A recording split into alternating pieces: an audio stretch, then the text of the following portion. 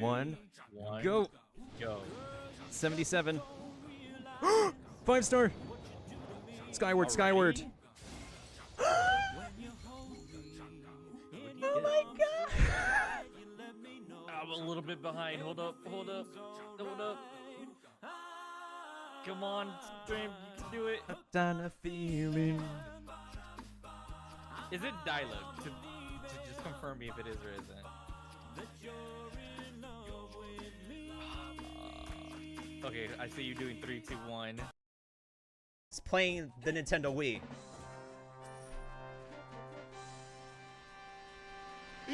Yeet! Oh my god. Hey, look, 2 shroomies. Oh my god, Artix Entertainment with the raid of 81 people. What is up, guys? Hang on, hang on. Hey, pause the music. Hang on real quick. We need to show you guys the new raid routine. Hang on a second. Let me go ahead and turn on my TV real quick, and we're going to go ahead into the raid scene.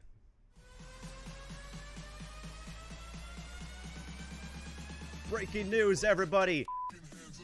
It's a raid from Artix Entertainment. What is going on, everybody? How is it going? Oh my god, the volume is very loud. What is this? A raid from Artix Entertainment, the company who makes AQ3D themselves. How is it going, everybody? It is live from Times Square, New York. Second, I'll take it. Ah, come on! Ow!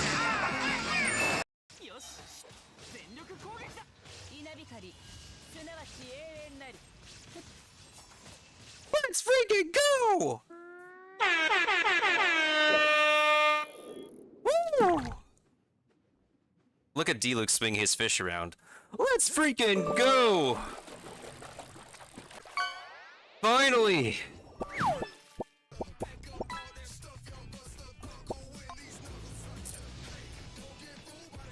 Wait, what? Oh my god! Oh my god, somebody clip this! Pog Champs!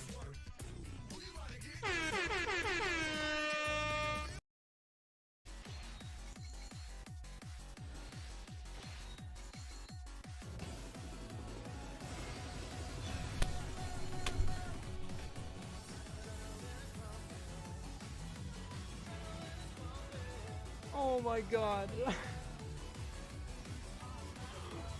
Can we get a clip of this? Someone clip this, please. Oh my god. Thanks for that, Hotbox.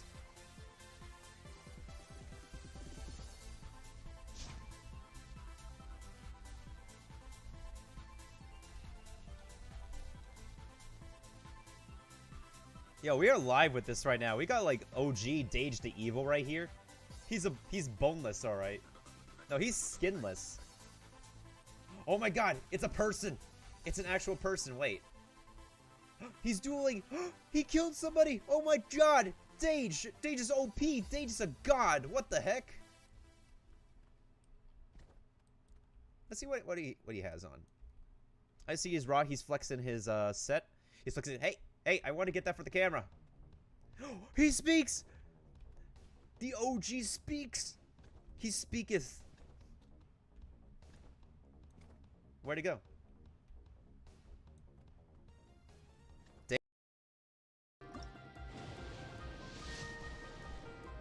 What? No way. No way. Damn it, I didn't need you. I did not need a Gene. Damn it, Art, why'd you have to give me Gene? Why did you need to give me Gene? Why? Shibata. I would have liked a TT. 77. Whoa! What is it? What is it?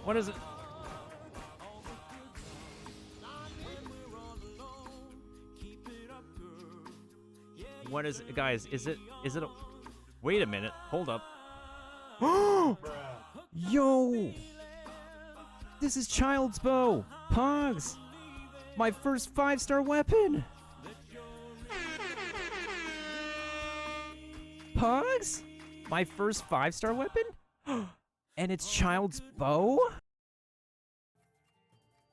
Let's just amuse Leon's idea. That's what you think, huh? Time to find out if it's up there. Finger. That's the final answer. We cleared the board, guys. Leon, you got it. I can barely see you guys. Bruh.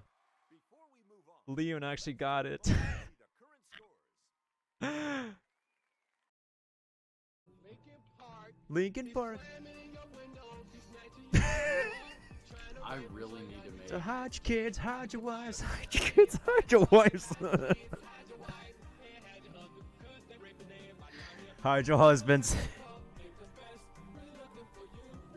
Find you, we're gonna find you. So you can run and tell that, run and tell that, run and tell that. Homeboy, homeboy.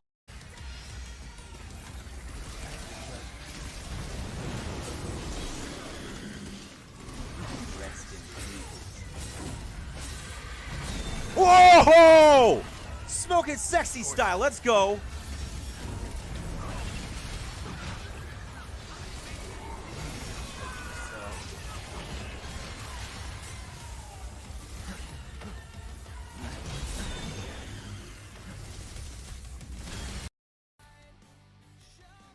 We might actually lose this, and if that's true, then I'll do the fight legit, actually.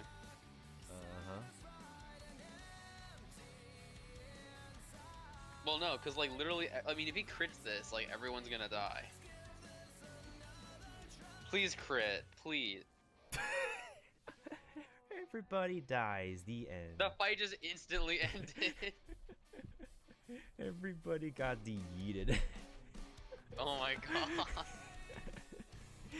You're a murderer. There was legit no animation. It just. Just everyone's dead. Alright, I'm going. Okay, I won't do that again. Alright, let's go back in. Do not. I am so sorry, Mike. But I just had to do it to you. Oh my gosh. We're gonna need to get a clip of that too. Wait, did you clip it or do I? I mean, it doesn't matter. Like, I can go back on the stream and clip it, or. Watch you die. You wanna come out, dude? Okay, that's hacking. No way. No way. No, you can't do that. You can't just shoot. That's cheating. You can't shoot through the wall like that. No way. Hell no, you're cheating. I'm reporting this to the devs. This is cheating. No, Paimon, how dare you? Paimon, no! Save me! Paimon, you disgraceful.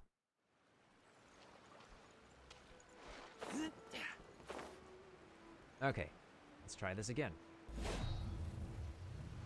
Oh, we got it. Let's go. Heck yeah, we got the chest.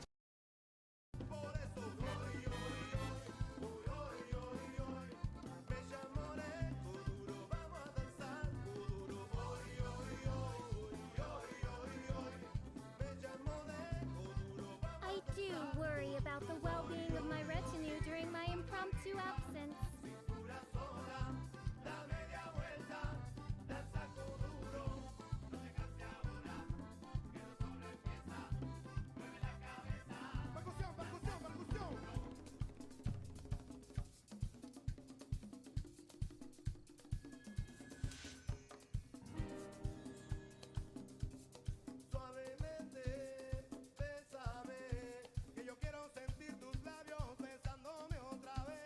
I hope you guys do have a wonderful evening, morning, or afternoon. Morning. That's a terrible pun. And so ironic of me to say to have a wonderful morning. That's ridiculous, but it's been pretty real. Maple Story 2, not Maple Story 1. I don't know if I'm gonna go back into that game, but y'all know where you can hit me up. Wait, hold on a second. What the frick? Is this for real? Hold on. Hold up. Is that permanent? Is this flippin' permanent? Is this the actual permanent version? This is for real, for real. This is permanent. I didn't think that... What? No way. Like, literally, like, less than 10% of pirate players have this thing. It's permanent?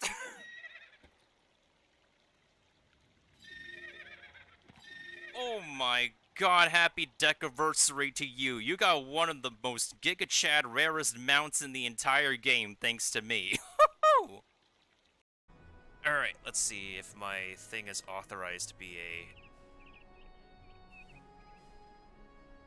Oh wait, hold on a second. I could probably log into my dashboard if I open up the browser.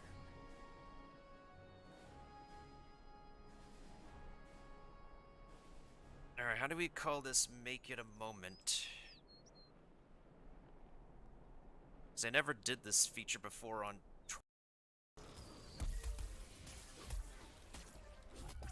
Oh, it pushed me off. Boy. Where did I go? Oh no, I'm bugged out. I'm in an infinite loop of falling. What's going on here? I am stuck.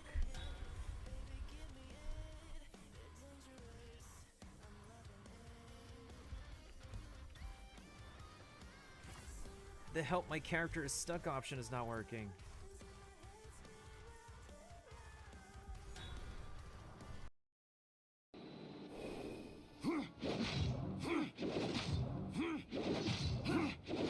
Okay, this is kind of a cheese. This is funny.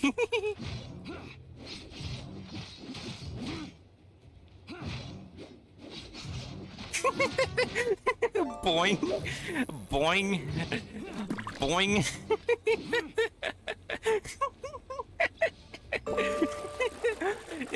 He just got boing to...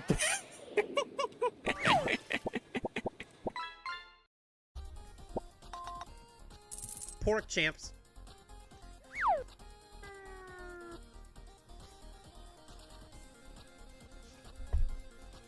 Look, I'm like Jesse May now with his dancing pork.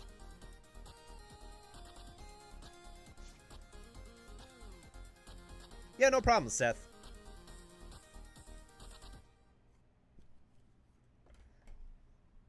Pork champs.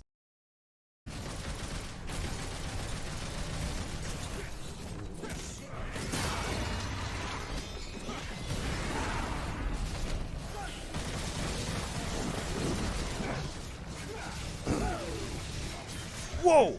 That's the first time I got Triple S's Dante.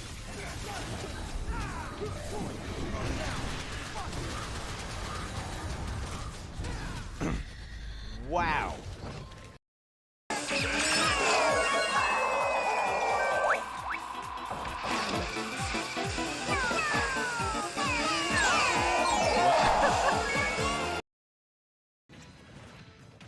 What's next, Smash? Super Smash Bros. Ultimate is about to spring forward with the version 3.0 update this spring. What are we adding, you ask? Joker? You'll just have to wait to find out. Ah, come on. Remember, Joker is a part of Challenger Pack 1. Oh my god, wait, I need to put on He's my secretly headphones been preparing for battle, and his moment will finally come before the end of April. Somebody clip In that. other words, this That explains something.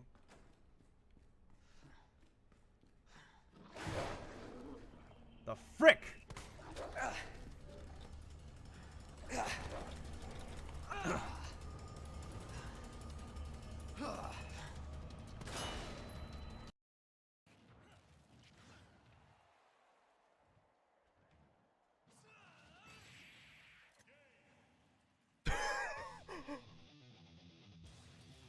Oh my god.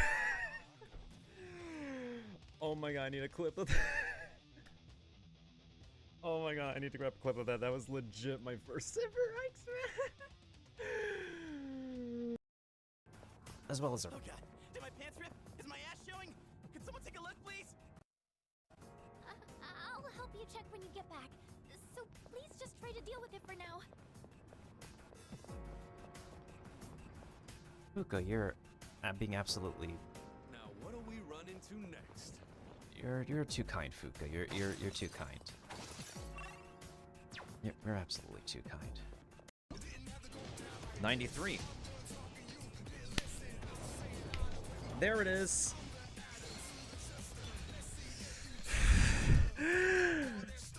Here he is.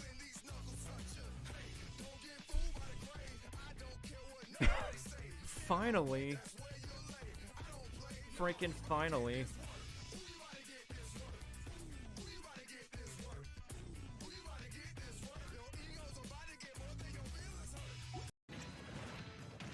What's next, Smash? Super Smash Bros. Ultimate is about to spring forward with the version 3.0 update this spring.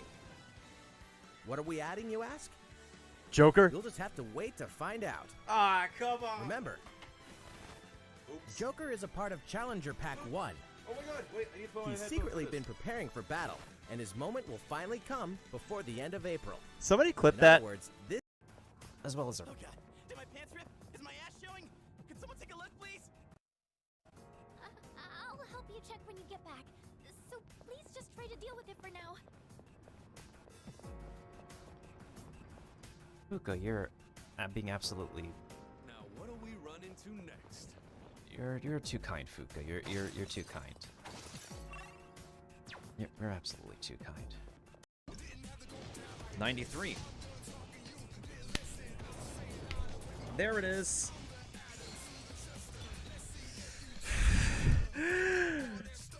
Here he is.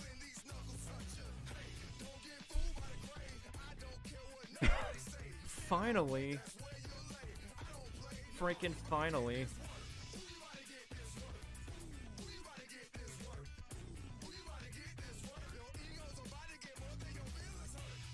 I hope you guys do have a wonderful evening, morning, or afternoon. Morning. That's a terrible pun.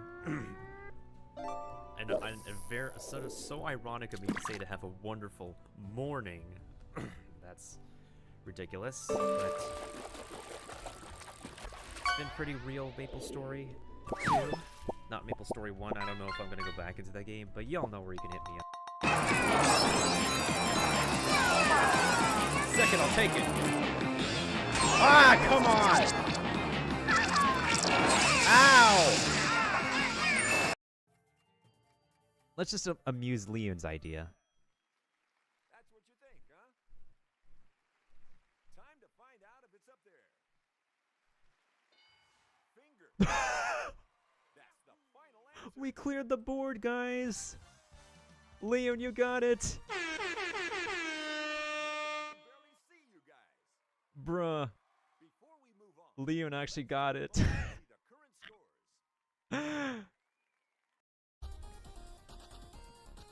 Pork champs.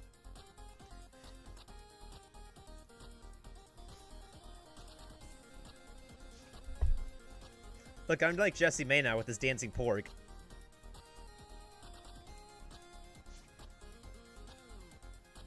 Yeah, no problem, Seth.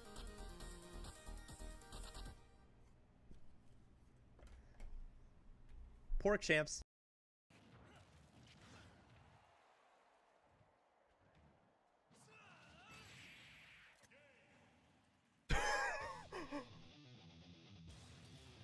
Oh my god. Oh my god, I need a clip of that. Oh my god, I need to grab a clip of that. That was legit my first ever X-Men. Let's do... Okay, here's a rabid wolf. Let's try it out. Alright, guys. I'm turning the camera around. Watch this. Watch this.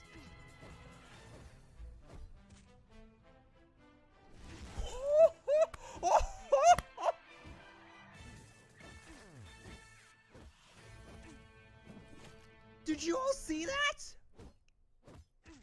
Wait, hold on a second. What the frick?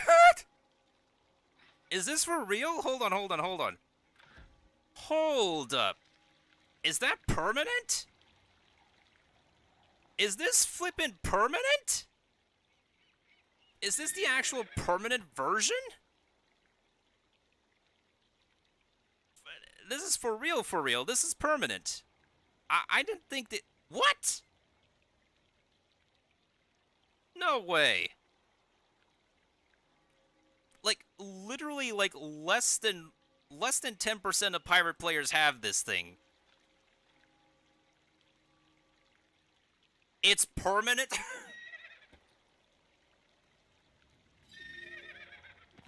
Oh my god, happy decaversary to you. You got one of the most Giga Chad rarest mounts in the entire game, thanks to me.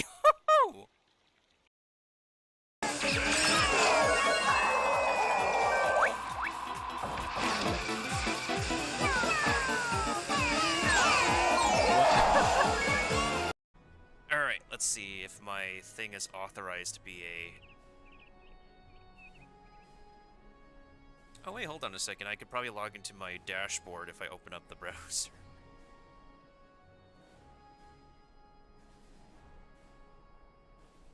Alright, how do we call this make it a moment? Because I never did this feature before on... Watch you die. You wanna come out, dude?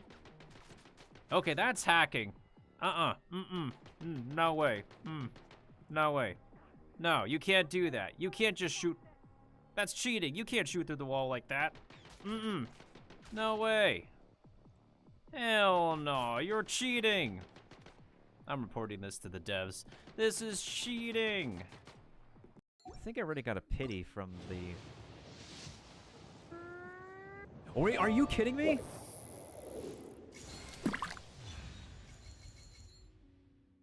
It's Mona? Really? Are you... When I just wanted child, I got Mona?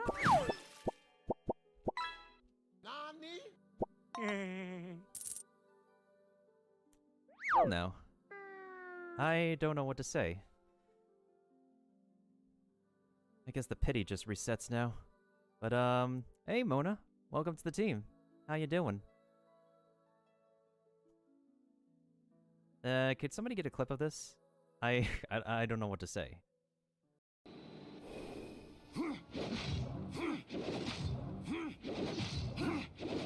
Okay, this is kind of a cheese. This is funny.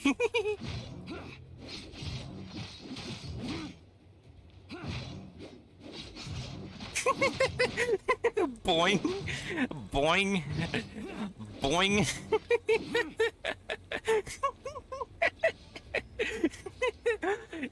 He just got boinged to... It's playing the Nintendo Wii.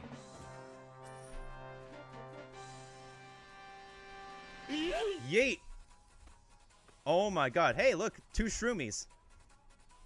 Oh my god, Artix Entertainment with the raid of 81 people. What is up, guys? Hang on. Hey, pause the music. Hang on real quick. We need to show you guys the new raid routine. Hang on a second. Let me go ahead and turn on my TV real quick, and we're going to go ahead into the raid scene.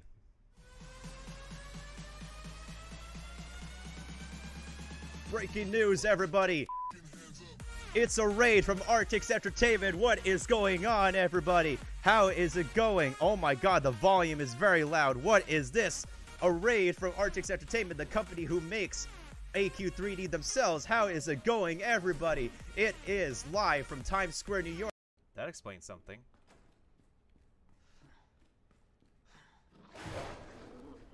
The frick!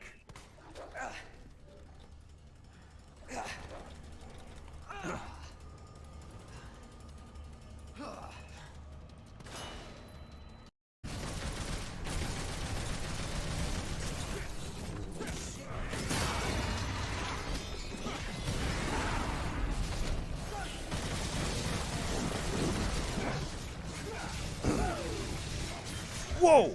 That's the first time I got Triple S's Dante.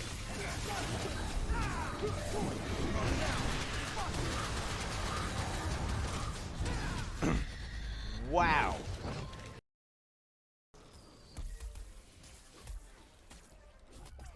Oh, it pushed me off. Boy. Where did I go? Oh no, I'm bugged out. I'm in an infinite loop of falling. What's going on here? I am stuck.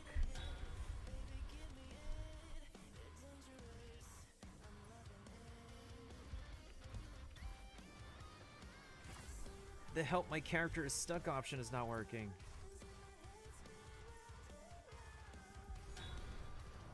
No, Paimon, how dare you? Paimon, no!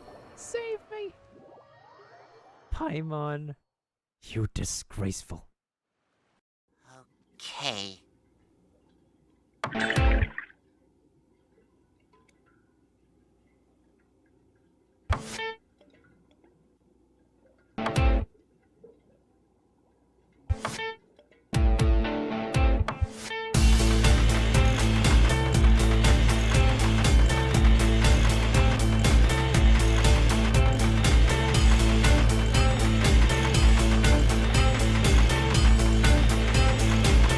Hey, Squidward! Wanna blow some bubbles?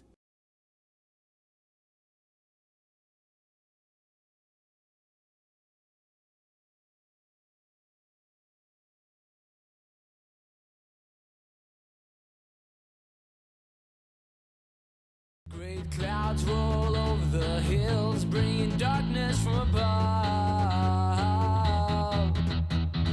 But if you close your emotional balance, emotional balance, emotional balance, emotional balance, emotional balance, emotional balance, emotional balance, emotional balance.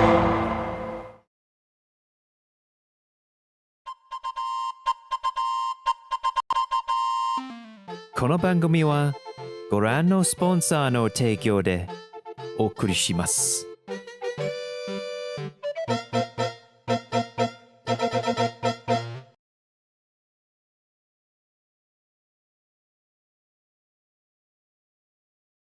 Alright, so how do we want to set things up again? So we turn that off. Make sure the capture card is working. Wait. Save the settings. Alright, that's working. Now, let's go ahead and make our way back over to here. Next, we want to make sure that we're on the correct window. And also, we're going to have the fishing mini game happening while we're going to be doing our Foodie Friday reacts. Now, I haven't done this in a long time. Usually, once in a while, I would do this when I don't feel like doing any gaming content, is just literally watch a bunch of food videos as my content for how much of a food enjoyer I've been for all my years of living. Now, by all means, I don't exactly enjoy every single piece of food in the world. Like, there's just some disagreeable textures that just don't work out. I think a slimy texture is one of them. Like, specific seafoods I just can't deal with, right? Yeah, I'm very selective on seafood. Now, while we're on the topic of fishing, right here.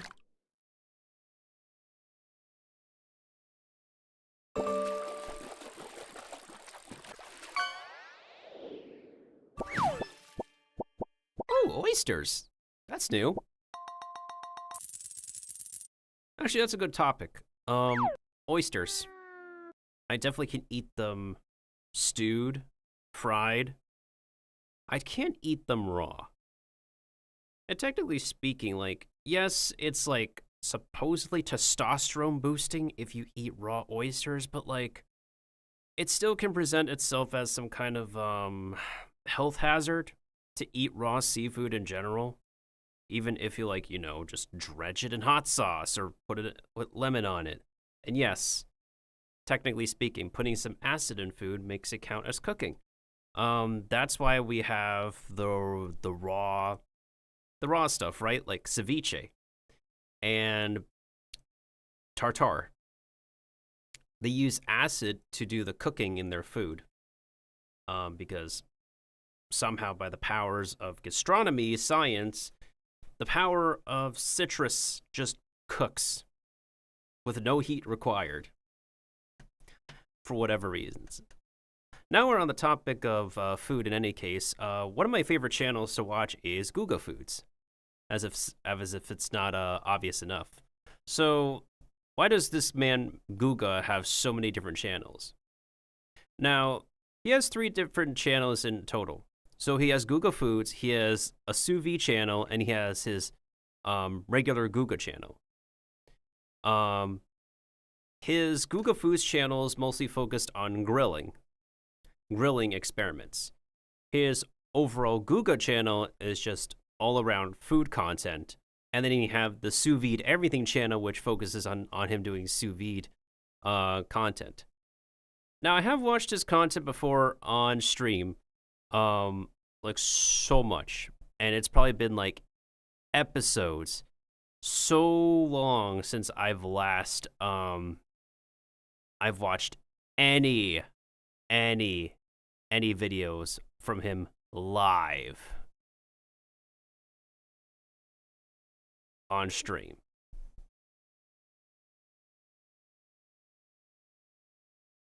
Yeah, there's a lot of videos that he released. Now, I have watched some of his videos off stream in the form of shorts.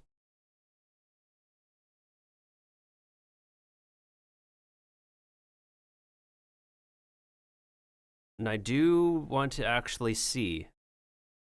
He has done a fair amount of collabs as well. He definitely has done a bunch of collabs.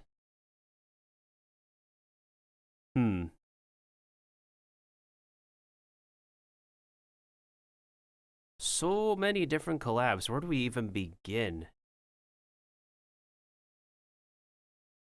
Wait a minute. Wait, I know exactly what it is. Oh, that's beef tongue. Dry aging beef tongue. Oh, that's gotta be baller, dude. You know what? Let's start with this one. I actually haven't had beef tongue in a while. Now, believe it or not, there's different pieces of the cow that you can try, right? And it's probably one of the more expensive cuts, but it's a unique cut, the tongue. And that's where you can get the lengua tacos. Yeah, if you ever see like lengua tacos on like a tacos menu, then that's beef tongue tacos. And it's relatively tasty. It's kind of tough and chewy, but if prepared correctly, yeah,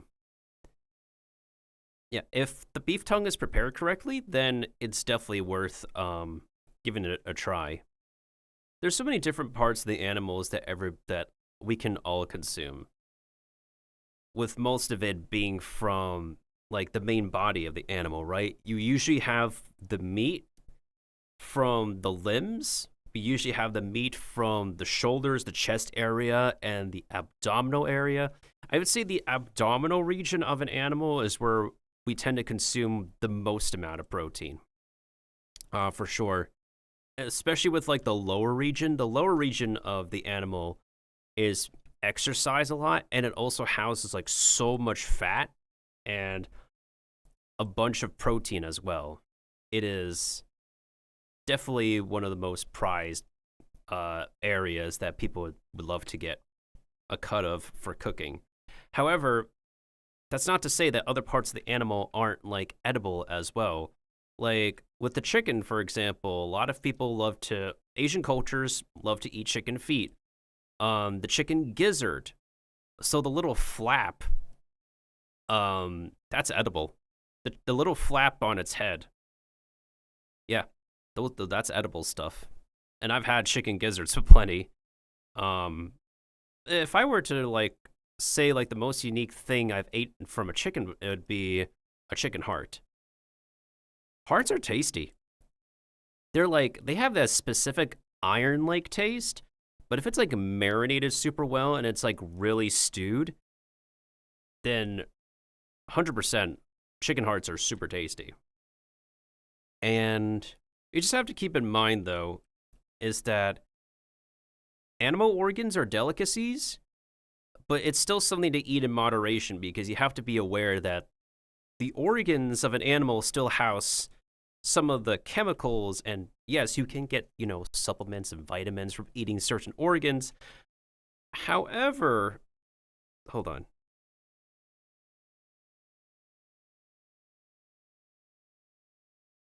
Okay, I just want to make sure my audio is good. All right. What was I saying? Organs, right. Just like with alcohol, eating organs in moderation. And I know it's also a delicacy in some cultures to eat the blood of an animal.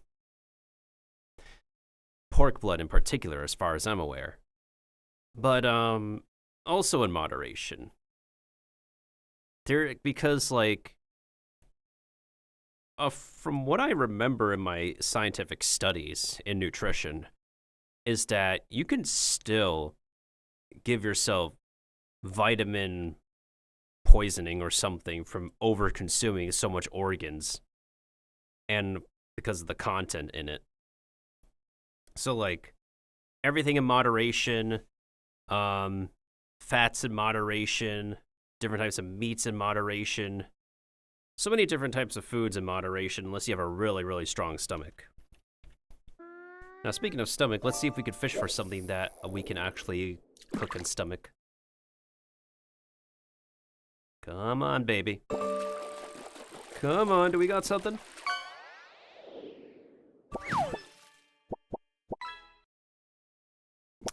Hell no, that's not edible. Hell no, we can't eat that.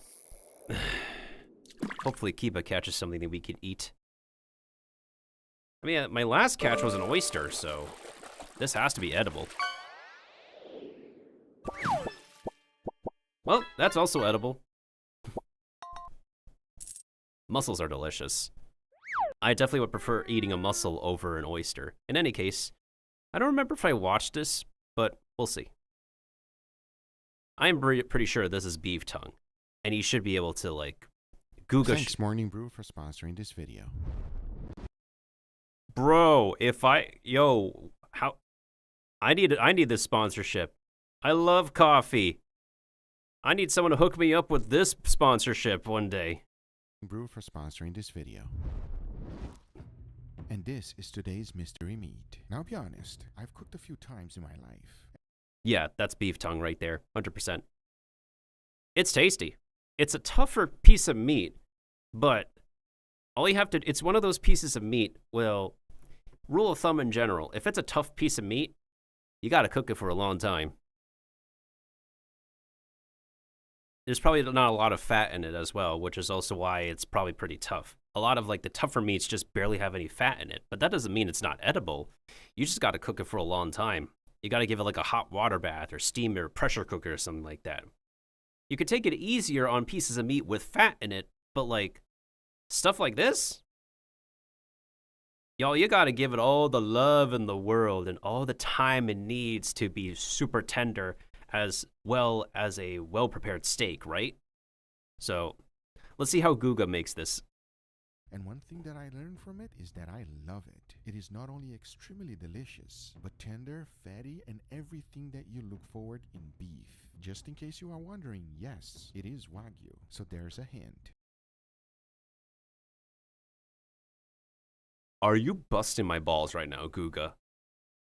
Now, I know this video is 2 years ago, but I probably just skimmed through it, but like... Bro! Wagyu beef tongue? Oh my... My man's is busting my balls right now. I mean, my balls have long been busted. I mean, what? I am super excited to find out how it's gonna taste dry-aged. Have you been able to find out what it is yet? If you did... The concern with dry aging is something. Now, here's the thing. I never ate dry aged stuff before. But all I know with like dry aging meat is that you shrink the amount of volume that you have. So if nobody knows what dry aging is, basically you take a piece of protein and you hang it out in a dry aging rack or like in a dry aging packaging to let it preserve itself for at least 1 month. What it does is that it oxidizes the meat, like it sucks out so much oxygen, completely changing the flavor profile, as well as giving it a very, very tough exterior. That's what's called the pellicose.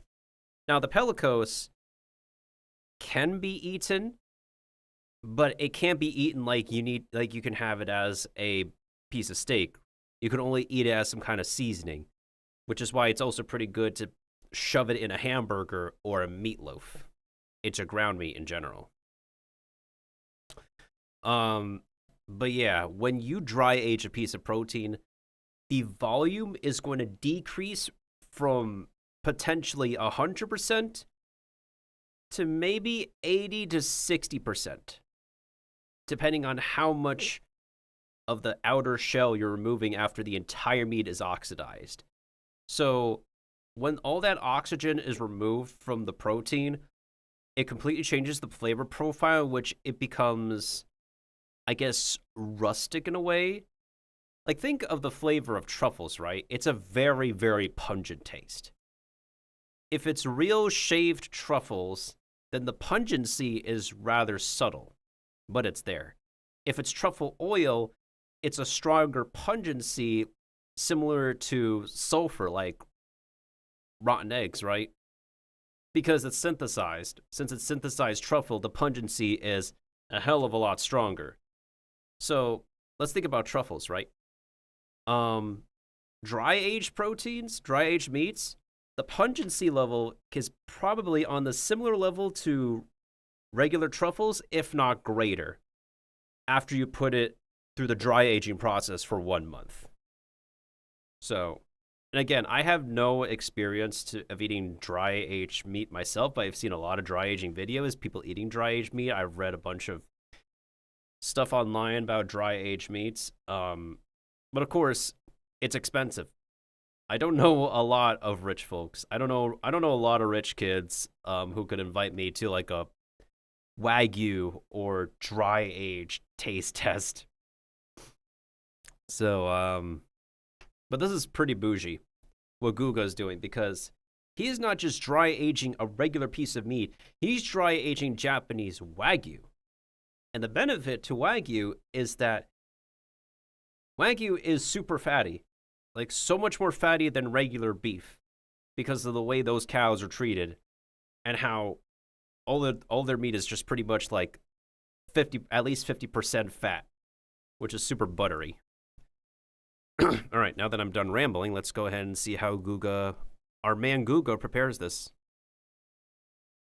Put it in the comments down below and let us know. As you can see, holding it up on my hand, the front looks extremely different from the back. It's almost like a fatty snake.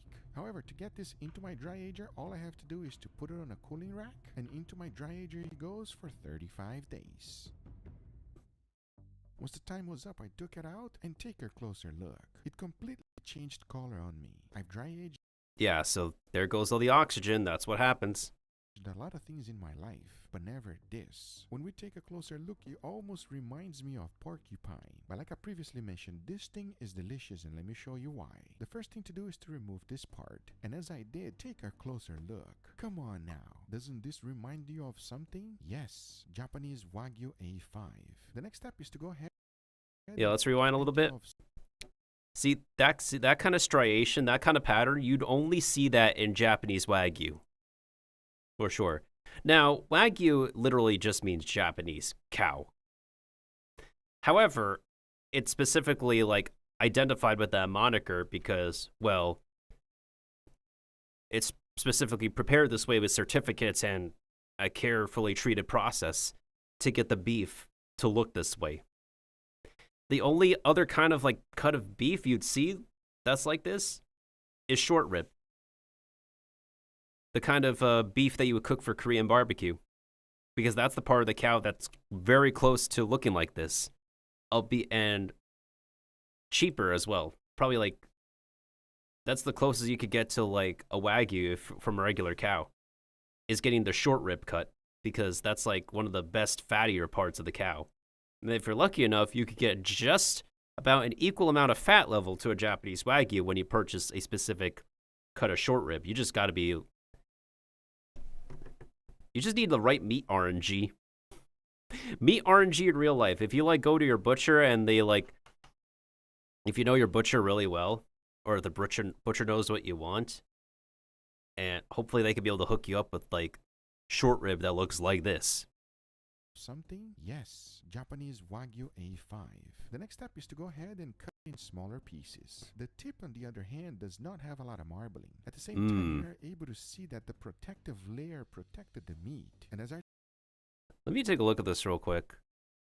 Yeah, that reminds me of tuna. That literally just reminds me of tuna. That color, that deep color reminds me so much of tuna. And I've eaten so much tuna in my entire life. Whew. I think this is like, the color reminds me of, whatchamacallit. It's like chutoro, right? Like the main kind of tuna people eat. I guess we could say like lean tuna. Because there's fatty tuna, there's regular tuna, and then there's like the super lean tuna. And it's like the most affordable cut for like people to get the lean tuna. The in-between tuna is like the second thing that chefs would serve. And then the fatty tuna is the most expensive cut because it's the best part of the tuna that people would want to eat. But of course, there's only so much fat a tuna can have.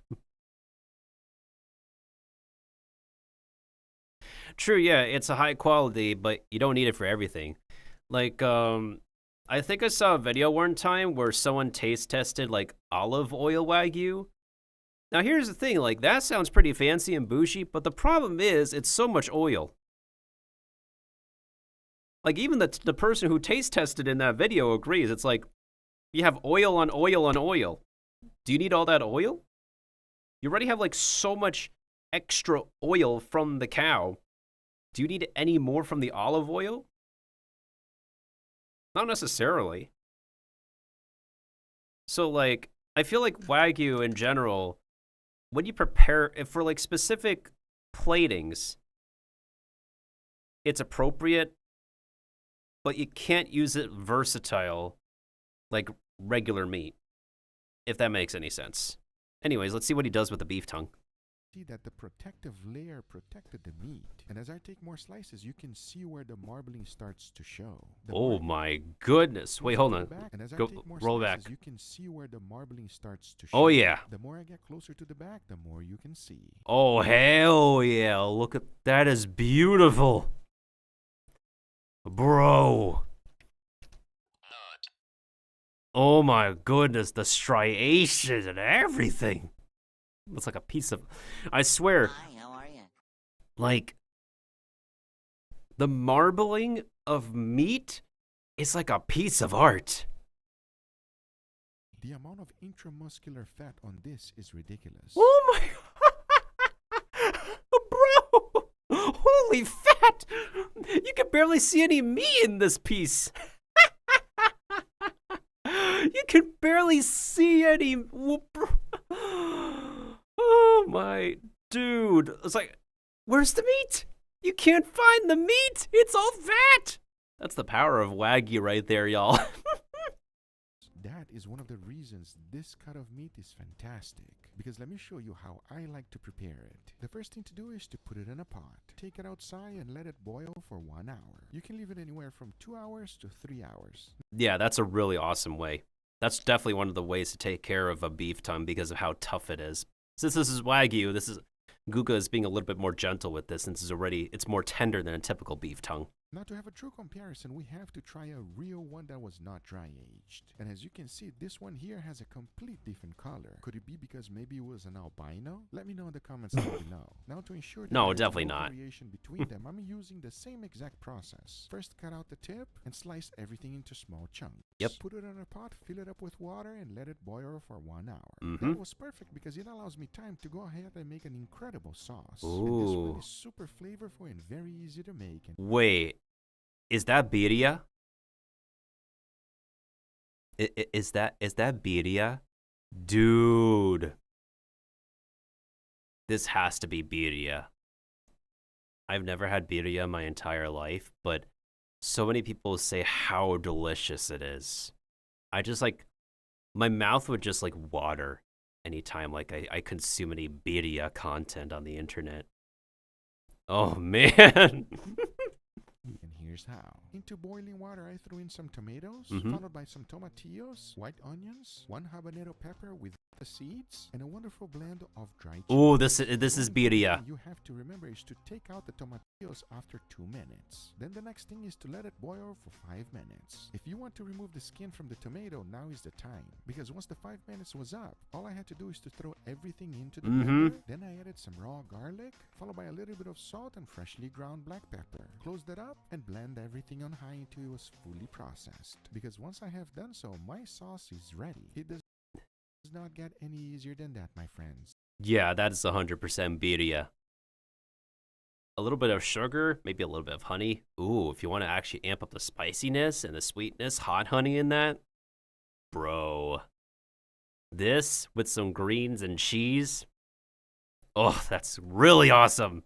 And I'll be honest with you, it is delicious. This thing is just perfect for any meat. Talking about that, this is what our mystery meat looks like after dry aged and boil. Now I gotta be honest with you, it does not look that appetizing. No, definitely That's not. because of the outer skin. It has to go. There's zero flavor in there, and it's kinda chewy. Once I was done with the trimming, you can clearly see how soft this thing is. I mean, come Ooh. on now. There's no way that this is not gonna be the Bro, that thing is pulling apart like it's brisket. Or pastrami. Or corned beef. Bro, like, I have never seen beef tongue pull apart like that before. It's literally coming apart like it's a brisket. delicious. Because the next thing to do is to go ahead and chop everything up. Now I'm gonna be making tacos out of this. Yes! My guy is making tacos! He's actually making... Wait, is he... hold on, is it... Let me get this correct. Is it birria lengua tacos? Wait. No, wait. Birria Wagyu lengua tacos? Oh my. What in the bougie?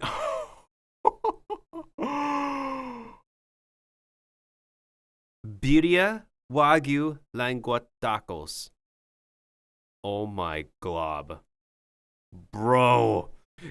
Keep playing. I'm making tacos out of this. So I like my taco meat to be nicely finely diced. This is what I was looking for. Perfectly dry-aged mystery meat that should taste incredible. Just so you can see the differences, check it out how this one peels easily. It is the way it's supposed to be. Talking about that, once I chop this one up as well, the next thing to do is to go ahead and finish it. For that, I got a little bit of Wagyu fat into the pan and threw the dry-aged For meat sure. in there. I want to get a nice little brownie on it and season it. For that, I'm using a little bit of garlic paste followed by Yeah, if you have like Wagyu fat, you don't really need to use butter because like it helps to like use all parts of the cow. Plus, like, I think it's a little bit more affordable to get the Wagyu fat than like any other than Wagyu meat itself. Cause it's a flavor enhancer. You can use it as an actual butter substitute. It's definitely like a higher quality beef tallow being like the regular beef fat. shallots. And we can't forget about salt and pepper. Mix everything well and cook it for about 2 minutes. As once I have done so, my mystery meat is now ready. Bro, if only I could smell that. If only I can actually smell that. If only we could get smell-o-vision, because that looks really, really... We even got pan drippings, too. Yo, put the pan drippings in the sauce. Oh, no, he can't do that. Otherwise, it's going to, like, muddle the flavor. A little bit of parsley for presentation, and this is the end result. Honestly, it smells fantastic. I wish I... Believe me? Well, you just wait and see. I just Because wish I could remember, smell still that. have the regular one as well, which I treated exactly the same. But if you notice the difference, this one yielded a lot more. Yeah, that's true. As I was saying before, so... This is the original volume. The left one is the original volume of the regular beef tongue, right? And then the right one is the dry age one. So if we compare that side by side, I'd say that's like decreased from 100% to around, what do we want to say? 80%? 70%? I don't know, y'all. Does this look like a decrease to 70%, 80%? I feel like if it's 60%, it would be rather smaller. I would say like the dry age one looks about like 70% or 80% compared to the original. But yeah, that's what dry aging does, because it decreases the volume during the oxidation process, and on top of that, you have to remove the outer pellicose. Now, there's this one gutsy, ballsy chef who doesn't remove the pellicose. I guess that's his way for having some balls to do that. But in most cases, you would remove the pellicose, the outer shell of a dry aged meat. One yield a lot more. The dry age one, not so much. But now the only thing left to do is to go ahead and finish it off with tasting. So I went ahead and toasted up my tortillas. Then I added that wonderful, beautifully cooked meat, followed by that red sauce we just made. A tiny bit of Mexican crema right on top. We can't forget about white onions, some fresh cilantro, and to finish it off, some pickled onions. Now this does not only look incredible, but it smells amazing. It's absolutely mouth-watering to me. However, I never had it dry aged, so I'm really curious to find out if there's going to be any big differences or not, as everything. Oh yeah, that's also a pretty good idea as well to have a second taco shell.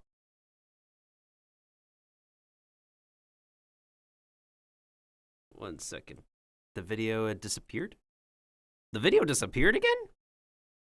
Why does OBS have this thing where it just makes the video disappear? I swear. Maybe I should just like put the capture method as just Windows 10. It sometimes makes the video disappear when I Alt-tab. I don't know why. Yeah, I literally just don't know why sometimes OBS just makes the video completely disappear when I do a simple Alt-tab. Yeah, that is so weird.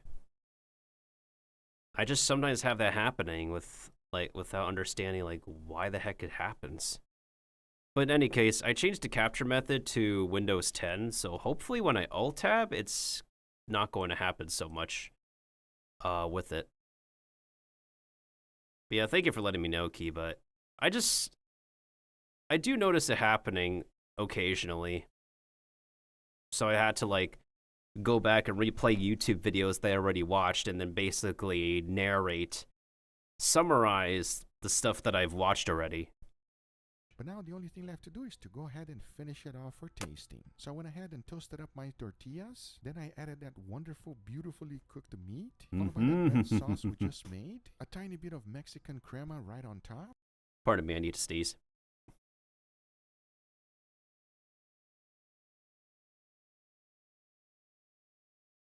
Ugh, I'm allergic to technical issues. Anyways, back to the video. We can't forget about white onions, some fresh cilantro, and to finish it off, some pickled onions. Now this does not only look incredible, but it smells amazing. If only I could smell that, but my nose is kind of...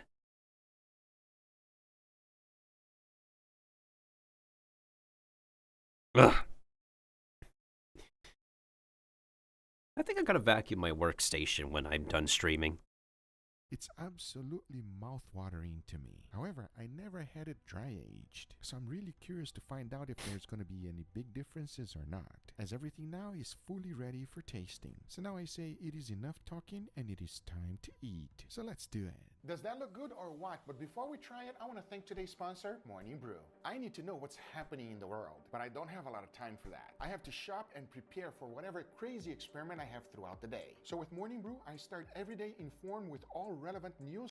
Oh, it's just a news place. Thank you, Morning Brew, for sponsoring this video. Now, I thought it was a coffee company. All right, everybody, here we got our beautiful tacos today, gentlemen. If you couldn't tell what day of the week it is, Taco Tuesday! Today's either Wednesday or Sunday, everybody. We're not quite sure. That's when videos comes out for Google Foods. But for us, it's Taco Tuesday. As you guys can see, there are some amazing tacos. I just want your honest opinion. I try to make them a little bit authentic as much as I could, but at the same time with a Google twist. I don't know if the Google twist is going to be good or bad, but we're going to find out. We got to patent that, a Google twist. I like that. It's all about the meat. Okay. So if we can't taste so much difference, then we're going to have to try without the tacos. Sounds like a plan? I am not opposed. I got tacos. We got meat. I'm happy. Enough talking, let's go for it, yeah? Let's go for this one here first. I did double tortilla because I don't know why double tortilla is always better. Let me know in the comments if you agree with me or not, everybody. That way there's no leakage. No leakage. Okay. I mean, tacos, you got to get a little messy. Yeah, it's all good. Tacos is all messy. Got to get that out of there. Seriously? My pink. Okay, let's give this a go. Enough talking. That guy doesn't like his veggies. Cheers. Oh, come on. This is amazing, everybody. This is delicious all the way to the top. The meat itself is so delicious, but there's so many flavors going on here. It's really hard to just pick out. Angela, what's going on? I'm looking forward to trying it separately. This is really good, Guga. That's why you're here, so you can keep talking. I can keep eating. That's right. This is a top tier taco. That little red sauce is delicious. Try the meat by itself. Please, try it. Go for it. Don't even wait for me. Oh, that's a real fatty picadillo, bro. It's kind of like ground beef in the texture, but that is like such a even balance of like meat and fattiness, and it's so juicy compared to normal ground beef. It's so unique. Amazing, guys. You gotta try that. It might look gross, but it's delicious. It might look disgusting, guys, but it tastes delicious. But it tastes good. It tastes real Listen, good. it does. It tastes good. I don't know what it is yet. Thank God. You guys are gonna find out real soon. As long as you show me the picture while I keep eating it, I mean, it looks like that, but it tastes like this. I don't mind. Now, I want to know if there's a difference on the second one. Sounds like a plan? Second one.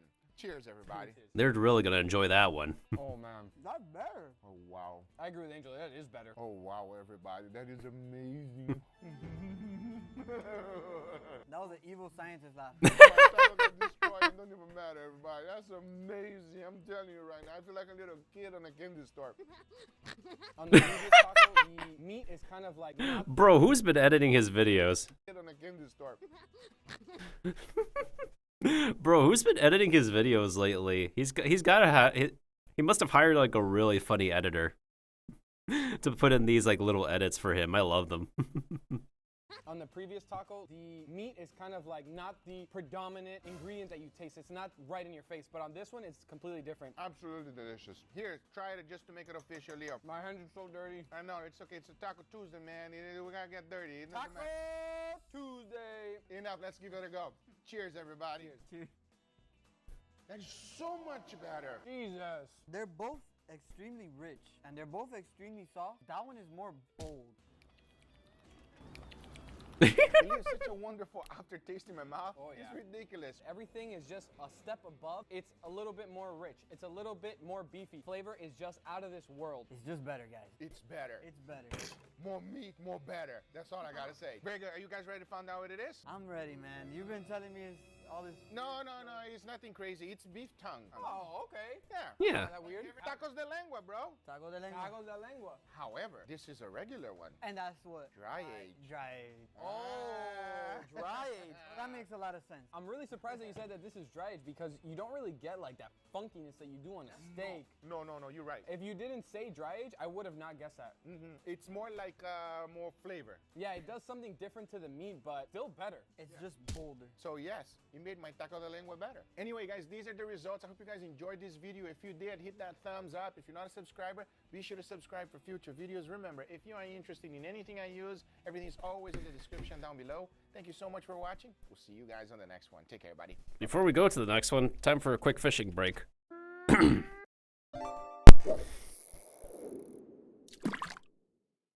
Oh, Rima is interviewing Taiga right now.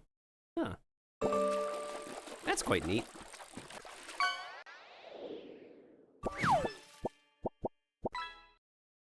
A mug? Bro, I just finished drinking with a mug recently. Hold on, Braxophone with... How do you have a Braxophone video without a single thumbnail? That's odd. Huh, he just also decided to sous vide a beef tongue as well.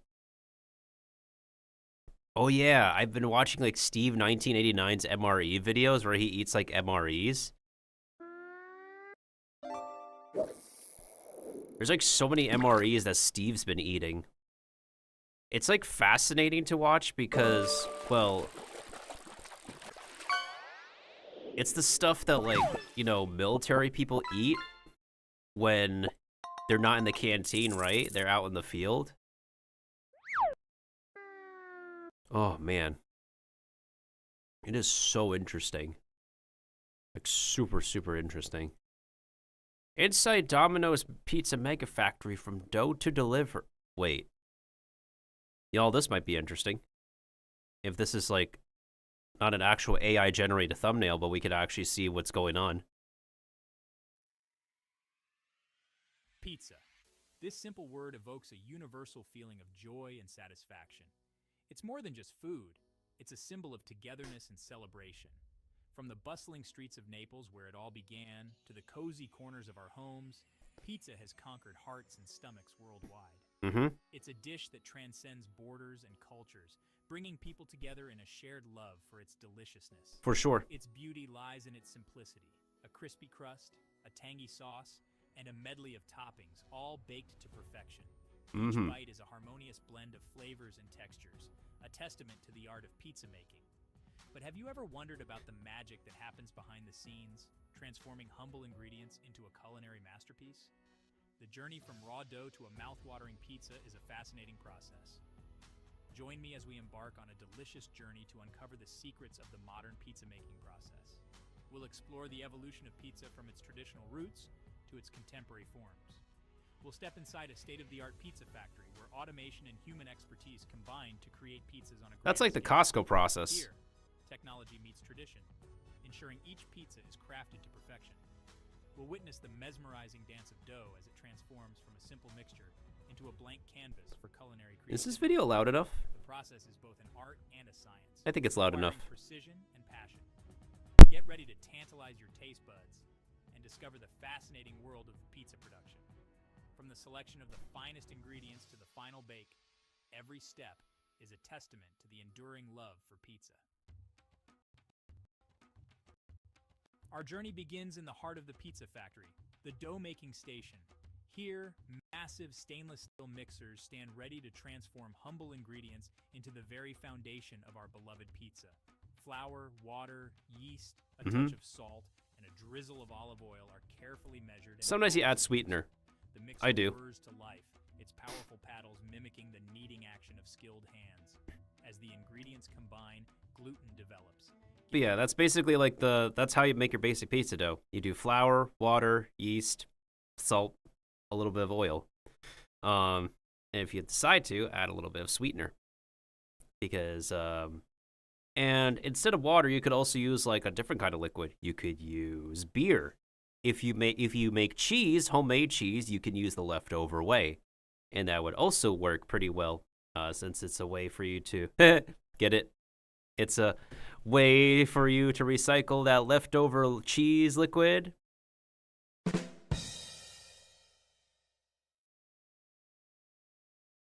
Come on, y'all gotta hand it to me for that one. Shut up, crickets! Giving the dough its signature elasticity and chew. The dough is then gently transferred to a warm, humid environment where it undergoes a crucial process called fermentation. This allows the yeast to work its magic, producing tiny bubbles of carbon dioxide that give the dough its airy texture. That and the flavor profile. Oh, that's trippy to look at. Whoops, hold on. Let me fix that. It did it again. Bro, I swear every time it alt tabs. But yeah, the fermentation process. Adam Ragusa did a test for this, right? So he made a bunch of pizza dough, and then he decided to ferment it, different pieces. So he has one dough that was like fermentating for like the regular amount of time on the day of, and then he had different pieces of dough that has a different fermentation process of an extra 24 hours at least, upwards to 7 days, like a full week of fermentation. I've tested this myself. It's really good. It's really good for the dough. If you go any longer than a week, then you run the risk of letting the dough become way too sour and potentially maybe having too much carbon dioxide, etc., XYZ, toxins, whatever.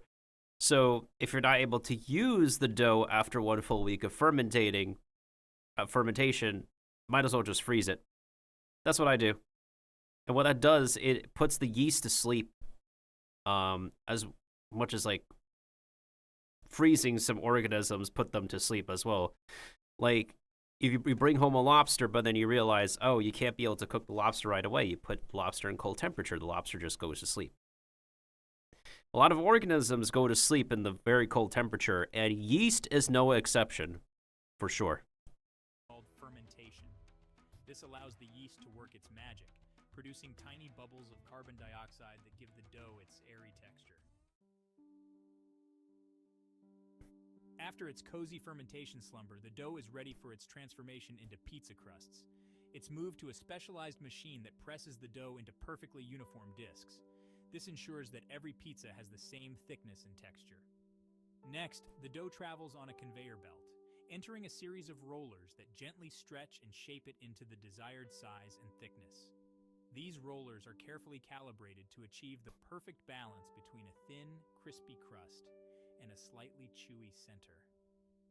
The once shapeless mass of dough has now become a blank canvas, ready to receive its delicious toppings. Now comes the fun part, adding the toppings. The stretched dough glides along the conveyor belt, entering the topping station. Here, a well-coordinated team of workers, armed with ladles, shakers, and a keen eye for detail, springs into action. First, a generous layer of vibrant tomato sauce is evenly spread across the dough, creating a tangy base for the symphony of flavors to come. Next, shredded mozzarella cheese, the soul of any good pizza, is generously sprinkled, blanketing the sauce in a creamy white layer. Then, a vibrant array of toppings is... Did you just say that cheese is the soul of any pizza? That's debatable, dude. I'm sorry to say, that's debatable. Like, sometimes it could be the cheese, sometimes it could literally be the sauce. Like, there could literally be, like, cheeseless pizzas, and the sauce can, like, literally be the soul of it. Could be debatable on what kind of pizza you're making. Sauce in a creamy white layer. Then, a vibrant array of toppings is added, each chosen to create a specific flavor profile. Section 5. Inferno's Embrace, baking pizzas to perfection. Our pizza, now adorned with its colorful toppings, embarks on the next stage of its journey, the fiery inferno of the industrial oven. These ovens, often reaching temperatures of over 500 degrees Fahrenheit, are engineered to bake pizzas quickly and evenly. As the pizzas glide through the oven on a conveyor belt, the intense heat works its magic. The crust puffs up and turns a beautiful golden brown.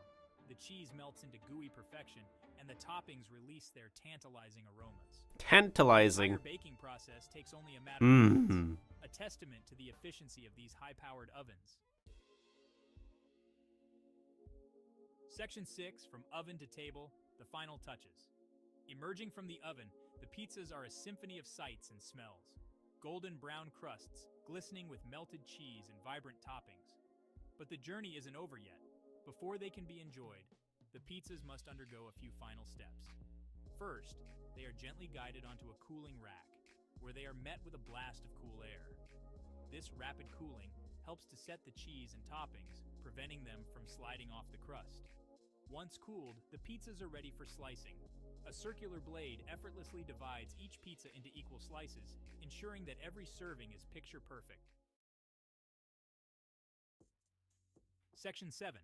Guardians of taste and safety, hygiene, and quality control. Throughout the entire pizza-making process, hygiene and quality control are paramount. The factory adheres to the strictest industry standards, ensuring that every pizza that leaves the facility is safe, delicious, and of the highest quality. Workers are required to wear hairnets, gloves, and clean uniforms to prevent any contamination. Surfaces are regularly sanitized, and ingredients are carefully inspected to ensure freshness. Quality control technicians are stationed at various points along the production line, meticulously checking for any imperfections and ensuring that each pizza meets the company's high standards. Section 8. A slice of happiness. The joys of working in a pizza factory. Working in a pizza factory is more than just a job. It's an opportunity to be a part of something special, to bring joy to people's lives one slice at a time. The fast-paced, dynamic environment keeps things interesting, and the camaraderie among team members is undeniable. Plus, let's not forget the perks. Employees often enjoy competitive salaries and benefits packages, and who can resist the allure of being surrounded by delicious pizza all day long? Many factories even offer employee discounts or free pizza, making it a delicious and rewarding place to work. Section 9. From factory to kitchen, mastering the art of pizza making. While the efficiency and scale of a pizza factory are impressive, there's a certain satisfaction that comes from creating your own pizza from scratch. The process of making pizza at home allows you to connect with the ingredients and the art of cooking in a way that mass production simply can't replicate. The good news is that you don't need a state-of-the-art facility to achieve delicious results. fact, some of the best pizzas come from the simplest of kitchens, where the focus is on quality ingredients and personal touch. With a few basic ingredients, some simple equipment, and a dash of creativity, you can become a pizza master in your own kitchen. All you need is flour, water, yeast, and salt to start your dough, and from there, the possibilities are endless. The key to a great pizza lies in the crust, and with a little practice, you can master the art of dough making. Kneading the dough by hand allows you to feel the texture and consistency, ensuring that your crust will be perfect every time. From there, the possibilities are endless. Possibilities. Types of flour, hydration levels, Oh my goodness. and fermentation times to create a crust that is uniquely yours. Let your imagination run wild as you experiment with different sauces, cheeses, and toppings, creating flavor combinations that tantalize your taste buds. Whether you prefer a classic margarita or a bold BBQ chicken pizza, the choice is yours. Enjoy the journey of mastering the art of pizza making, one delicious slice at a time. Section 10. Unleash your inner pizzaiolo tips and tricks for home cooks. Whether you're a seasoned chef or a beginner in the kitchen, these tips will elevate your pizza making game. Ready to embark on your pizza making adventure? Let's dive into the essentials that will transform your homemade pizza into a culinary masterpiece. Here are a few tips and tricks to help you achieve pizzeria quality results in your own kitchen. From choosing the right ingredients to mastering the perfect bake. Don't be afraid to experiment with different flours. The type of flour you use can significantly impact the texture and flavor of your crust. While all-purpose flour works well, using a combination of flours, such as bread flour or semolina flour, can add flavor and texture to your crust. Bread flour gives a chewy texture, while semolina adds a slight crunch. Let your dough rise in a warm, draft-free place. This step is crucial for developing the dough's structure and flavor.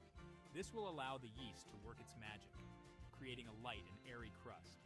Patience is key here. Give your dough enough time to rise properly. Preheat your oven to the highest temperature possible.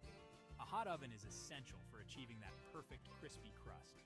This will help to create a crispy crust and ensure that your toppings are cooked to perfection. A pizza stone or steel can also help in retaining heat and cooking the pizza evenly. Don't overload your pizza with toppings. While it might be tempting to pile on your favorite ingredients, moderation is key. Too many toppings can make your crust soggy. The moisture from the toppings can seep into the dough, preventing it from becoming crispy. A few well-chosen ingredients will create a more balanced and flavorful pizza. Think quality over quantity. Fresh, high-quality ingredients will always shine through. Section 11. Join the pizza revolution, a world of flavor awaits. Pizza is more than just a food. It's a blank canvas for culinary creativity, a symbol of togetherness, and a source of pure, unadulterated joy. Whether you're enjoying a slice from your favorite pizzeria or crafting your own masterpiece at home, the world of pizza offers endless possibilities for exploration and enjoyment. So gather your ingredients, fire up your oven, and unleash your inner pizzaiolo. The world of flavor awaits.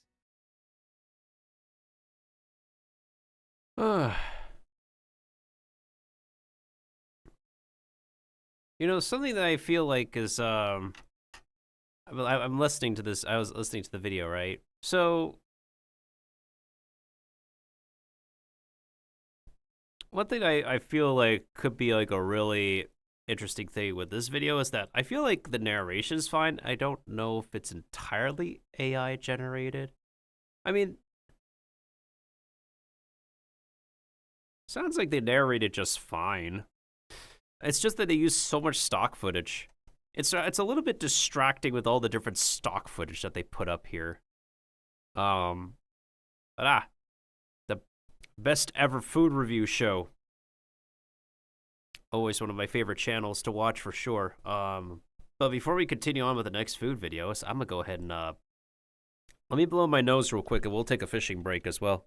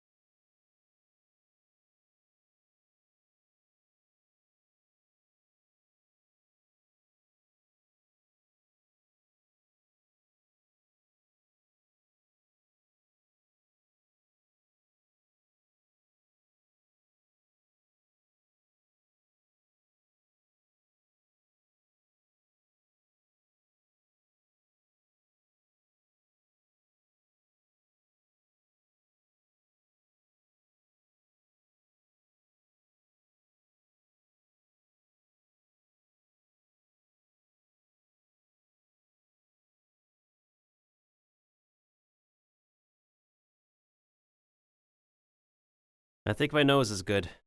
Anyways, time for another fish. Hang on a second. Let me turn off that Nightbot message. Oh boy.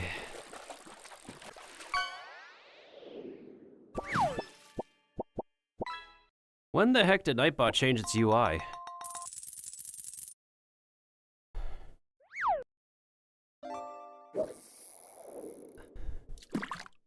Like, what builds did they... Hello? When did they actually...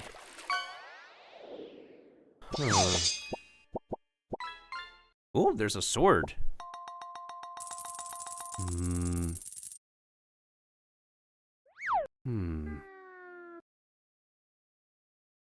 Let me see. Second page, I think. Alright, let me turn... It's a timer, so I can turn that off.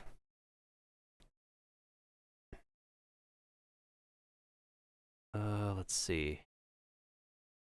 Multi-stream, recipes.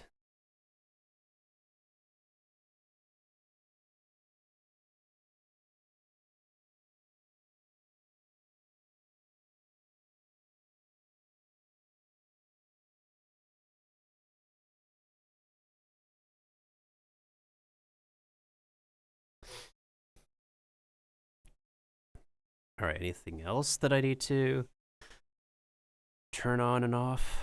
I don't think so. Alright. I think we're good.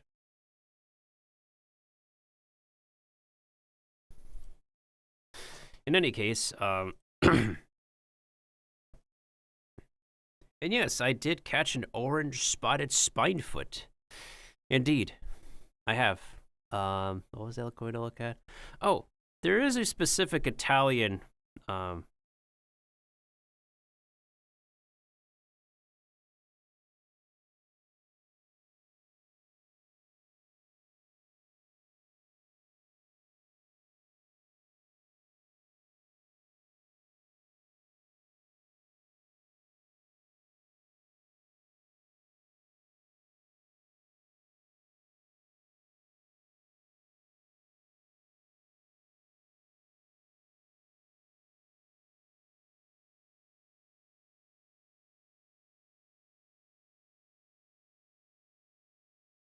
what was the place?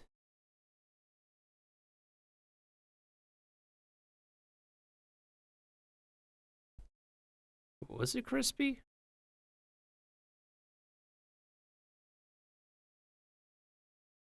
Yeah, I think it was crispy pizza. You know what? Hold on a second. Let me copy this link down from the Better Food review.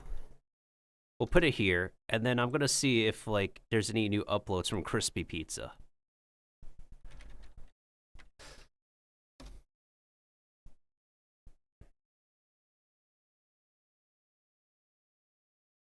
Oh.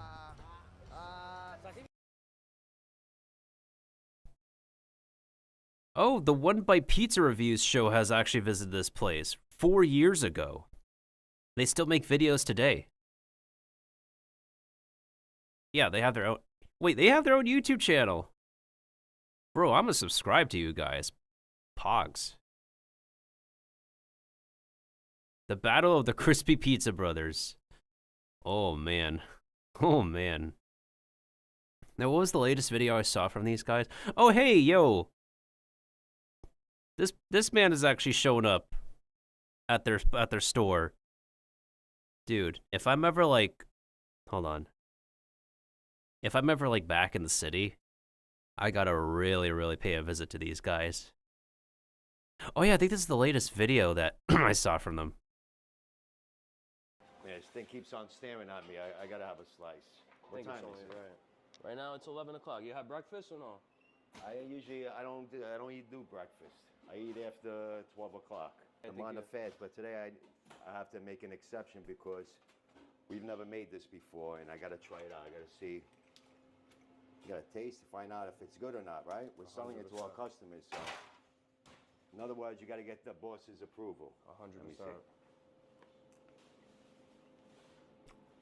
What do you think, Doc? I think you should sprinkle some pecorino on it. Yeah. See, the boss had a little adjustment. Whatever the boss says. Hold on, aspetta. Good. Now it's complete. Yeah, this thing keeps on staring at me. 100%. Yeah, there's a few pizza shops in the city. Whenever I go get some pizza in the city, I would usually get from Two Bros, but I think it'd definitely be worth it to like spare a little bit more just to visit these like little classy shops that have been serving the community for a very, very, very long time. And I oftentimes don't ever like visit these shops because my trips in the city are often very limited. And a lot of times when they go so viral, they have like a line of people right out the door, y'all. So that's how it be. That's how it's done. What's another video that I've seen? Hot Honey Roni Pinwheels? Hello?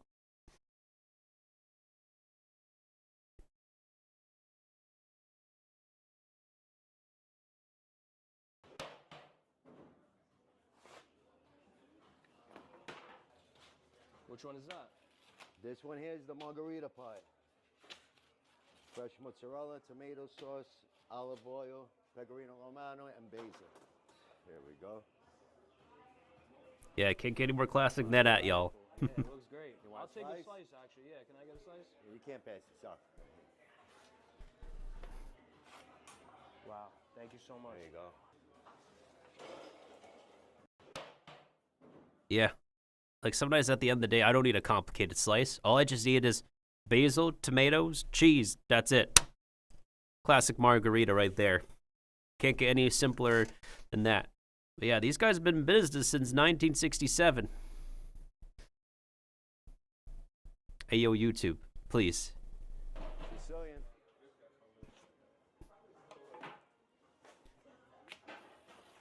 Sicilian. Wow.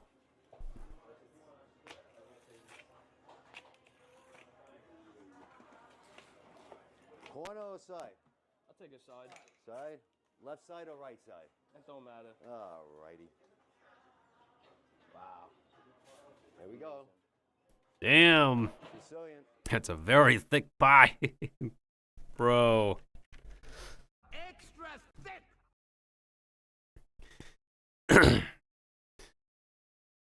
Oh, man. I really gotta visit these guys. They are also located in Old Bridge, New Jersey. Hello? Has it got like multiple locations? Yo, that's lit. All right. Which one is this? This is the buffalo chicken pizza. It's got chunks of spicy chicken on it, blue cheese, and mozzarella. Wow, that looks great. Get some hot sauce now. Make it look all nice and fancy.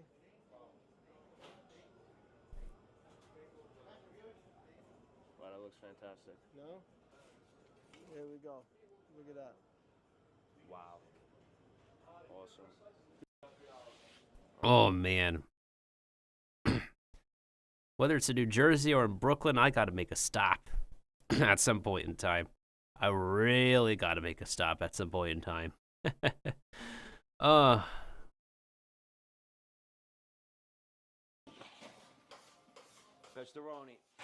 Wow. Two. This is the sweet ricotta. Spicy vodka. Spicy vodka. Oh, give me a slice. The trio. Wow. Damn. So these basically now you got to take them off the tray. Yeah, I'll take them off. We'll put them back in for another minute. I got cooked on the carriage. All right, this one goes in. One. Two.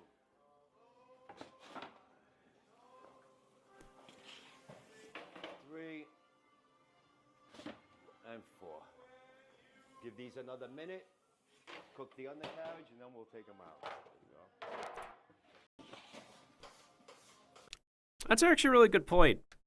And that's like something now I learned this. Because usually what I learned about like pizza baking is that like, you know, to emulate what they do at like a pizza shop, you got to turn your oven on to the highest setting, right? So that's one key factor. If you want to make your pizza like that of a pizza shop, turn your oven to its highest setting, right? And then you bake the pizza like that. However, what you're baking the pizza on also has an effect on how it's being baked as well. Best result is with a pizza stone. If you're using a tray, you got to adjust the tray somehow accordingly, which there's no need to change the temperature because, again, you're blasting your oven at the highest setting it can go to. However, the problem is every oven is different, right?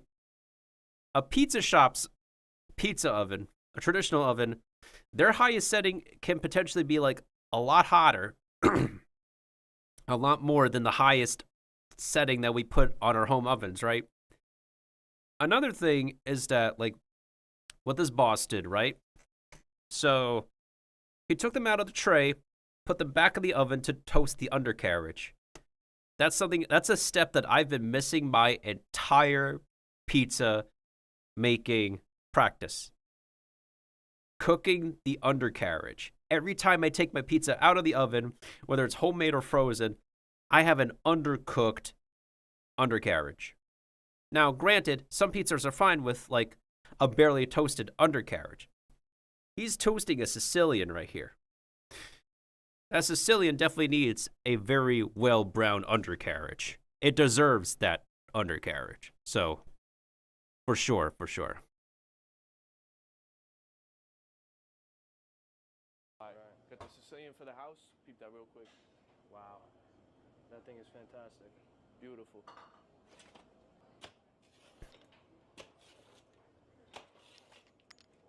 Oh, that crust. Alright,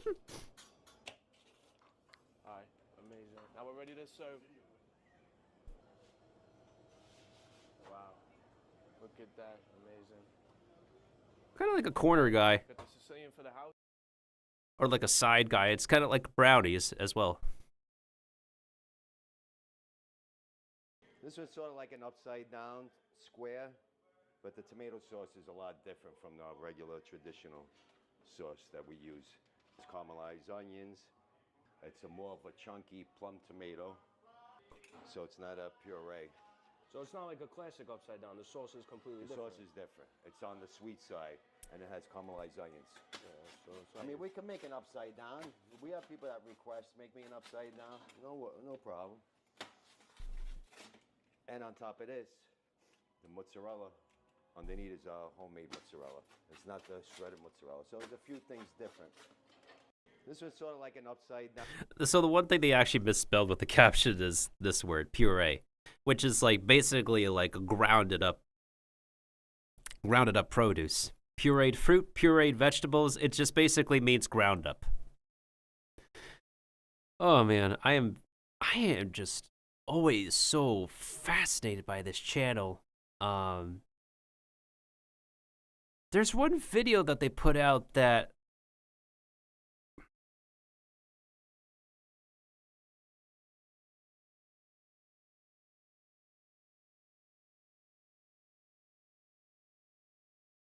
yeah, there's just like literally there's just one specific video I saw, right, from these guys, and let me remember because I think I like saved it.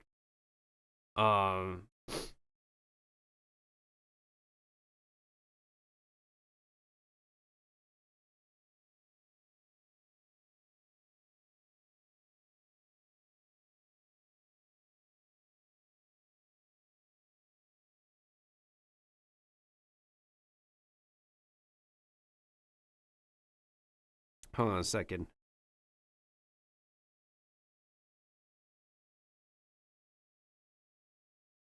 I gotta find my collection of saved videos. Found it. Reels profile, I think.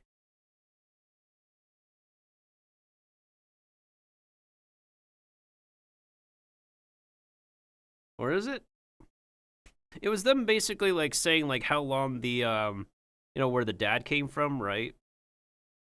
Yeah, where the dad came from, how the shop came to be. And now I cannot find the video for whatever reason. It's like really heartwarming to me when I last watched it. I just don't know. I just don't remember exactly like which specific video. Is it this one? I think.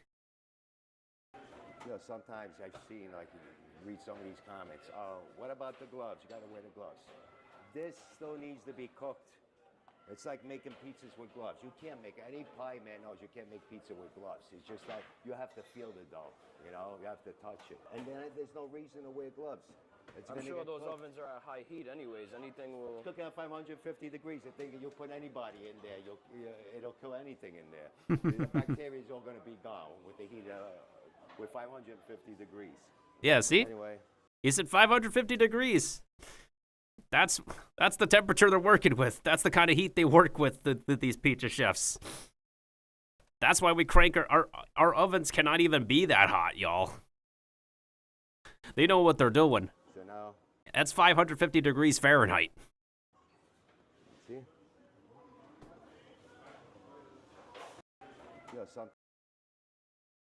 Yeah, he said it right there, 550 degrees. You crank your oven to the highest temperature, we can't even hit 550 degrees. We can only hit like high 400s at best.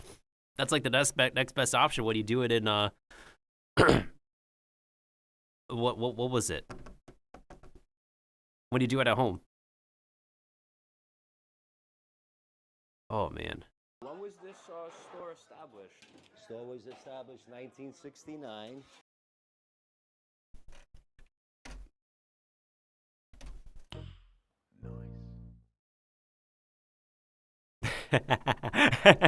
Sorry, attendees, I needed to. My father came from Italy in 1960. My mother came in 1958. Wow. My dad always had a thing for my mom. And once he found out she left Italy for America, he chased after her. He came down, and you know, he couldn't stand the fact that she was here and he was in Italy, and he didn't want to be apart from her. So he came here, started working. They built a future together. Before owning the pizzeria, he was just an employee. And his boss had sold him the pizzeria. He bought the pizzeria from his boss. Wow. He had his doubts, but my mom was the one that encouraged him and said, listen, take a chance and, you know, purchase the store. When was this store established? This is the video right here. This is like the video I feel it's like so heartwarming to watch and listen to. And it's pretty awesome that like and if you see the bosses of these like what I guess mom and pop stores, like, is this considered mom and pop store? They always love to tell their stories. Get a chance to have them like tell the stories and stuff. Get pieces of inspiration from them. And they always got like really amazing quality food in general. But in any case, I'm subscribed to the Crispy Pizza channel. If y'all want to go ahead and subscribe to these guys as well, here's the link to their channel. Just so you can all have it bookmarked. If you want to visit the store themselves, hit them up in Brooklyn or where is it? New Jersey? Old Bridge, New Jersey. Yeah. Brooklyn, New York or Old Bridge, New Jersey. At some point in time when I'm back around New York, I got to make my way over to these guys at least once because I got to build up my wallet and have like not two bros for once, but actual like, you know, quality pizza. But in any case, so why am I bringing up the Taiwan Street Food Marathon for the best ever food review show? Well, in recent news, Taiwan has just secured the international finals in a baseball tournament over in Japan. So, I've had alongside my pride as, you know, an East Coaster raised in New Jersey and New York, I have a bit of ethnical pride. So, when did Sonny film this? He filmed this 2 months ago. And there is a pretty hefty amount of food that Taiwan has to offer. And yeah, Taiwan managed to own the world in the baseball tourneys this year. And they decided to pay mad respects to the Japanese because their last opponents were in Japan, right? So they played on Japan's home turf. And they cheered like there's no tomorrow. They cheered for the entire team like it was the last game, it was the game that mattered. And boom, secure the win. Japan was like, all right, let's pop the champagne out. And the Taiwanese team was like, it's all right, bro. Oh, well, you don't have to do it. And then Japan was like, yo, why not? You guys won. It's tradition. We should actually. No, the Taiwanese team was like, you know what, y'all? We'll take these 10 bottles of champagne. We'll bring it back home and pop it on our home turf.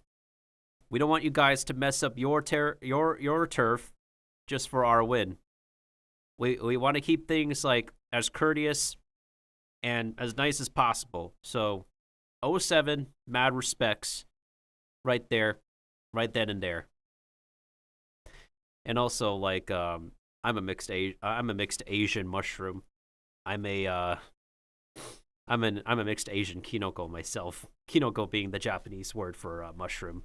Originally, I was considering like calling my community that, but then I decided to settle on attendees because, well, it kind of makes sense for, audience members being called attendees. And tendies is also like a fun way to say chicken tenders, chicken tendies. By the way, I think you're still there, Kiba. If you find like a funny clip art of a chicken tender, I need some inspiration.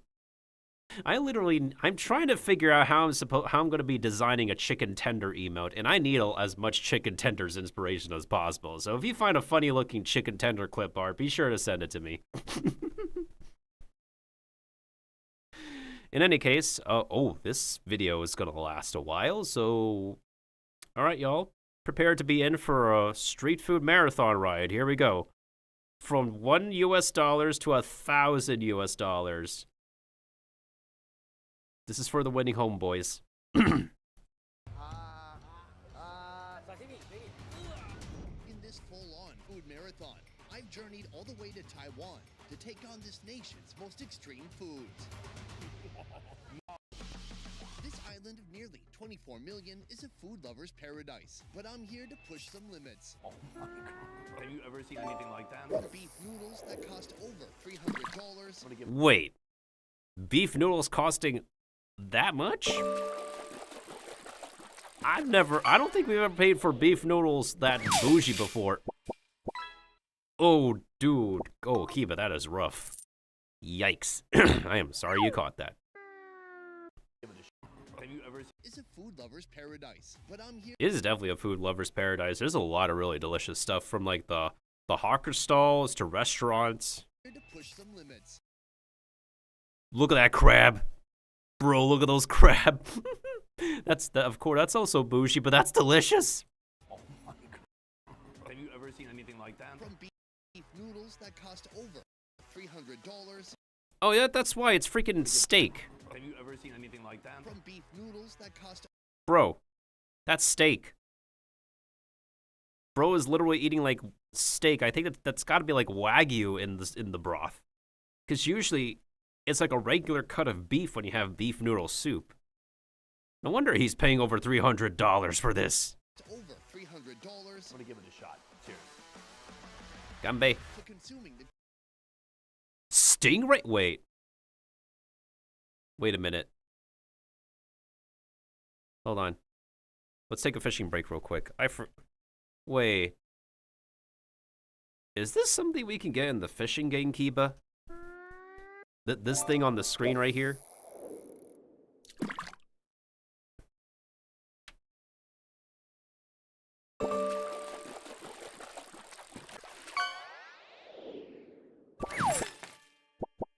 I already caught some keys. How many people's keys have I captured recently? Dude. I am pretty sure I caught, like, all of my neighbors' keys at this point.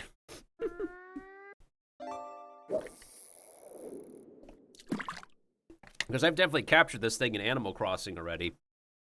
And Stardew Valley. Well, I've never seen a ray that's like this narrow looking. Most rays are pretty wide.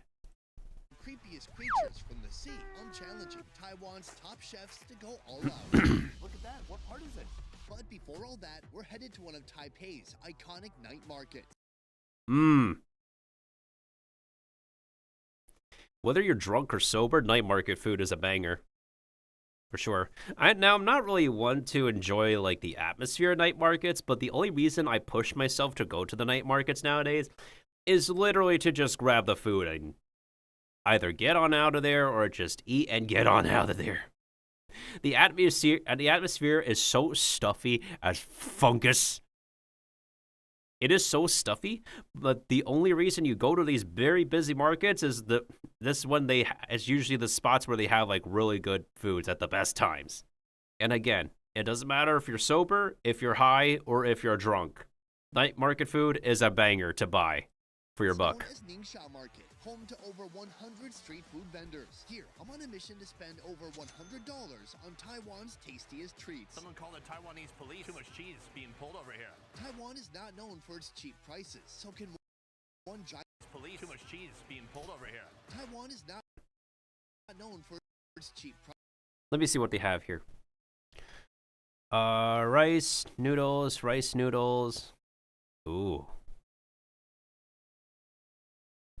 This is like the fourth entry over here. I think it's like kimchi. Number 1, a kimchi with wait, is that like rolled scallion pancakes? Oh, dude, they're loading on the carbs with this. Brother. Pitan. Oh, this one is cooked with egg. Yeah, that's a cooked scallion pancake cooked with an egg in it. That's like brunch right there. That's like an actual brunch. This one you have a fried egg on top with a slab of plastic. I'm sorry, that's still a slab of plastic. This one is beef and cheese for sure. And you have cheese and pork. Yeah, okay, so here's the thing in East Asia, guys. We do not have quality cheese. I'm sorry. I'm sorry. If anyone's like literally wanting like to get some actual, like actual like Parmigiano Reggiano quality levels of cheese,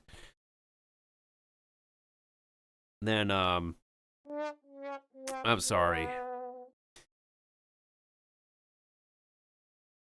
Yeah, we only use like shredded stuff in East Asia or most of Asia, as well as the plastic slices, unfortunately. Cheese is getting expensive anyways. And yes, we can make cheese at home, but like not all of us are professional cheese makers. Prices, so can one giant stomach and a night full of eating add up to over $100?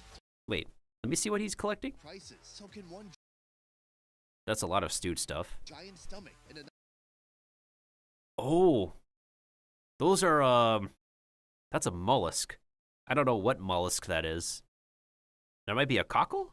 night full of eating add up to over I can't tell what kind of protein that is. It might be chicken or pork. 100. Wait. Known for its cheap prices, so can one giant stomach and a night full of eating add up to over I think that's a chicken heart. The shape of that, I think, looks like a heart. 100. That looks like that's definitely a fried bread fruit sandwich. That is a guabao. So the bao is the breading here. That's like the sandwich bread. Normally, it's like it's in the family of bao that we use for like putting stuff inside of it in like Chinese cuisine. The guabao, the gua part means like to grab, and bao, of course, is just like the typical word for the bread that we use to encase the filling of these kinds of like delicacies. So in this case, he's having like a bao sandwich, basically. This is like the sandwich form of a bao that people would be accustomed to if they enjoy eating sandwiches. It's also like Yeah. Cheap prices. So can one Sorry if I'm backtracking a lot. I just want to see like what he's what he's like doing a montage of. That looks like a tofu skewer. That's definitely like a cockle, I think. This looks like... That looks like some part of an animal. That could be like a stomach lining. Like literally the pattern, whatever it's like a honeycomb pattern, it makes me think it's a stomach lining. All right, he's done. Time to find out. Oh, bro. Over $100. Time to It is. Bro, look at that. It's carbs on carbs on carbs. It's a literal pancake with noodles in it. Brother, that is... If you want to run a marathon, then you could burn this off. Boom, right behind me, our first location. Scallion rolls. They're serving a food called scallion rolls. Let's take a look at the menu. Option number 1, it has Option number 1, 泡菜 cheese. So basically, kimchi cheese. There's a noodle, I know that for sure. I can use my app. All right, snap a pic. Okay, here it shows it has cheese 2 times, it has pickle, and Yeah, 泡菜. But in most cases, the 泡菜 would literally be kimchi in any case. it has noodles. Wow, that is an exciting, eccentric combination. I'm just gonna point and pick one. Could I have that? I've chosen the kimchi cheese because we're in Taiwan. Wait, do people here like kimchi? I assume they do if it's here. She's got a giant bowl full of noodles and... Bro, he's getting like, hold on, how much is he paying? Eccentric. He's paying 120 for 3? We're in Taiwan. Wait, do people here like kimchi? I assume they do if it's here. She's got a giant bowl full of noodles and what I presume to be kimchi. You can see on the bottom they have kind of a roti or a pancake, then cheese, and then they have the noodle kimchi mixture. She gives it a little bit of a roll, and then she slices it up. Grab a plate, throw it on top, hit it with a little bit of sauce, and that is ready to go. Thank you. Oh yeah, that's got to be banger. First dish right here, $3.70. For $3.70, y'all name me something in the States with a plate of that size. Y'all, could you get like $3.70 for like anything filling in the States nowadays? Maybe back in the days we could, especially with like McDonald's old value menu, right? Nowadays, I don't think you can actually scratch anything with $3.70 unless you want to get 2 slices of Two Bros Pizza nowadays, because Two Bros Pizza is now $1.50 instead of $1. So, if anybody has something else that's like $3.70 besides 2 slices of Two Bros Pizza now, I'd like to know, but otherwise... Yo, you pay $3.70 for this? Let me fix that real quick. Hang on. My alt tabbing is broken again. Oh, that's Chatty. Hello, Chatty. Hello, chat. There it is.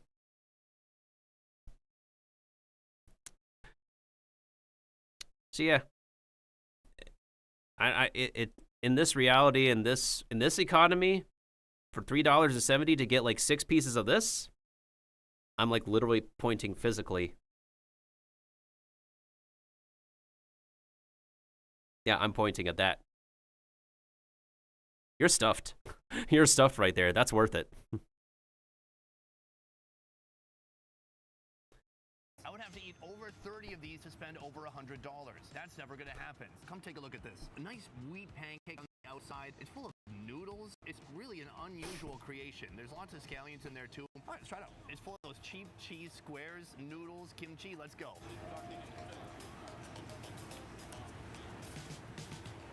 That's actually pretty good. It's like a nice crunchy pancake on the outside. It's savory. You get little bites of kimchi, which are a little bit sour. I was just realized, what the heck is happening to the theater mode? There it is. This is a carbohydrate bomb. It kind of reminds me of when I was in Ethiopia eating street food. What? Taiwan reminded you of Ethiopia? Yeah. In Ethiopia, they basically had a big bread pancake and they filled it with spaghetti. This is the same kind of carb. In Ethiopia, they basically had a big bread pancake. Oh. Yeah, that's Ethiopian food. Yeah. So that's how they serve it for like Ethiopian cuisine. They basically put like all their food on this dough that you could like break pieces off with and then scoop out the fillings inside. In fact, that's also how pizza came to be back in the day, because pizza was not the pizza as we know it today. Pizza was originally just stuff that you put on a piece of flatbread and have the flatbread be an edible plate. So with how they serve the stuff in Ethiopia, in Ethiopian cuisine, it's still essentially the same idea, in which like the tear apart bread dough, you use it to like pick up the little pieces of food with the Ethiopian dough. It can be a little bit messy, but granted, it's still tasty in general. And I just checked. He has $96.30 left. Let me also make sure that the visuals are working. Okay, we're good. Let's continue. And they filled it with spaghetti. This is the same kind of carb-on-carb crime here. The chili sauce, it's really bringing it all together. I'm telling you, this is Taiwanese junk food so good, even that dog right there would eat it. Look how cute this doggy is. He's so cute. Or he or she is so cute. Yeah, you're gonna see a lot of there's a lot of dogs around. In the end, is this worth ordering? Yes, but it's not that expensive. So from here, I'm gonna go see if I can find some foods that are gonna get me to $100. We've come to our second spot right here. It's a location that is specializing in quail eggs. Two varieties, but both. Bro, who's been editing the video? Second spot right here. It's a location that is specializing in quail eggs. They see the filming going on and they think he's firing laser out of his eyes. Oh, that's hilarious. Varieties, but both of them are fried, and this one has cheese. Cheese top fried eggs. I wouldn't put it past anybody to make that. I have to try it. Let's go see how it works. We have the stall owner, and these are the quail eggs. My gosh, she is cracking literally hundreds of these quail eggs every single night. Oh yeah, quail egg stalls. There's plenty of them. Quail eggs are pretty commonplace in like food stalls, with different ways that you could prepare them. They're pretty tasty. Like if you know what a chicken egg tastes like, then you know what a quail egg tastes like. In any case, let's get. Now she's taking the quail eggs and she's putting it over the heat, and then she dumps them into these little cupcake tins that are full of oil. Oh, the iron. Yeah. So this is the kind of tech that you would use to make takoyaki as well, right? So takoyaki being like the dough balls filled with octopus in Japanese stalls. This is essentially the same idea, this kind of iron right here. And you can see they're absolutely bubbling up immediately as she puts them in there. That's also what egg white does. If you fry an egg in a lot of oil, that's what the egg white literally does. There's also like a lot of a chef creation or two where they would just like crack an egg literally into hot oil, and that's literally what egg white does. Once they're done frying, she takes them one by one and skewers all of them on this stick. 8 quail eggs per stick. So that's the fried version, but they also have a cheese version. I'm gonna order that now. She breaks off 8 of these quail eggs and she hits it with a little bit of cheese. Put that in the broiler, let it melt, and we'll see you in about 2 minutes. All right, folks, our second food right here, quail eggs that have been fried and then doused with cheese that has been melted. All that, $1.85 for 8 eggs. How many eggs are you supposed to eat in a day? 2? Is that for any type of egg? What about ostrich eggs? Because I feel like even one ostrich egg a day, it could be too much. Is that for any type of egg? What about ostrich eggs? Because I feel like even An ostrich egg? Dude. I feel like you could have a lot of egg meals on a month with this egg. And the second biggest egg is an emu egg. And Guga has cooked with an emu egg before. even one ostrich egg a day, it could be too much. Cheers. You know when you get fried egg, and the best part is that outer part of the egg that's a little bit brown mixed with the white part that's been really crispified? The whole thing tastes like that, but with gooey cheese on top. It's so good. Someone called the Taiwanese police. Too much cheese being pulled over here.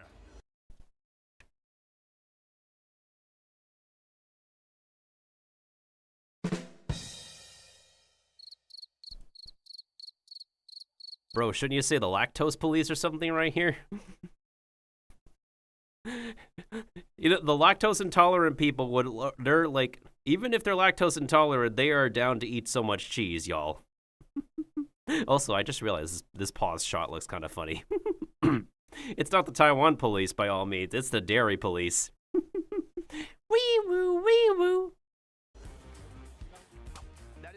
And also, it's a fact. A lot of lactose intolerant people, despite them, being lactose intolerant, they will be sure to consume a lot of cheese despite their restriction. But let's see if I can ruin what's already perfectly good. Right here we have. I'm not lactose intolerant by any means. Thankfully, I'm not lactose intolerant. But I know lactose intolerant people they will YOLO and consume the dairy.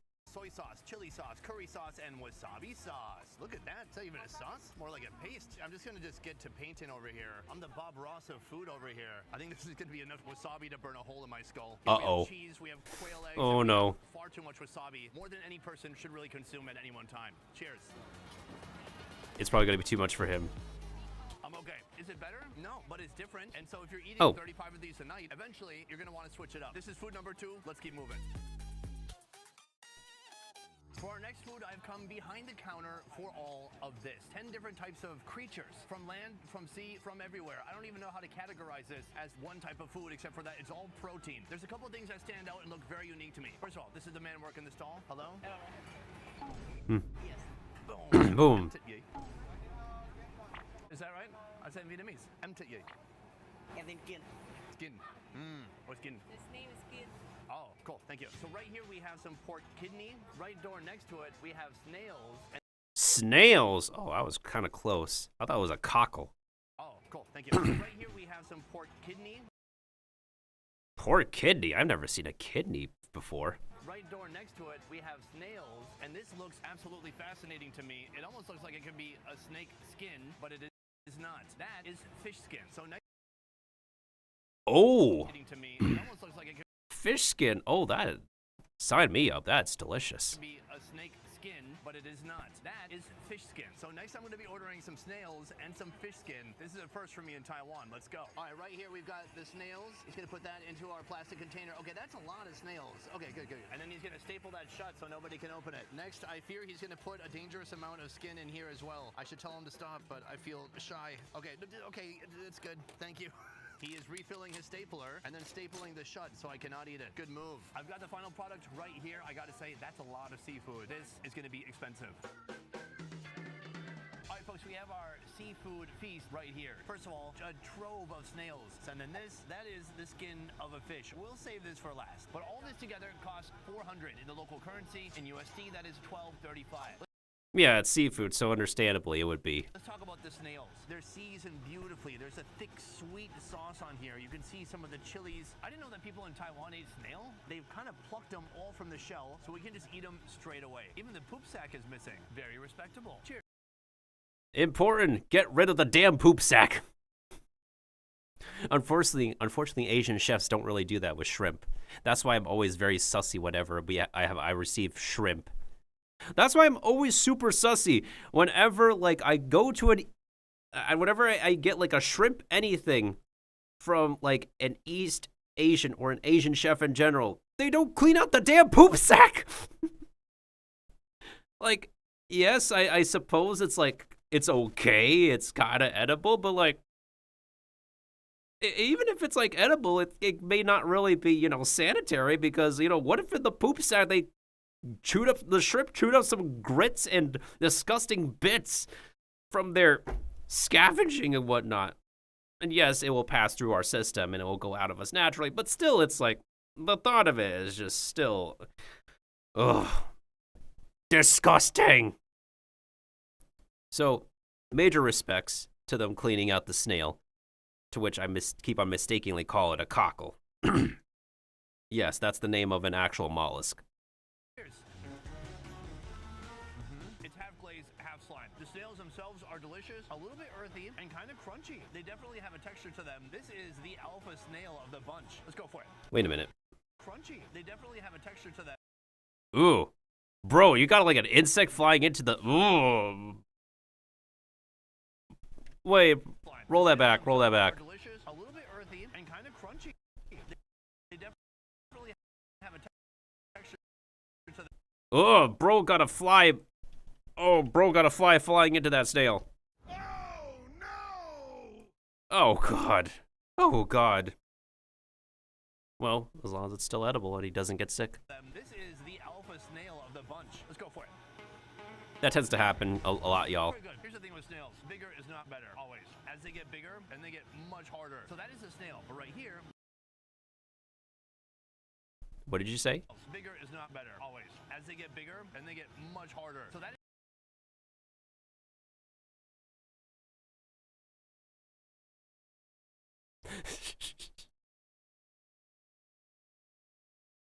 is a snail, but right here, we have the fish. Sorry, I needed to pause on that, y'all.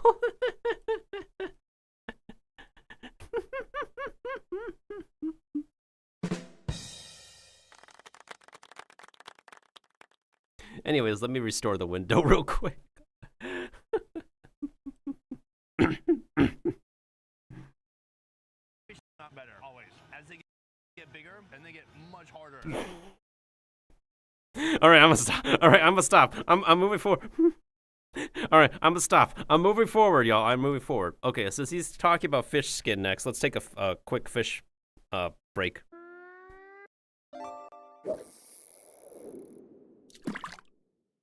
I can't help it. I'm sorry.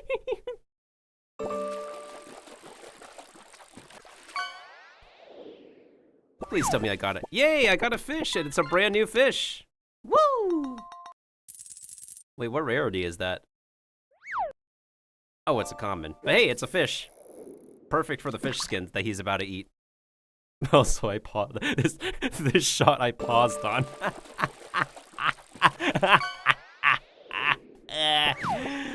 And would you look at that? Kiba caught a fish as well. So that is a snail, but right here, we have the fish skin. Bro, stop closing out the video. Hang on, let me fix that again. It's like every other time I need to alt-tab into something, like, it tends to close out of the video. I don't know why. Crunchy. They definitely have a texture to them. This is the alpha snail of the bunch. Let's go for it. Pretty good. Here's the thing with snails.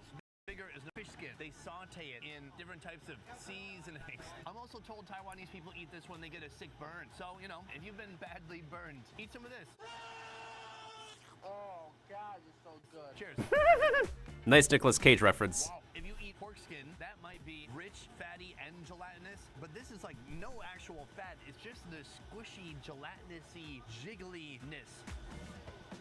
Ooh, I feel my burns healing. I gotta be honest, I'm not sure how popular this food is here, but it is unique, fun to try, and medicinal. That's the most important part. When you're in this part of the world, especially East Asia, food is not just food, it's also medicine. Another thing about fish skin is that, like, yeah, this is a way we prepare fish skin in Asia. Because most people are used to having crispy fish skin, right? Like fish skin chips, baked fish skins, and whatnot. You'll find fish skin that's prepared this way. And I will say it's definitely more palatable than other animal skins that are not fried. Because usually the common treatment is just to take an animal skin and fry it and make chips out of it. We don't often do that in Asia. Sick burn, bro. Boom! We come to our next location behind me right here. Something I found irresistible. It is confusing. Is it going to be good? Our next location behind me right here. Something I found irresistible. It is... Yep, as I thought. Fried bread. Ugh. Americans. No, everyone around the world loves fried stuff.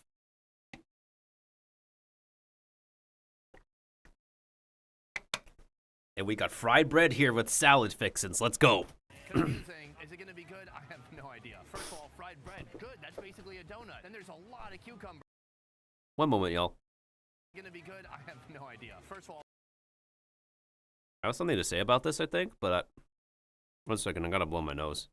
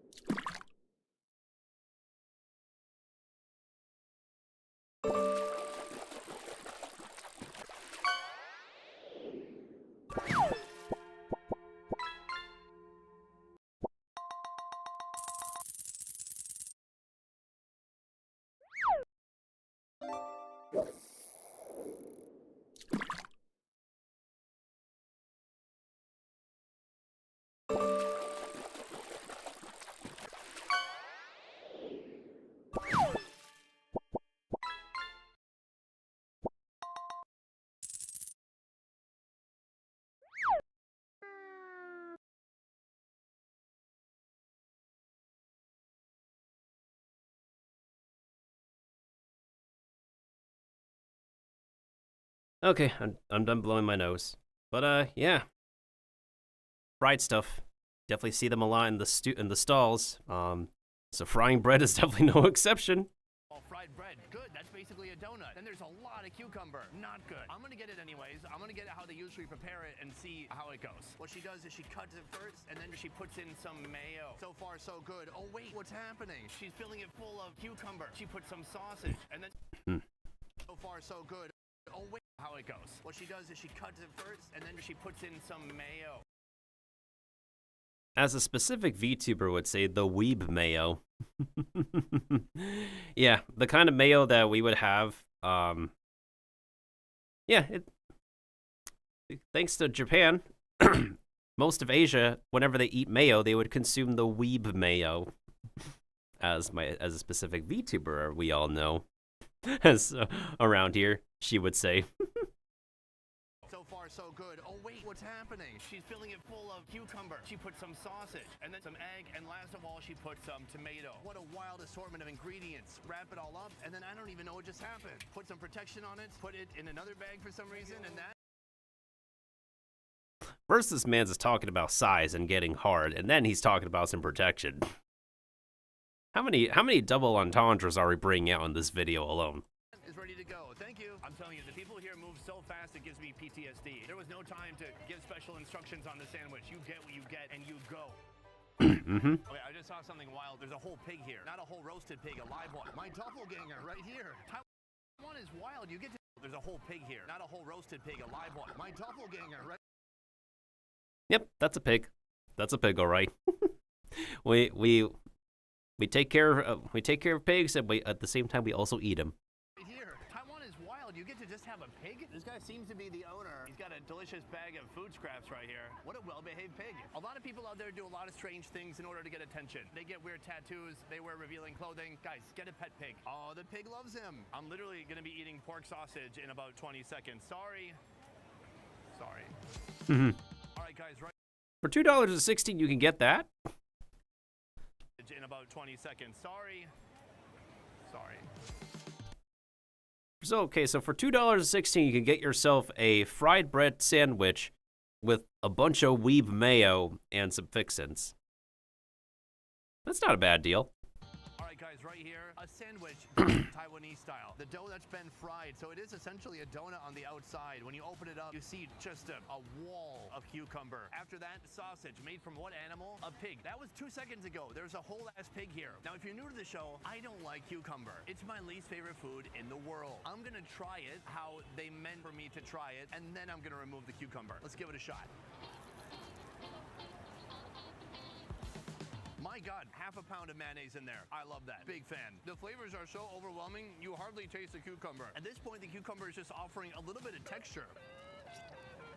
Oh, wow. This is an assortment of ingredients that should not work. It doesn't make any sense. I guess the soy sauce egg feels Taiwanese, and so does the fried bread, and so does some pork sausage. Do I like it? Yes, get it, but only if you can share it with or near a live pig. All right, guys, we've come to our next location, and this food is very special. This is stinky tofu. Right here on each of these skewers, you can see this tofu has already been fried. But before it's fried, it's made stinky, and that's by almost fermenting it, letting it rot with some delicious bacteria. Right now, they're making what they call stinky tofu barbecue. First, you have the fried tofu right here, then it's slathered in barbecue, then she puts on cabbage. Once the cabbage is on, she applies some Taiwanese barbecue. Then when you order it, she puts on even more spices. And there's coriander going on top too. But can this delicate coriander handle the intensity of the stinky tofu? We're about to find out. A stinky tofu skewer. Stinky tofu is definitely a Taiwan specialty, but this is like one of the first times I've seen it on a... This is one of the first times I've seen it on a skewer. Hold on. The intensity of and there's coriander, some Taiwanese barbecue. Then she puts on tofu barbecue. Letting it rot with some delicious bacteria. Right, stinky. And skewers, you can see this food is... All right, guys, we've come to our next location, and this food is very special. This is stinky tofu. Right here on each of these skewers, you can see... Oh, so yeah, another thing with stinky tofu. It's paired with a It's paired with a pickled cabbage. I don't really like to eat the stinky tofu as much as I like to eat the pickled cabbage that comes with it. Yeah, somehow I'm actually really hooked on this stuff. Like, I've taken kind of a liking to cucumber, Napa cabbage kimchi, but something about, like, the pickled cabbage here, it just hits. It hits different. It hits different than a regular pickle. This tofu has already been fried, but before it's fried, it's made stinky, and that's by almost fermenting it, letting it rot with some delicious bacteria. Yeah, that's how it's made. And it's a delicacy. It stinks like rotten eggs, but it's a freaking delicacy, y'all. You can love it and hate it, or just love it and hate it at the same time. Right now they're making what they call stinky tofu barbecue. First you have the fried tofu right here, then it's slathered in barbecue, then she puts on cabbage. Once the cabbage is on, she applies some Taiwanese barbecue. Then when you order it, she puts on even more spices. And there's coriander going on top too. There's plenty of coriander in a lot of like stall foods, as well as like convenient fried foods. They always love to put coriander. But can this delicate coriander handle the intensity of the stinky tofu? We're about to find out. All right, folks, we have our meal right here. It costs $1.85. Not bad. Not bad. It's not too shabby. I want to tell you why this food is very special to me. You see, first of all, stinky tofu, not for the faint of heart. This is going to be bold. Now, I got to say it. That scared the shit out of me. I know you think there's a drive-by happening right now. No, there's just a balloon game. For those of you who don't know what stinky tofu smells like, I would say, you know in the summer when you go to a dumpster and there's a bunch of liquid on the bottom, but it's not just liquid, it's really hot liquid, so it's kind of rancid too. It smells like that, and people here love it. Let's go for it.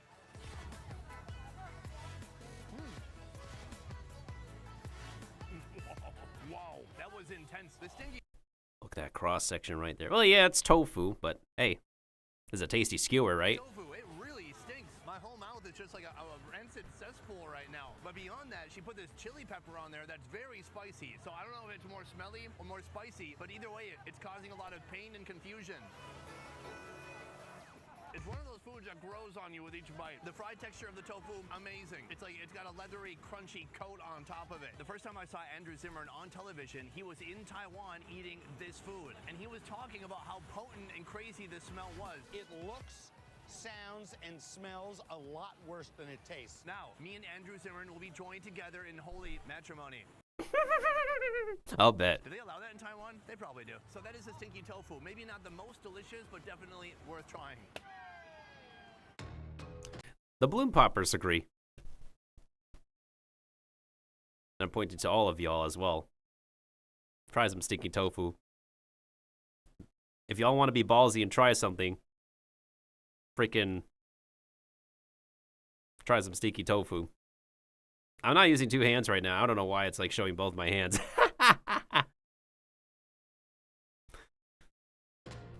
We have come to our next location. Right here, a simple menu. What do we have? Pork broth, shrimp soup with egg, pork curry rice, and chicken rice. Oh, so this is like a chicken rice stand. Yeah, it's a simple rice stand. What I like, I don't want too many options. I want pictures. This picture's looking nice to me right here because I see a big fat egg in the middle and I see shrimp soup with egg. Is there anything else I need to know? No. If you take a look right here, you can see these eggs are in some kind of a water or a broth. Oh, these are not chicken eggs. It turns out, in fact, that these are duck eggs. This dish is much more interesting. Duck eggs. And apparently, fun fact, if anybody doesn't know, although they're Hollywood facts, Margot Robbie is allergic to chicken eggs. So she can only eat duck eggs because apparently chicken eggs have a freaking protein that she's allergic to. So whenever she needs to eat eggs as part of a scene in a movie or a TV show, the chicken eggs that have to be replaced with duck eggs, and they don't really have a physical difference with each other so much.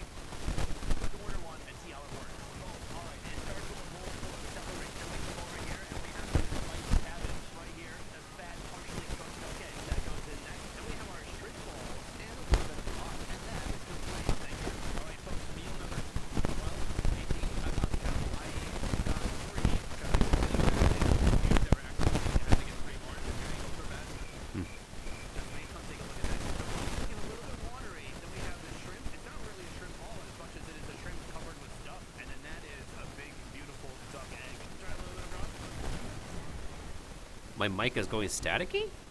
Hang on. Let me listen to myself. Did I pull my microphone's joint? What the heck? Hang on.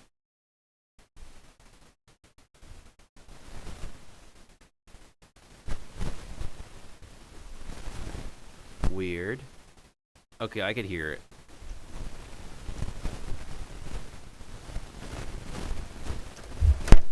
Oh, frick me. Hold on. Isn't my other microphone's interference? Because I have a microphone like... Hold on. Let me see. Let me hear. Is it my other microphone? I don't think it should be the case. That definitely should not be the case.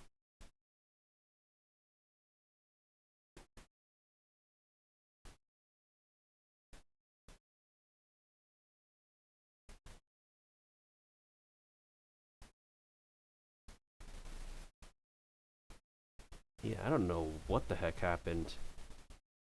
I might have to eventually get this cable replaced. At some point in time. Let me see. Wait, hold on. Let me just turn off my microphone real quick and just reset it.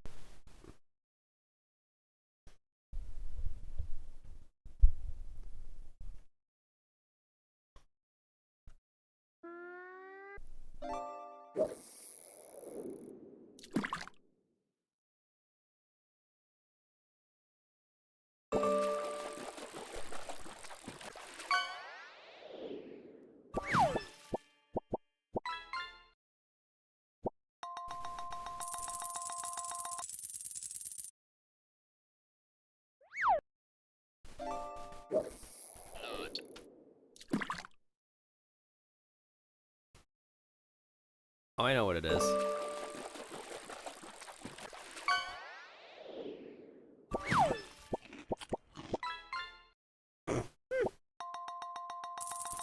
Okay.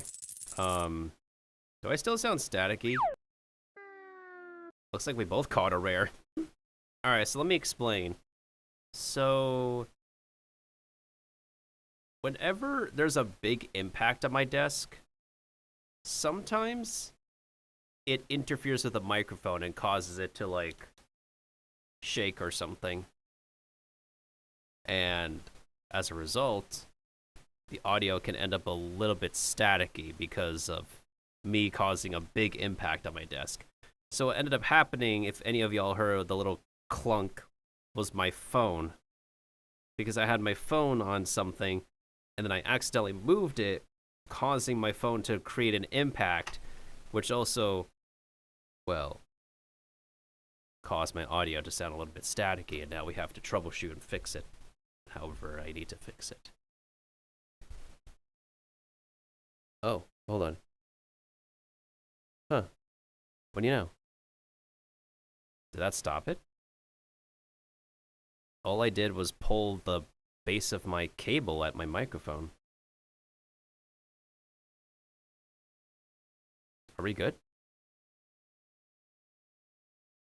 I'm listening to myself, but no, I still gotta be sure. I'm assuming I sound okay now. It just sounds like an echo whenever I hear myself speak now. But there's still a tiny bit of static, I think, but it can't be that interfering. Hold on. I could just listen to myself real quick.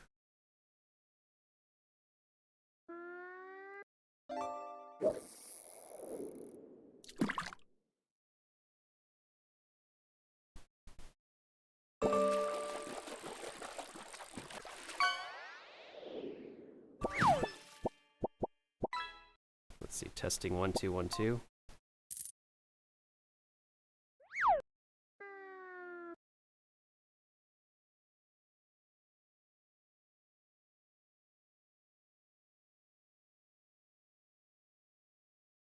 Alright, I heard myself from my phone, and it sounds like we are fixed. Alright, I'm assuming we are fixed at this point. Because I just listened to myself on my phone, and I think we sound okay now. Alright, let's continue. We have a very long video ahead of us. I like it. it, celery stalk. Next, take a look at these guys. They look bouncy. They look artificially orange. I like it. It's really hot. That was a bad take. Let's do it again. This is why you have to have 3, 4, sometimes I'll have 7 dishes lined up just so I get the perfect bite. All right, my very first time trying the shrimp. Let's give it a shot. Very bouncy, and then it tastes like they've fried it or put some kind of breading on the outside that's got soggy at this point. Oh, right here, take a look at that. That is no normal egg. That came out of the butt of a duck. It's a duck butt egg. Right here, I've got the ultimate bite. A little bit of shrimp, a little bit of duck egg, some of that cabbage and broth. I love it. There's something about the duck egg. It's like a little bit bigger, and the yolk is a little bit more creamy. In Asia, they embrace it, and I think we should too, folks. This was delicious. I'm not sure how much more I have in me, but... Look, hey man, if Margot Robbie embraces it, if Asia embraces it, we all can embrace duck eggs. We must keep going. We've come here for another food. Right now we're in the back of the stall. This is called guapao. Is that right? All right, a local person said that was correct and not offensive. Why is she holding a light? Anyways, take a look at this. Right inside of here, beautiful braised pork. It looks... Bro. You're gonna find braised beef and braised pork everywhere. Dude, braised beef and braised pork is like the absolute... This is like the soul protein. This is definitely like... Braised protein is definitely one of the soul foods of Taiwan for sure. 100%. Especially braised pork and braised beef. We even have braised chicken, but it's pretty well known to eat braised pork and braised beef. I mean, we could also throw lamb as well. So delicious, soft, and succulent. That is going to go inside of our guapao. Okay, so right here you can see the bao buns inside. They're steaming. They look delicious. They're in a giant steaming basket. 1 guapao, please. The first thing he does is put some peanut powder in there. Then this is pickled mustard greens. And then finally the succulent braised pork in those soft buns. He's hiding it from me. Hit it with a little bit of cilantro. And then we got some more peanut. And that is complete. Thank you. This guy is a guapao machine. Look at this. You get a bao sandwich for $1.85. Really pickly, really fatty, kind of salty, but hey. All right, folks, we have our guapao right here. Is that really how you say it? Okay, I feel racist the more I say it, but you gotta embrace that feeling sometimes, guys. Sonny's saying embrace racism. Moving on, the food. It's here. It's all about that steamy bread inside the vegetables. Fine, they're necessary for contrast, but what we really care about right there is the braised pork. You can see it's been soaked a dark color, probably because of soy sauce.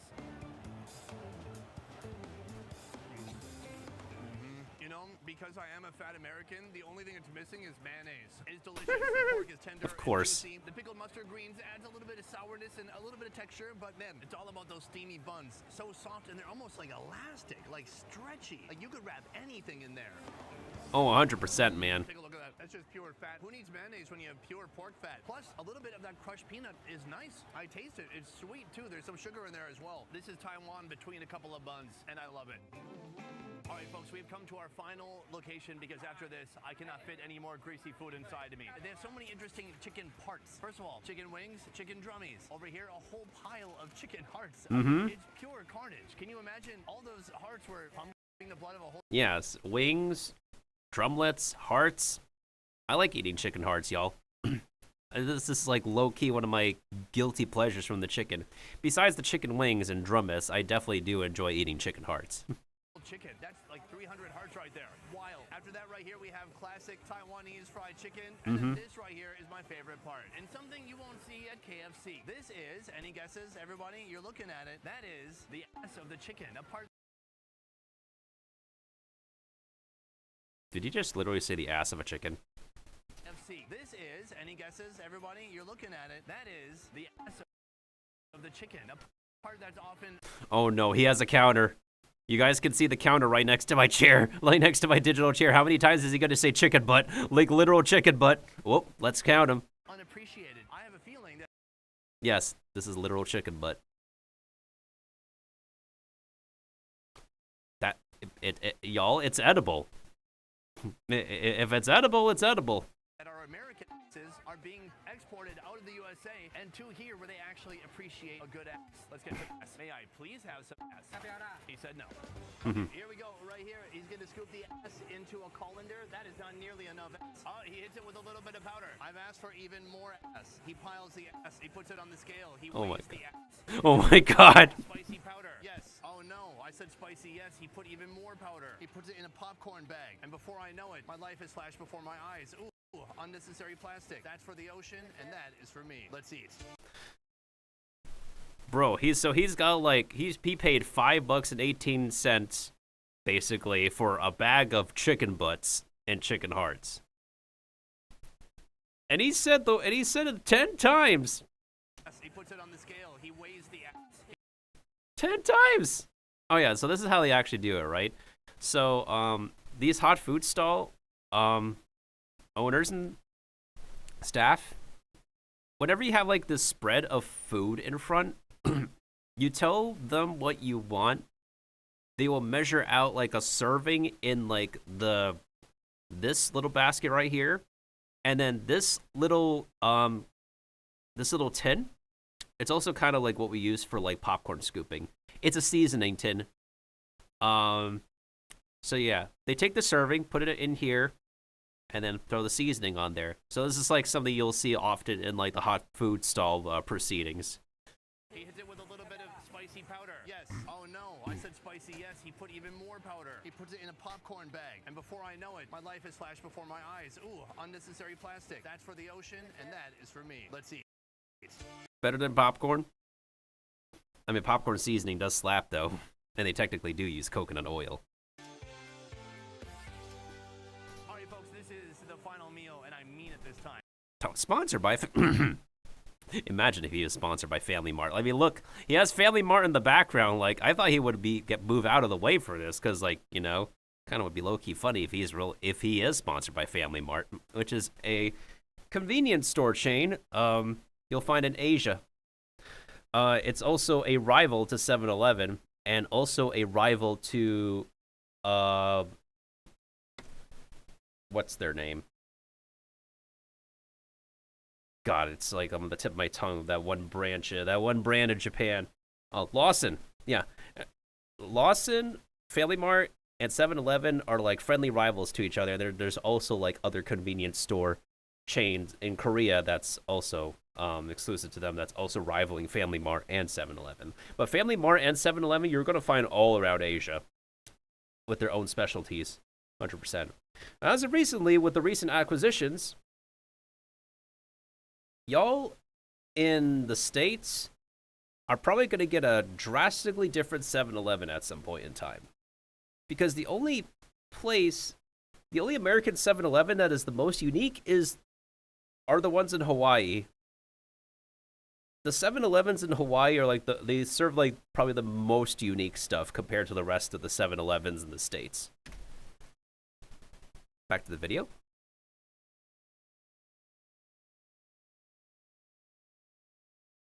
He said it was a whole extended family. So we got the hearts here. Here, obviously. He's singing more. Oh my god. Asian chickens. Not an acceptable joke. I am sorry. I apologize. Let's move forward. Now, he piled on the super spicy seasoning. Let's see how it is. Cheers.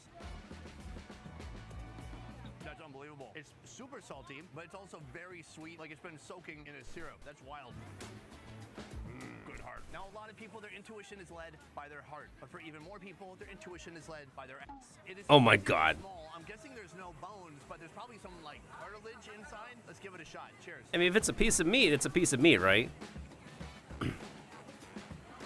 Wow, like pure fat. It's crunchy on the outside. It's super fatty, like melting. Like a stick of chicken butter in my mouth. There's a little bit of cartilage that exists inside. Bro, that's like literally like a... That's like a partially fried chicharrone. Because like pork fat kind of looks like that, right? But then again, if you think about like the contents of a butt.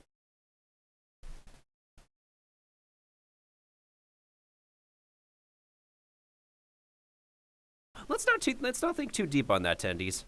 Some of the best ass I've ever put oh my god, how many more times are you gonna say it, my guy? Family Mart again. After a full night of dining on street food, did I hit my goal of spending over $100? Sadly, no. So now, I'm turning my aim away from breaking the bank and toward binging on the bazaar. I've made my way to the northernmost point of Taiwan. Ooh, he went all the way up north. He went from Taipei to the fishing harbor over there. Damn, speaking of fishing, what does Kiba get? Oysters! More oysters. Got more stuff to fry. On a mission to seek out this island's most exotic seafood in a giant seafood market known as Fuji. So here's how it works. This building is full of the live seafood. You choose what you want here, and then you go over here to the restaurant. Inside there, they're gonna cook it for you, and you can eat it. But first, we gotta find some seafood in here. Oh yeah, there's plenty of places like this in Taiwan where they like let you pick the seafood in like one section of the joint. You pick your protein, and then you bring it over to get it cooked in the restaurant portion of the joint. There's a bunch of places like this in Taiwan. But the proceeding is just pretty simple. You just pick what you want and then get them to cook what you pick. Let's go. We have come to our first vendor right here. I would say in this market there are about 25 vendors and all of them have different stuff. So you really need to check out everything before you finally choose what you want to buy. Boom, right here. This is probably a Boston lobster. It's looking very lively. He was really trying to make a break for it. Imagine if he escaped and then got where? Buddy, you're in Taiwan. You're not in the New York, Boston area anymore. Speaking of lobsters, they also have these giant red spiny lobsters, rainbow lobsters, giant spiny ones over here. But my favorite thing about this place is the junk drawer of seafood that they have right here. So he's gonna show us some of the coolest thing about this place. Wait, hold on. Pause? Wait, what do we have? So we got a bunch of mollusks. We got uni, we got sea urchin. Bro, is that a pufferfish? Bro's got a pufferfish. Bro has got an actual pufferfish.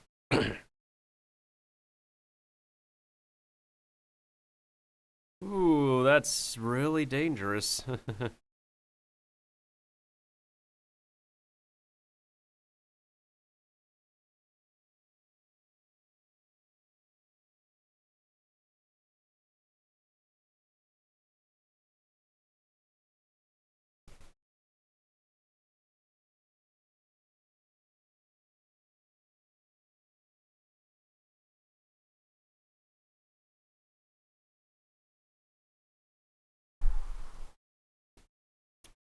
Of seafood that they have right here. So he's gonna show us some of the cool seafood he has right here. Guys, take a look at this and see if you can figure out what it actually is. This is eggs of a cuttlefish. Oh, cuttlefish egg. Oh, look how adorable they are. Look how shiny and glossy they are too. It feels like grapes. So if you look deep on the inside, you can see a little cuttlefish swimming around.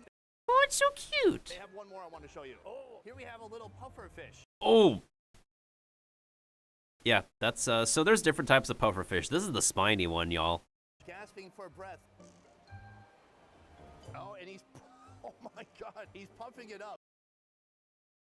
Yeah, y'all, just, you gotta handle these little guys with care. The reason why he's doing that is because he's scared. Yeah, pufferfishes just literally act like this in defense because that's what they do when they're stressed. A lot of times, people think it's like funny to like get these guys to puff up. No.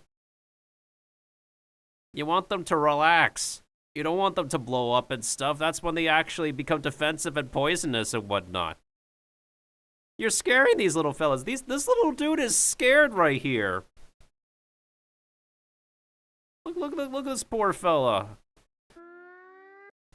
This poor fella is literally trying to get some like breathing for his life, and then he thinks he's being attacked by these giant humans.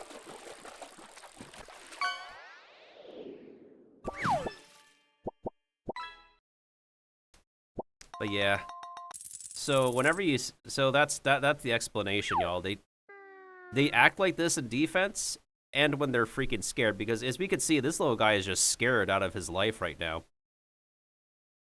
The pufferfish are like pretty docile around human mostly. Like I've seen a video where a diver just literally pets a pufferfish and the fish was just chilling. Yeah, they're not a predatory fish. They're just very defensive and get easily scared. So, and as we can see from this little dude, I don't have to stress it out again. I just feel bad because he's scared right now. I don't know if the fish consented to that. Wow, the little spiky things just feel like cartilage. It's not that painful. Yeah, it's not that painful, but like, I don't know if the fish consented to that. Wow, the little spiky things just feel. Yeah, look at the dude's eyes. The dude is literally scared out of his own mind.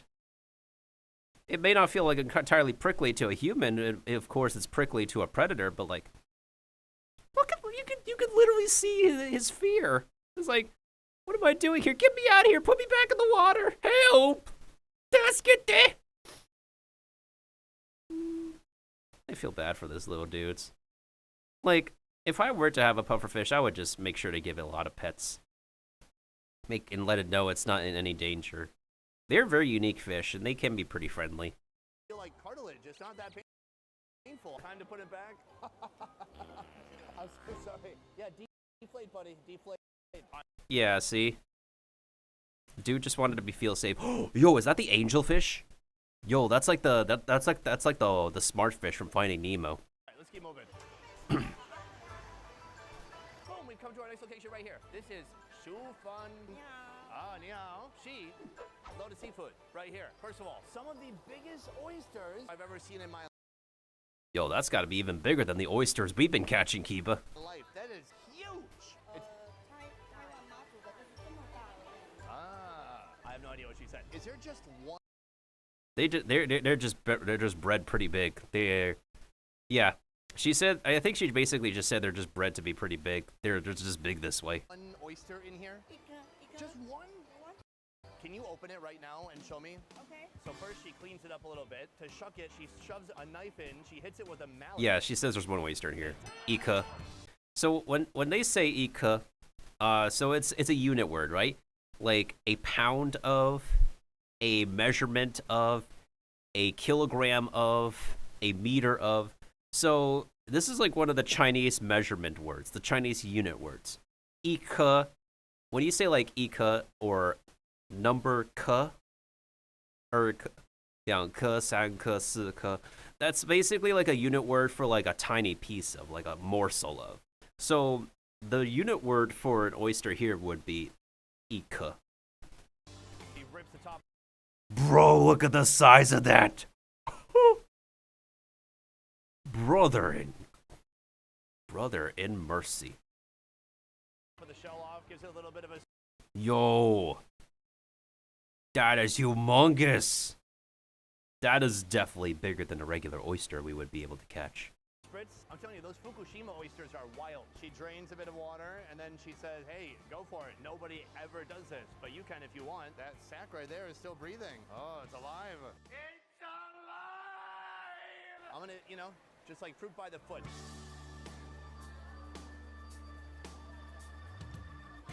Wow, how's it? Oh my god, you can see my bite mark. Aphrodisiac, in effect. That might have been a mistake. It was so gigantic, I just wanted to know if I could fit it in my mouth. Next food. So I want to show you one of the local... Whoops, my bad. Hold on. Let me fix that real quick.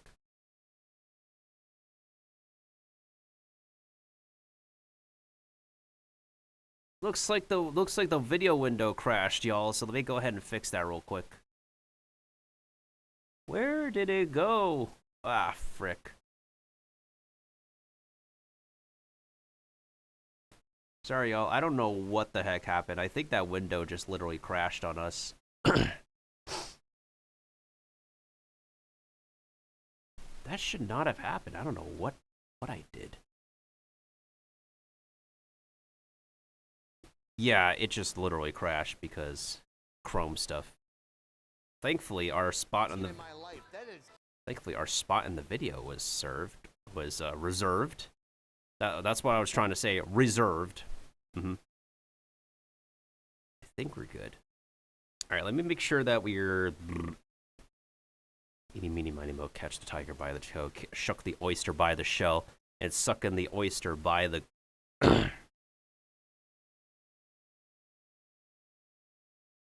All right, now it's working. perfect. Alright, so we got to the part where he just ate the whole thing, right? Because normally that's what a lot of guys would do. Alright, now I think we're good. Let's make sure of that. Next food. So I want to show you one of the local crabs here. This is a group of very active and lively Taiwanese crabs. Take a few of these, throw them in a hot pot, and you're set. But we're not here for this. I'm looking for something a little bit more. Yeah, that's a very active crab, alright. Look at its pincers, look at its claws. Woo! Yeah. Look at those things' claws. That's a vicious crab, alright. Wait, hold on, let me see its legs. Ooh, that's a swimmer. Well, I mean, not really a swimmer, but that's a crawler. That's a big crawler. These, throw them in a hot pot, and you're set. But we're not here for this.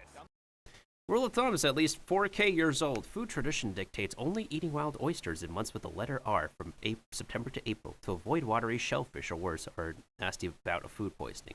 Now a new study suggests people have been following this practice for at least 4,000 years. And I certainly won't actually want to, in all honesty, raw oyster is just gross.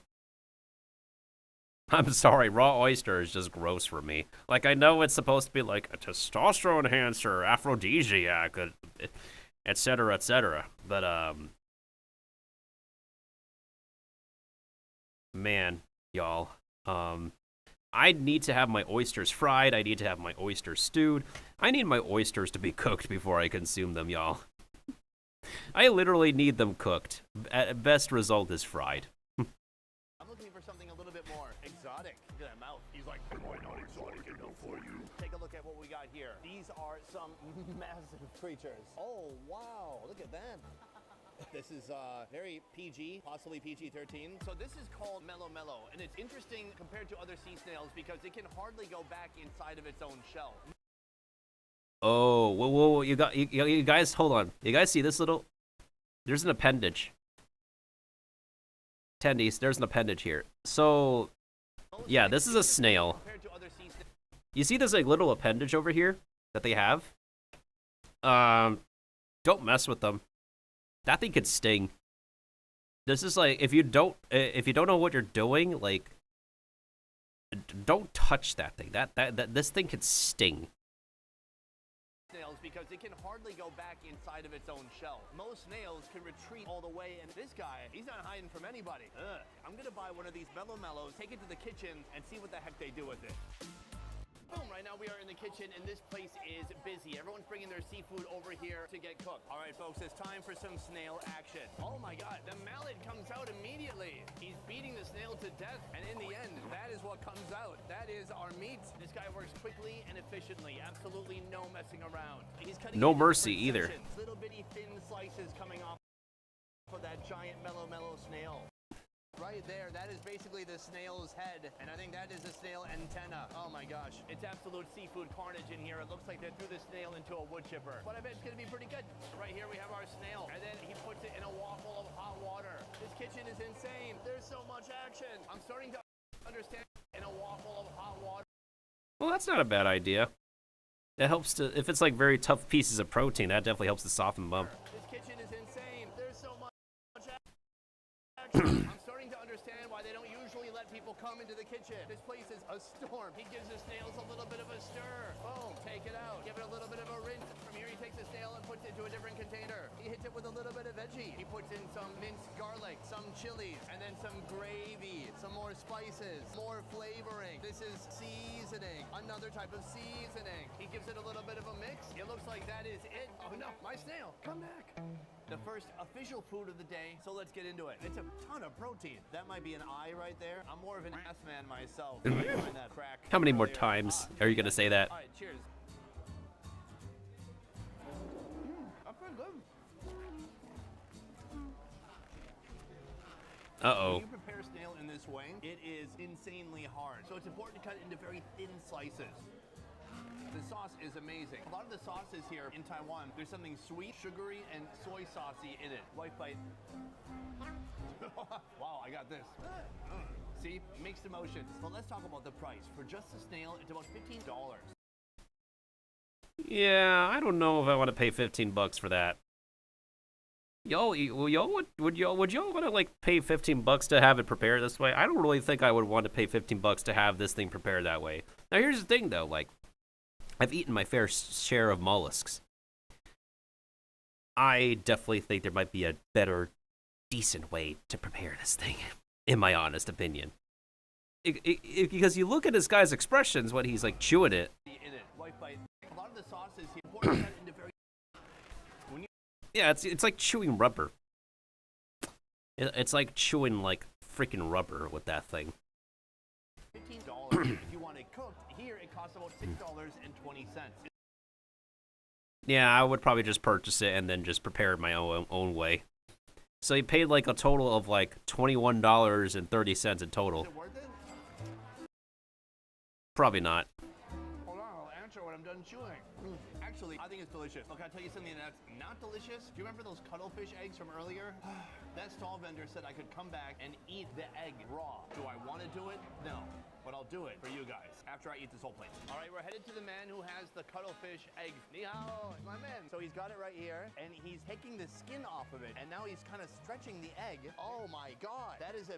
Oh, that's so cute. Oh my God, it's a baby cuttlefish. Look how cute the little dude is.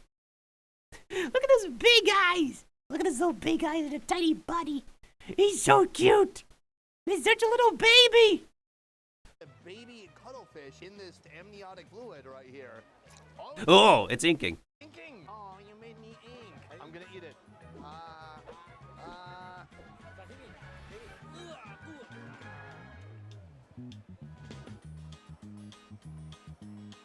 It's not much there. It's very salty. Wow. Kind of. Poor baby. It was born, it got to see the world, it got freaked out and inked, and then it got eaten by a giant. But at least it was seen by millions of people? 5 million people? 10 million would be nice, guys. Let's take a look. 2 million people. That poor baby, though. Aw, feels bad for that poor baby. That poor baby could have just grown up to be a live, healthy cuttlefish. Yeah, poor baby could have literally grown up to be a live, healthy cuttlefish for rings, for fried rings and stuff. Feels bad. Also, the salt, I think the squid ink is just literally salty. On to the next food. Well, now that Because, like, on my birthday, I had squid ink pasta. It had a relative amount of salt in it. That's what I noticed. So I think, like, squid ink in general, it just has a specific amount of salt to it. eaten a microscopic cuttlefish and its ink, I'm ready to cleanse my palate with a little bit more of seafood touring. Right over here, there are a bunch of Taiwanese sea eels. Right here we have the bag, and he's gonna dump it out into the bucket. Aw, look at that little eel. Take a look at that guy. People are so afraid of these things, they will not take it out and hold it or anything like that. They said they bite, and when they bite deep.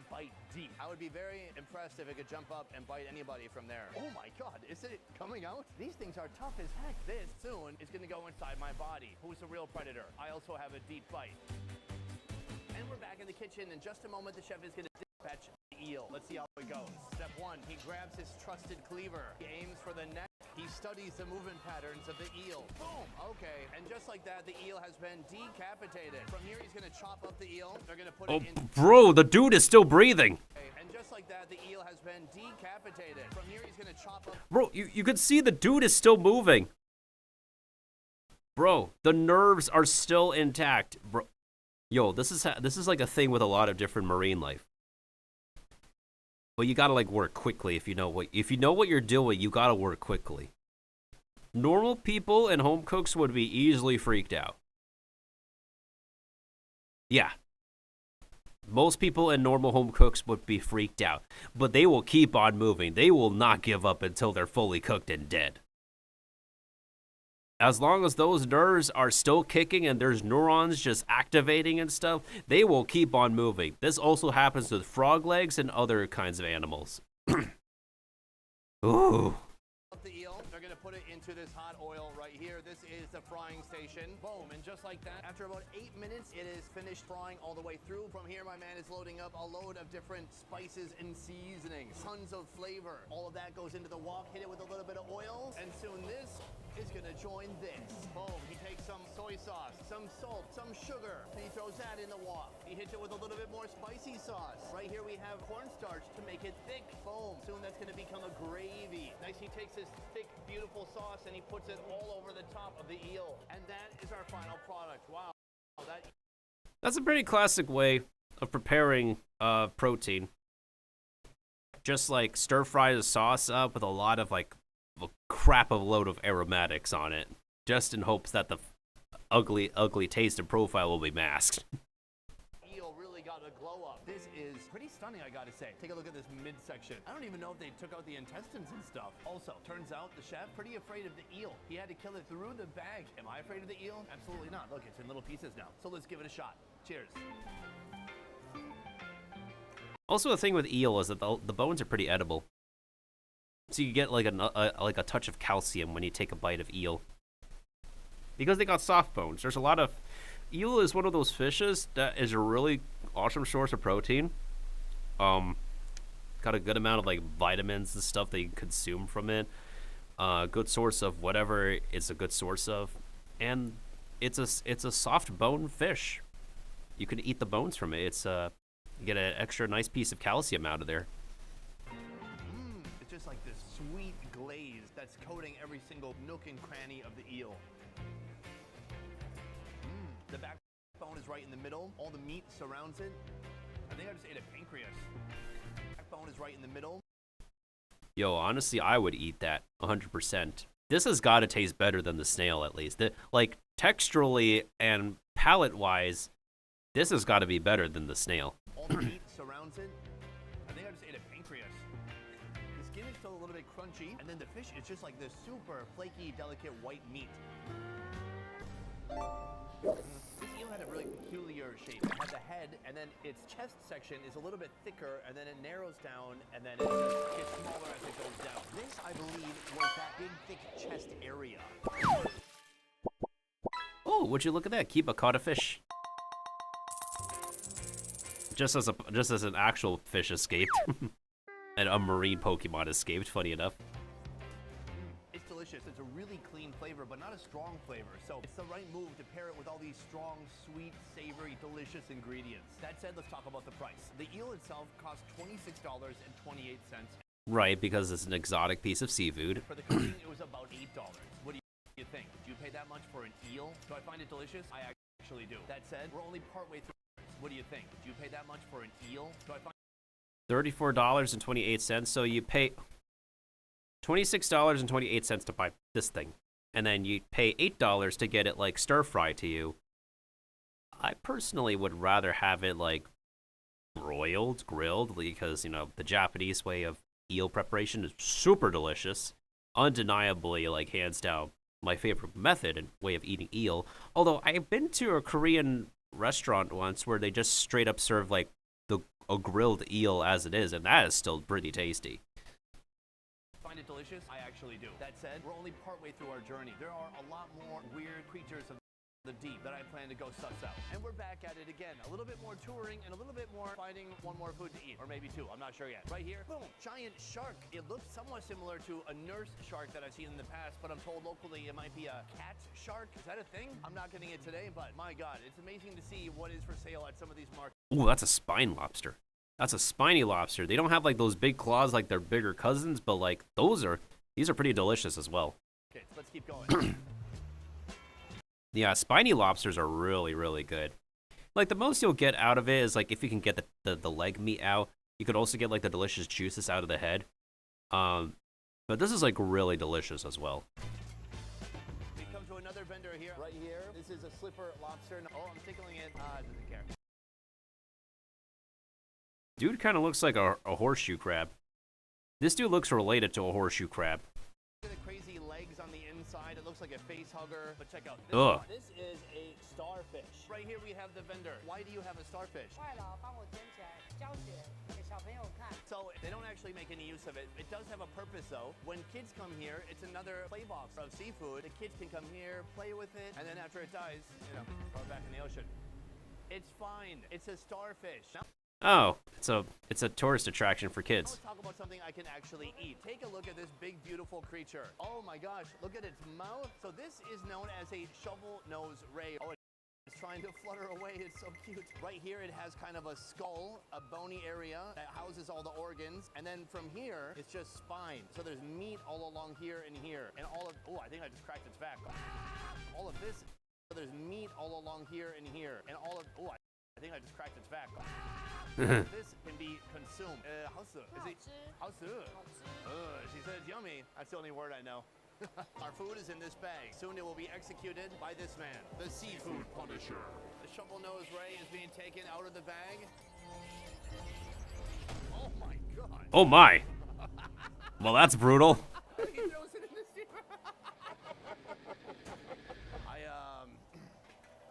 I call this man the Punisher. I was not wrong. It is finished steaming already, and he gives it a nice scrub down. Oh, man, this is a real skincare routine right here. From here, it's time to hack it into little bitty pieces. He takes out the guts, and from here, he is chopping down the rest of the ray. And just like that, our big, beautiful ray has been reduced to a pile of meat.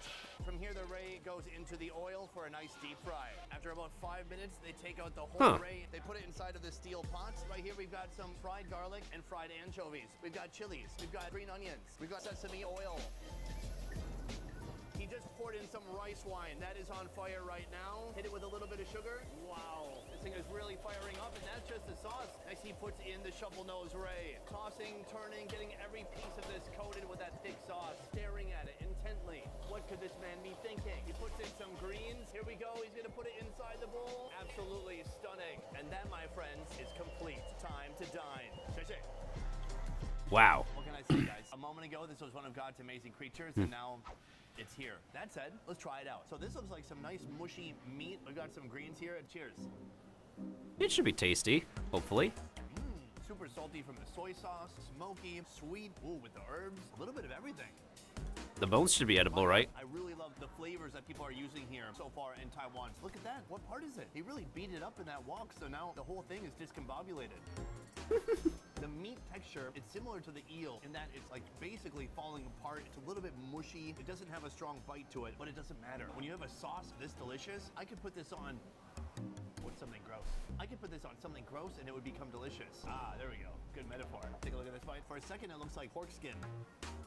You do have to chew with caution. There are some big, hard chunks in there, but overall, it's delicious. So let's talk about price. For the whole ray right here, it costs just short of $25. $25 to buy this. Plus to cook it, a little bit more than $7. So far, the most expensive thing we've eaten today. But I gotta say, it's not worth it because it's a lot of food. It's worth it because this is an experience I will never have again. That said, True. Very true. Seafood market prepping. Exotic seafood creature shaped space remaining in my stomach. That didn't make any sense. That said, I have room in my stomach for one more creature of the deep. Let's go back inside. Oh man, this man's eating 4 creatures from the market. That's crazy. He's got balls, I gotta say. Fourth time, and take a look at what we can find. We have come to our final food vendor of the day. After this, I swear to God, I'm done. Potentially forever. Or until next week. First of all, slightly controversial. It feels gelatinous and gooey, and that's because it is a shark fin. It's a very appreciated. Oh, that's the thing they put in the soup. Yeah, shark fin soup. Yeah, that's the delicacy for the soup, y'all. If y'all are into that kind of thing. I'm not one to like really have shark fin soup, but I know it is a very, very, very specific delicacy. For sure, 100%.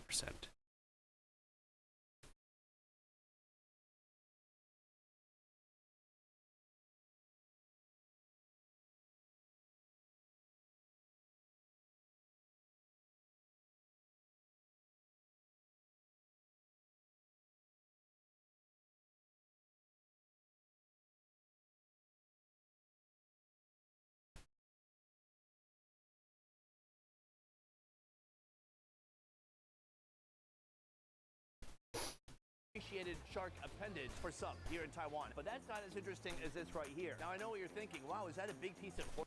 That's a sea cucumber. I know a sea cucumber when I see one. Actually, no. This is a sea cucumber. The spongy, gelatinous texture on here, it is so bizarre. Oh my gosh. So that's a sea cucumber. But what I really want to show you is the final food we're going to be eating today, and that is this guy, a blue lobster. Take a look at that beautiful, bright blue shell, big claws. Bro, great finish. 100% great finish, dude. Great way to end your seafood course, the lobster. Still alive. Hey, don't get away from me. It's crazy. Wait, bro, hold on. Look at that crusher. Wait. Yo, look at that crusher claw right there. That is. Yo, that crusher claw is. Extra thick.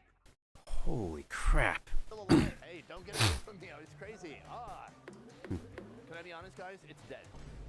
I'm sorry to have lied to you. This is a lobster that came all the way from France. It's either known as a European lobster or a French blue lobster. In the USA, in the Boston area, if you catch a lobster and it's blue, it's about a 1 in a million shot that you would find something like that. I've never had a blue lobster before, so for me, this is exotic. Anyways, today we're gonna see if a European blue lobster actually tastes different from a Boston red lobster. All right, folks, it is time for my man to do his work. He's unwrapping it like Christmas morning. The arms fell right off. There's not much to inspect. He puts it right into the steamer, and we'll see that in about 20 minutes. 20 minutes has passed. We are taking the lobster out to take a look. He uses his And it's scissors turned to red. open. I gotta say, that doesn't look that great to me. So right now he's gonna break every piece of the crab open and extract all the meat. Oh yeah, you gotta be careful. With as much meat as possible. Hey, there's the wheat mayo. More drama than I expected with this last course here. First of all, the first one, immediately after the chef cut it up, his intuition was telling him, this is not a good lobster. So then we went back, we got a different one. That one was frozen solid. He put it in the steamer, and this pooped out. Let's talk about what separates the Taiwanese preparation of lobster from any other place. Namely, this giant mountain of mayonnaise. It is huge. Now, under there is some tail meat. I'm gonna dig into that soon. But first, I'm gonna attempt to retrieve the meat from this here claw. Oh man, it's not looking great so far. Ooh. Ideally, the claw meat would kind of be coming out, not be sticking to the inside of the shell. If I'm honest, it seems like terrible quality, but let me give it a shot. It should be tasty though, at least. No, I was right. Not juicy, dry. This is one of the worst lobster claws I've ever had in my life. Right now I'm trying to figure out, is it the actual lobster species that is the difference? Or is it the preparation? Or is it the lack of freshness? This claw meat is a sad state of affairs. There's almost no fat left in there, but maybe that's why they like to eat it with mayonnaise. This is the perfect way to hide the dryness of the lobster. That might make sense, yeah. A little bit of lobster, a little bit of mayonnaise. Cheers. The mayo here is awesome. It's very sweet. It's almost just like a salad dressing. On top of that, you're basically eating coleslaw with lobster in it. And if you think about it, a lobster roll is basically lobster meat with mayo on bread. So what difference does this make? The only the thing is that the lobster here is drier. There's like no juiciness, as he says, from the claw meat, unfortunately, which is disappointing considering like claw meat should be juicy, but unfortunately it's not. Dryness of the lobster, gone, because they simply put 300 calories of mayonnaise on top. Simple life hack. Delicious, I love it. Every other part of the lobster, not good at all. 1 out of 10. Sadly, this is my introduction to the French blue crab. One day in the future, I must travel back to France. I will have to try this lobster again and see if this is truly how it's meant to taste, because I kind of don't think it is. Let's talk about the price. For this whole lobster experience, it's just a little bit over $46. Not bad for an animal that you're gonna throw half in the garbage. Then the cooking is just over $6. That makes this the most expensive thing that we've tried today. Also, in some ways, the weirdest. After a day of dining, Yeah. Makes this the most expensive thing that we've tried today. I'm sorry to say, yeah, that was not worth paying that much money for. Yeah, he definitely got shortchanged on this one. So, in some ways, the weirdest. after a day of dining on Nemo's classmates, it's clear folks here know how to handle their. Did he just say Nemo's classmates? Oh my. We gotta take a fishing break for him saying that. Oh my, I'm so weak, y'all. I'm so weak.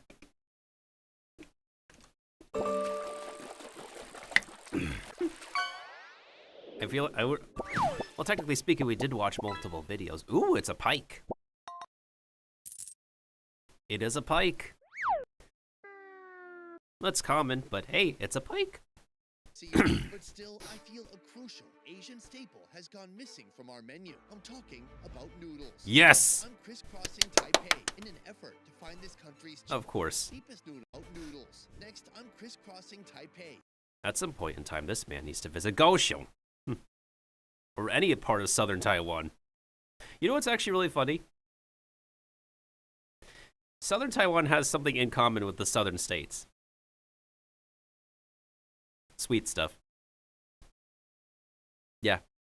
The flavor profile of the southern of South Taiwan is as sweet and probably fattening as the food you can get in the South in the States. At least we have that in common. In an effort to find this country's cheapest noodles, oldest noodles, best noodles, and these wildly expensive noodles. Because that's probably made with Wagyu, right? Coming in at over $300. But let's work our way up, starting with the bowl that costs less than $1. We have come to our first and cheapest location of the day, right behind me. Here they're serving a few different types of noodles and a lot of pork organs. Which organs? I don't know. They kind of just cut up whatever they want to, throw it on a plate, and give it to you. In a moment, I'm gonna go check out the noodles, but first, let's check out the menu. I see mi fan tang. I think it's just like typical noodle soup. Pork heart soup. Is that chong? I think that's intestine. I think that's intestine soup. Yeah, I think this is like noodle soup, intestine soup. This might be like enhanced intestine soup. This one I'm not so sure of. This one I know is like pig heart soup. Shang Cai. Probably the vegetable of the day. Let me see. Yo mian.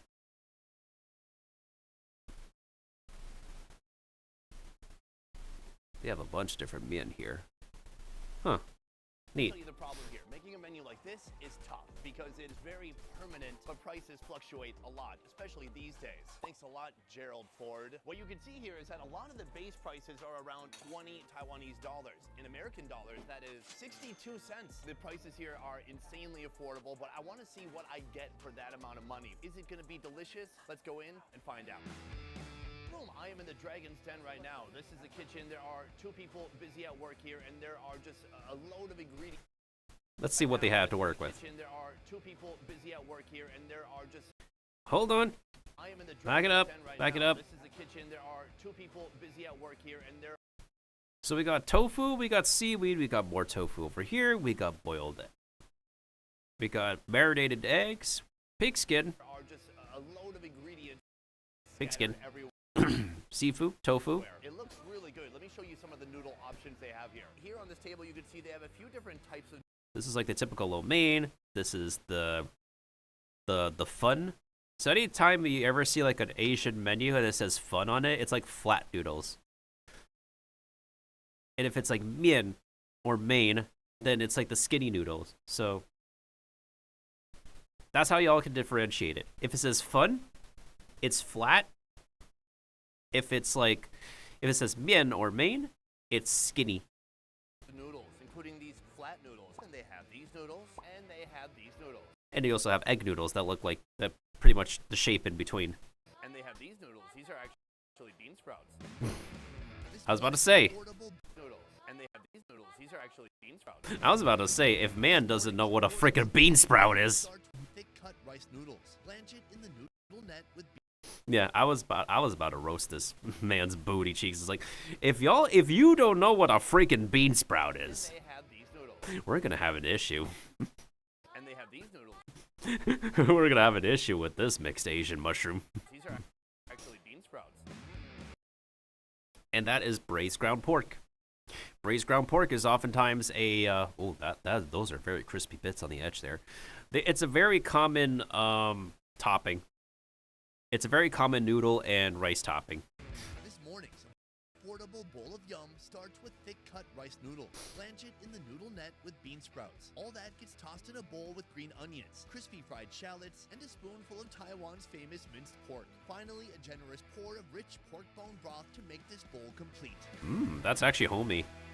Meal 1, 62 cents for that. This is more, we'll talk about that soon. Immediately, you can kind of see why it would be on the cheap end. The only protein is right here in the form of a kind of a Taiwanese pork sauce. Then we've got bean sprouts, we've got a little bit of dried shrimp, and these green onions. The rest is just delicious broth and those flat rice noodles. Let's start with the broth.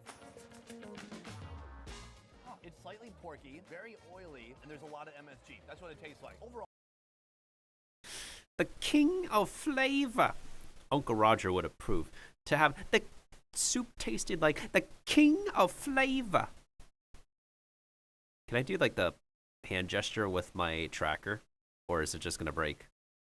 Okay, so if I like try to like do the gesture, it freaking breaks the tracking. No, I can kind of do it. Kinda. The king of flavor. I'ma stop. Overall, it's heartwarming. I do like it. I think they cool down enough. I'm gonna take a shot at these fat rice noodles. You know, they look like a fun noodle, but it's nothing like a fun noodle. They're very fat, bouncy, a bit more elastic too. But I gotta say, when you take a bite of that, not a lot of flavor popping off. Those noodles do taste good when they're stir-fried, though. I believe they're called Hufun or Mifun. Either way, it's a fun.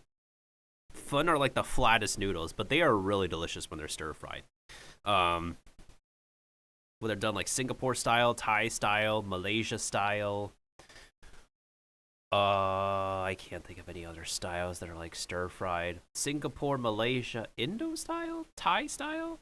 That's all I could think of. I'm gonna look at what else is on the table. A little bit of pepper. This looks pretty good. Oh my god, that looks like it might have some flavor. This is going soup. I have no idea. Time to try it again. Second bite. Cheers. Yeah, that's a little bit of chili. It's so hot. I think the best part of the noodles is the texture. They're so bouncy. When it comes to the flavor, there's not a lot of it. I hope I'm doing something wrong, but maybe this is just what people like. Over here we have our side dish. For an additional 95 cents, you can get this plate of assorted random pig organs. When I asked what he was going to be putting on the plate, he just said basically whatever I want to. Everyone who gets noodles here also orders this, a plate full of random and mysterious meat cuts, a medley of pork organs including heart, liver, and intestine. After chopping, they take a dip in a bubbling broth. Then they're dumped out and doused with a sweet, mysterious brown sauce. So come take a look at what we got. We've got some ginger and thick soy-based sauce on top. This intestine, that liver, that, I don't know. This might just be actual meat. Let's try that. Cheers. Soft, braised for days, tender. Right here, they've got some liver. The liver's very good, a bit soft, not too livery. And then you've got the liver's very good. Wonder if the Liver King will eat that raw. Good, a bit soft, not too livery. And then you've got the intestines. You can literally look into this one. Oh yeah, pork intestines. That is definitely an Asian delicacy right there. See inside. Now, I don't see any remnants of a old Taco Bell meal or anything like that. Oh wow, I'm telling you, intestine's not the ideal way to start your day, but here it's a little bit gamey, mostly gelatinous. It feels like it's been braised for a long time. It's pretty good. So this is breakfast, and our first noodle of the day coming in at a very affordable price. From here, we're leaving behind the cheapest noodles and heading. So he basically paid like about like $1.50 for his like first meal. It's not shabby. It's not shabby at all.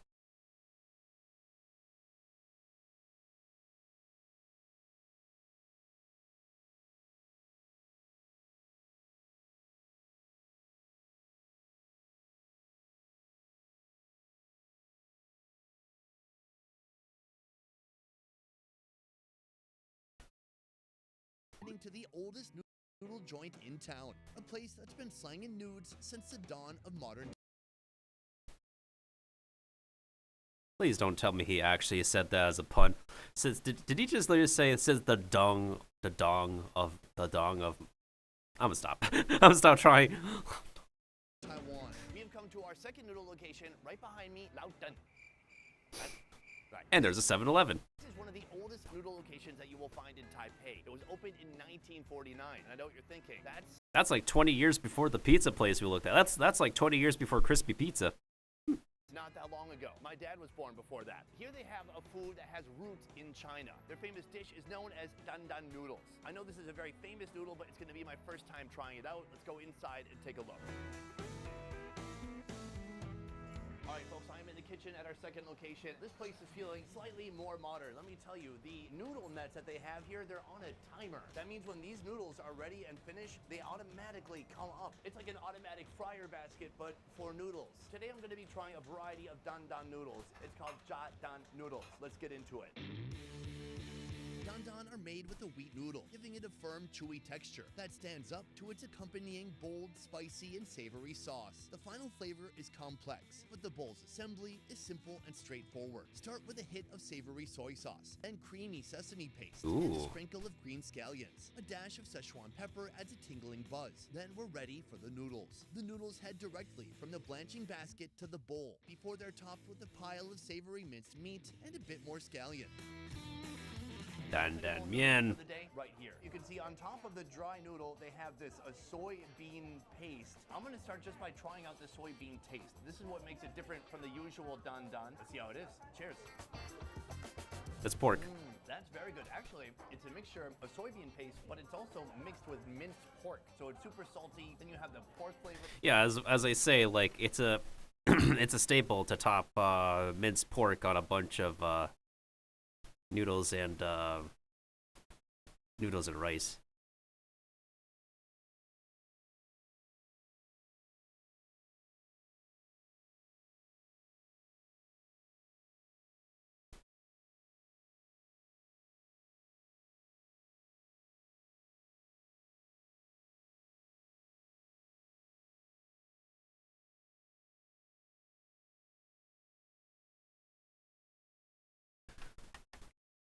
In there, so it's got some texture to it too. Amazing. This is a dry noodle. So what we want to do is actually kind of wake up the seasonings and spices that are at the bottom of the noodle. I'm doing my best to really like rotate and get this sauce all over everything. There's just like not that much stuff in the bowl, period. A little bit of minced pork, some of the sauce, a little bit of noodles. Let's give it a shot. Actually, you know what's really interesting? I feel like dan dan mian would be like really fine for me, because like I'm not a person who likes a lot of sauce on noodles. But I feel like the amount that he got in the bowl, is just fine for me. Because oftentimes I would get like noodles and they're just way too saucy for me. I like like somewhat dry and like slightly saucy noodles. Personal preference out here. Wow, that's delicious. This is like the ultimate carb bomb. There's a bit of minced pork, but come on, what is that, 5 grams of protein? This is really all about the noodle. And what's great about the noodle is it has this al dente texture to it. So it's not soft like that rice noodle we had earlier that was a little bit more soft and bouncy. This has some nice bite to it. Super delicious. I can see why people like this. It's very addicting. One of the things I read about dan dan noodles is they're usually spicy because they have the Szechuan peppercorn inside. So I was hoping for a little bit of that numbing zing that you get from Szechuan peppers, but here today, I'm not feeling it. I mean, maybe they saw my complexion in the kitchen and they thought, this guy can't handle it. This is a delicious noodle, but it's a noodle that goes way back in history. 1949, basically the year that Taiwan became the Taiwan that we know it as today, the sovereign nation of Taiwan. 100%. 100%. From the city's oldest noodles, we're now heading to a mall basement to track down the best noodles in Taipei, a place where the noodles are hand-carved before your very eyes. Oh, would you look at that? Handmade noodles before your very eyes, y'all.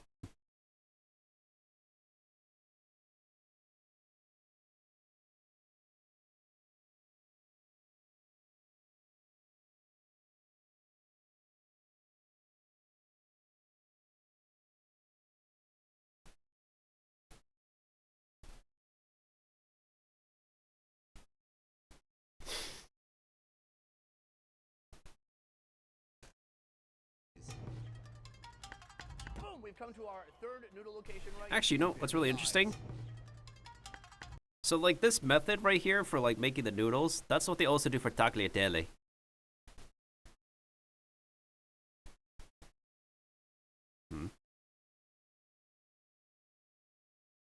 That is not the word I said. I said tagliatelle. Tagliatelle.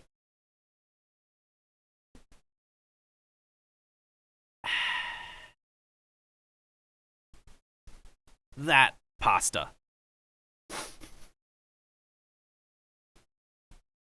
So that's basically how they make that pasta in Italy. They take the dough and then they make it into like these equal strands like that.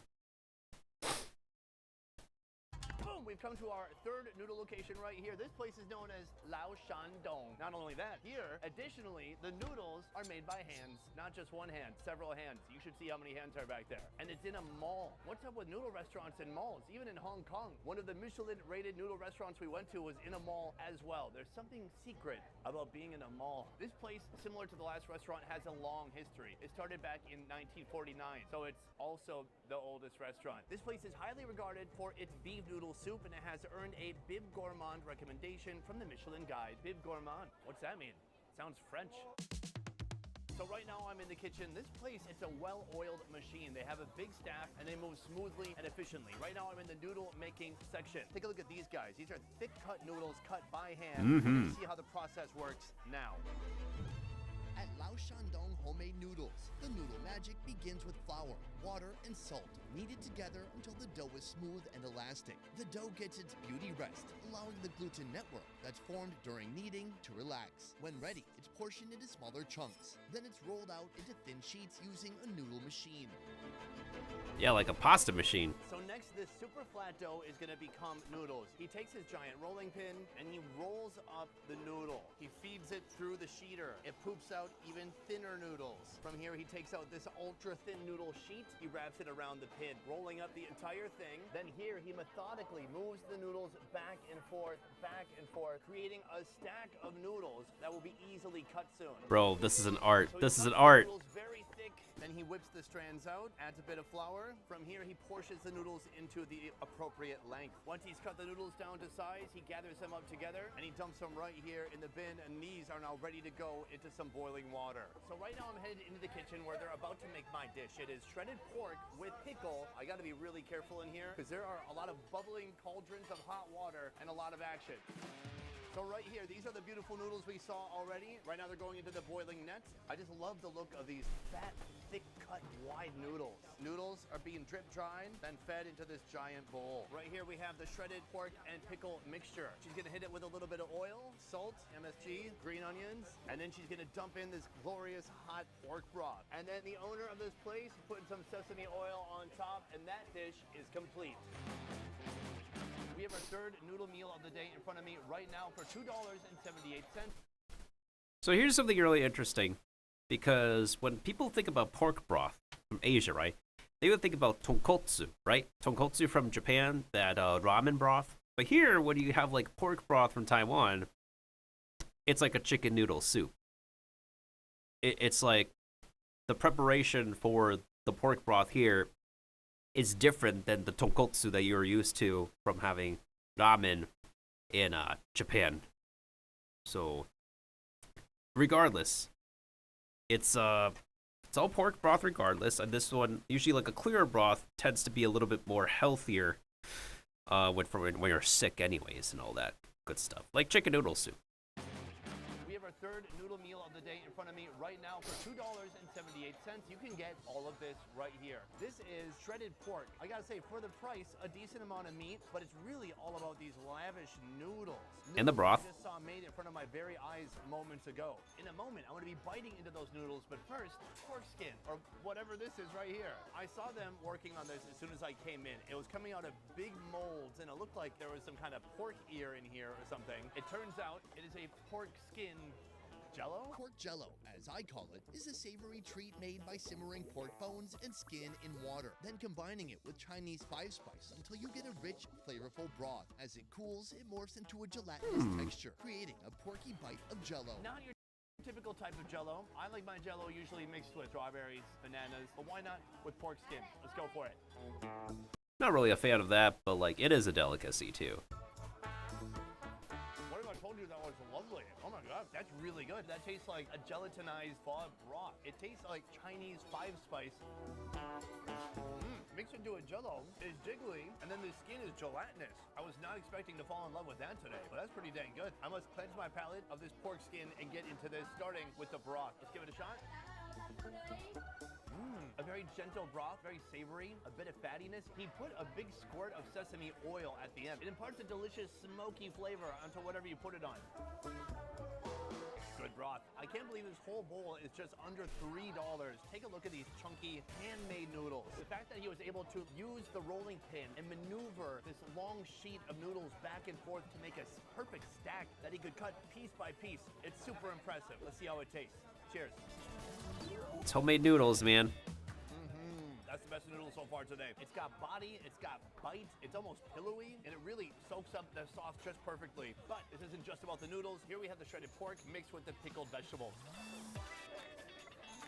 Everything here is on point. The pork is perfect, flavorful, juicy. It tastes like pork. And then the pickled vegetables has some great bite to it. It almost feels like jicama. This is the most remarkable $3 you could spend probably anywhere. So far, we have tried 3 different types of noodles in Taiwan. Each noodle is getting a bit better than the one before it. But next we're moving from something that costs under $3 to something that costs over 100 times the price of this bowl right here. But is it over 100 times better? I'm going to find out.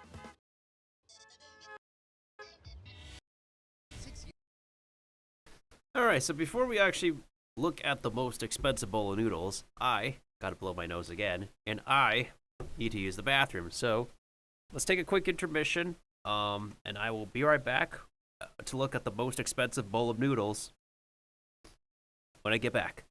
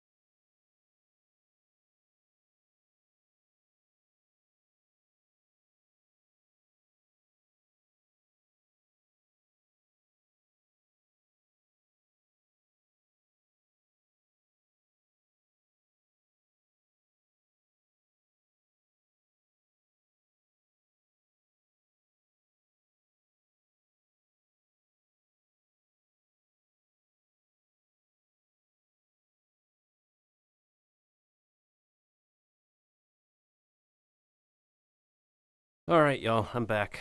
Finally. Whew. From all my nose blowing, and I also managed to grab some food at the same time.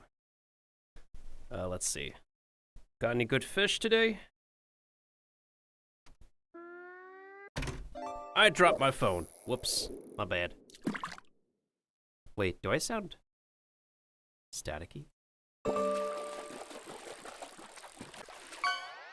Yeah, I gotta double check. And I caught a perch. Do I sound staticky? Doesn't sound like it. Alright. Ugh.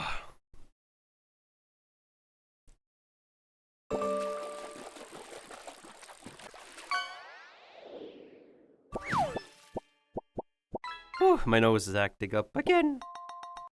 So, we probably might have to wrap up after this video, although low-key tempted to watch an eater video because usually...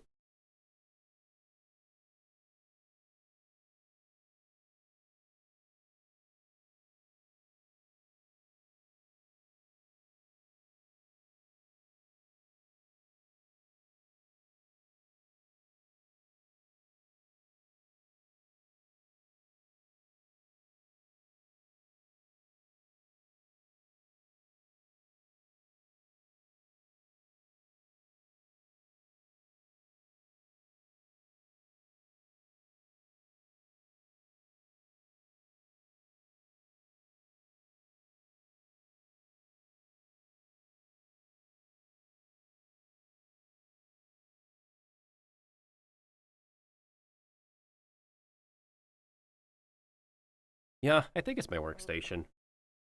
I gotta give it a good old vacuum. And I see you caught a starfish, Kiba, and also welcome back. We're now at the part of the video where he's about to eat the most expensive bowl of noodles. Let me see, how much time has passed? We're hitting the 4-hour mark, I think. Okay, I want to watch an eater video because eater like posts some really good videos. Years ago, I visited Taiwan in search of the most expensive bowl of noodles I could find, not just in the country, but in all of Asia. Many questioned whether these noodles were even worth trying, with some saying it was an absolute waste of money. Welcome to our fourth and With some saying it was an absolute waste of money. welcome to our fourth and final noodle location of the day. Behind me, Nyo Baba. Nyo Baba beef noodle, a place Literally translate to Papa Cow. No, Baba.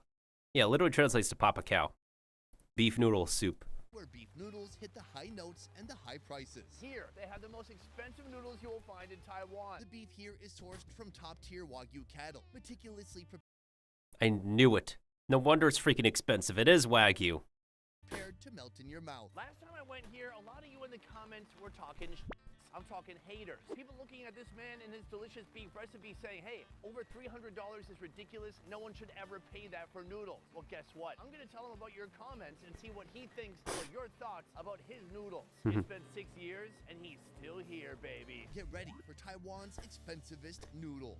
Sir, it's been 6 years since I've been here. Nice to see you again. Nice to see you too. My first question, how is everything going? It's been a bit tough during COVID, but it's going well overall. Business is okay.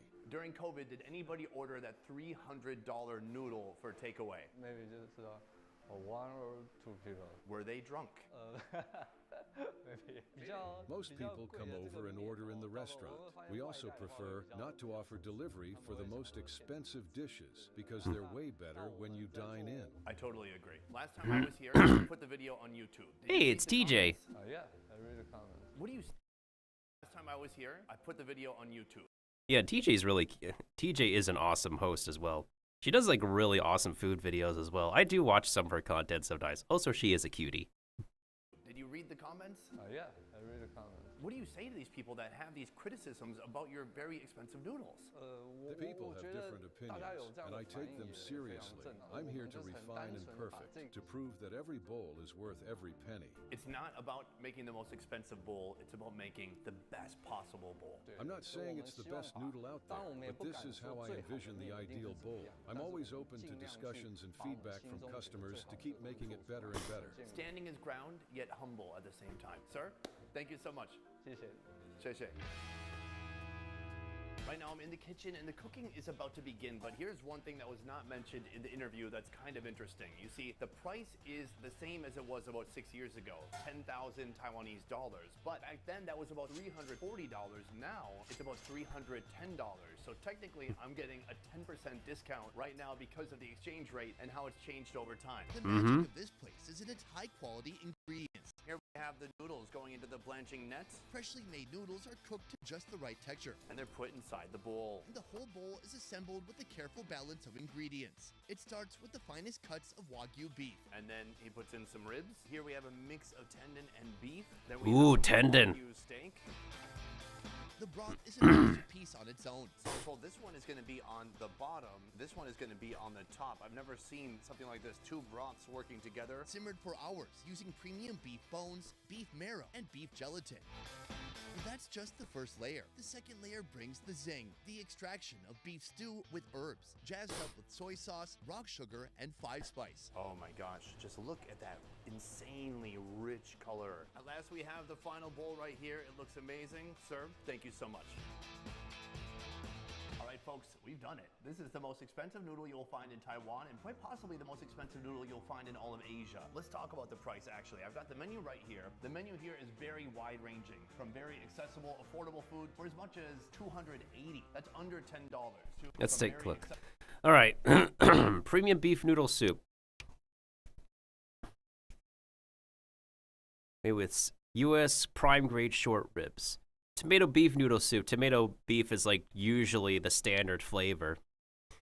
The most distinctive, painstakingly slow cooked with fresh tomatoes. It's also the most distinguishable flavor of beef noodle soup I recognize. If it's not soy sauce flavor, it tends to be tomato flavor. Clear broth with a light taste. I love how it keeps on. I love their use of the word painstakingly. Painstakingly.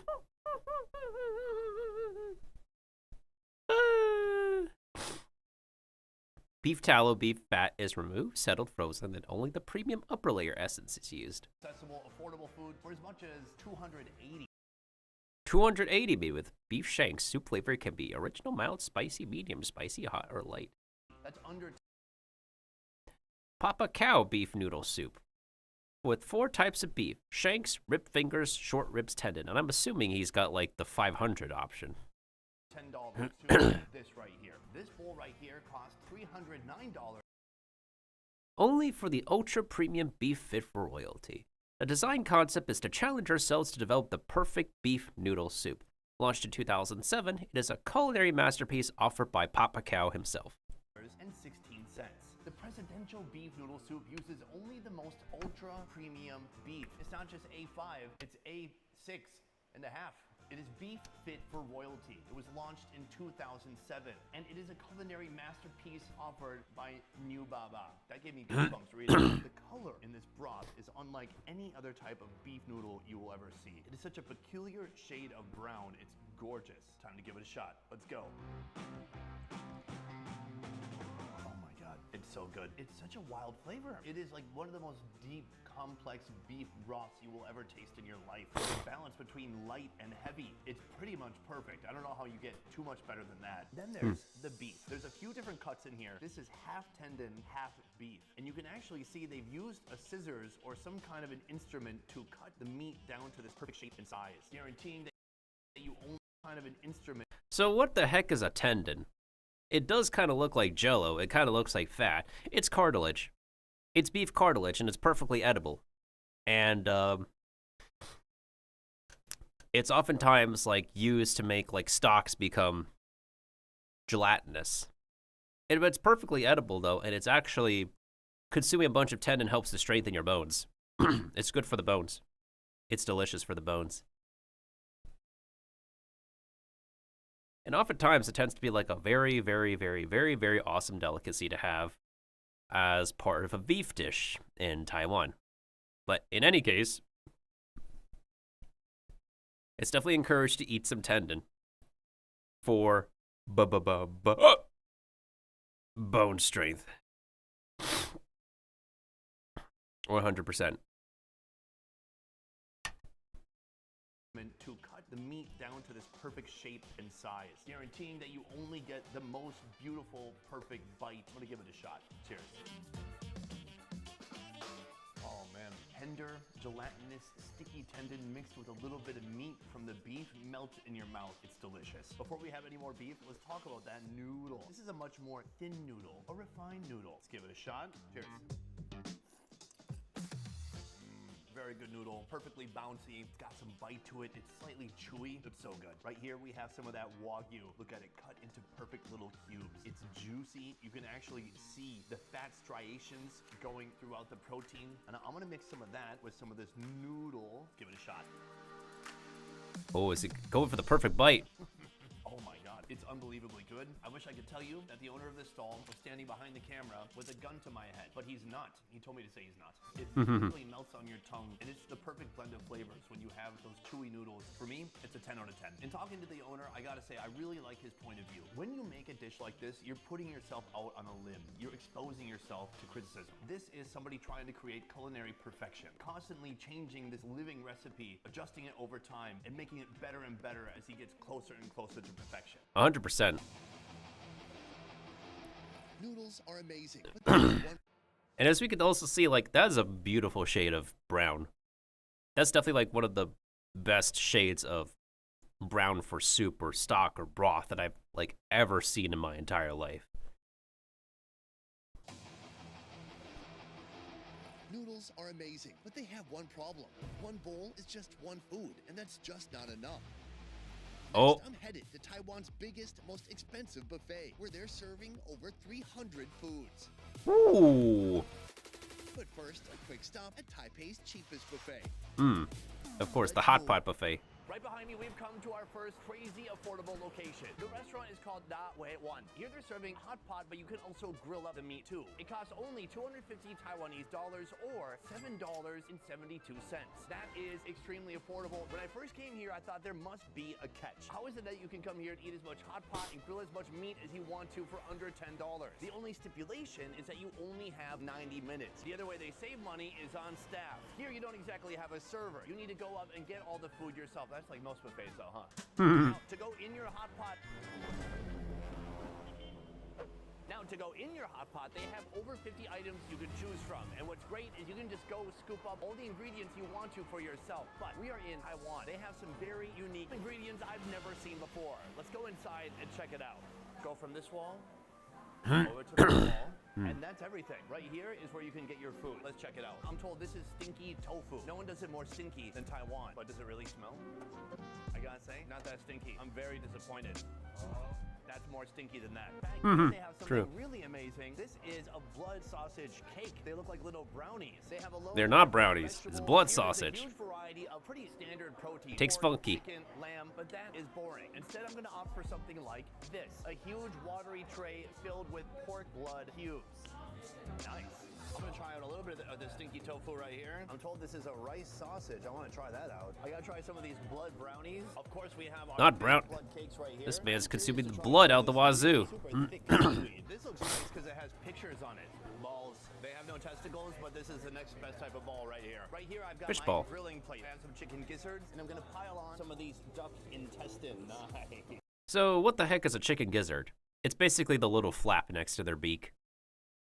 Yeah, their beak flaps are edible. Next, broth. The broth is very clearly labeled and written out here. So you just have to choose which broth you want. You can pick two. All right, folks, it's written out here. So you just have to choose which broth. The one I can recognize is, the middle one means like pickled cabbage broth or like kimchi broth. You want. You can pick 2. All right, folks, this is round 1, and we have 2 cooking stations on either side of me. Right here is for grilling, and right here is for the hot pot. We have the duck intestine and the chicken gizzard right here. On this side, we have the very spicy broth on this side, and the very medicinal broth on this side. I'm gonna chuck all my food mostly in the spicy broth, with a little bit in the medicinal broth. I just found the catch. You only have 90 minutes for the amount of money that you pay to be here. I've already been here about 25 minutes. I have about an hour left, and I have to cook my own food. There is a amount of time where you have to wait for the food to cook or heat up. That's the issue. Another 5 minutes has passed. I have less than an hour remaining. I'm really feeling the pressure right now. I've not eaten anything. But this is looking medium duck intestines. Yes, please. I'm not gonna start with that though. From here, grab some gizzard. Give it a little bit of a hit in the sauce. A mixture of soy sauce, vinegar, scallions, and garlic. It smells fragrant. Cheers. Gizzard's so cold. Okay, you know what? It's just $7, right? I should take my time and not die. I'm gonna give the gizzard some more time. In the meantime, let's go for these duck intestines. Look at that. It's gorgeous. It's basically Italian pasta. The low-carb version. Hit it with a little bit of sauce and throw it back. Cheers. These are kind of pieces of meat that you won't want to like knock until you try it.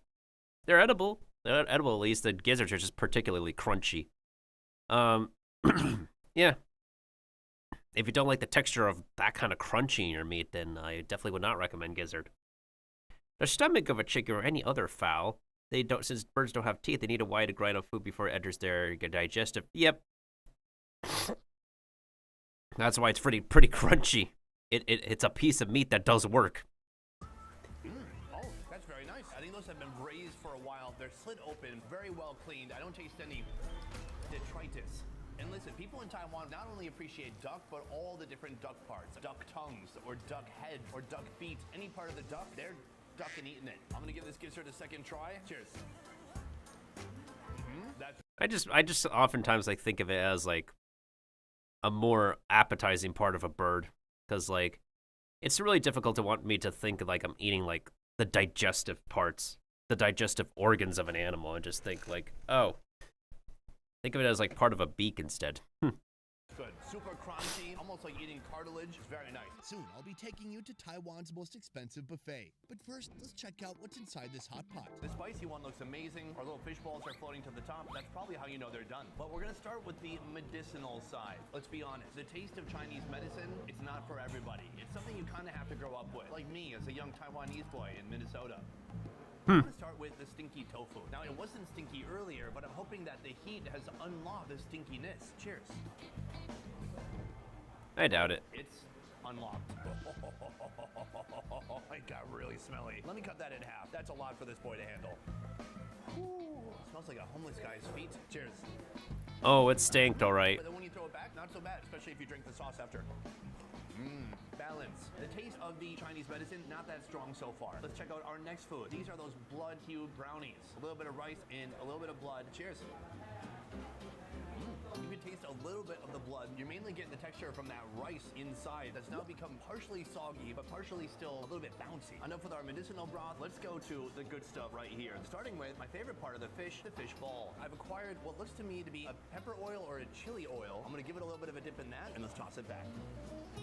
That's good. A nice bouncy texture on those balls, and those balls are just craving to be put in some kind of a flavoring agent. The best part is that in 90 minutes, you could put 100 balls in your mouth. I mean, however many balls you can fit in your mouth.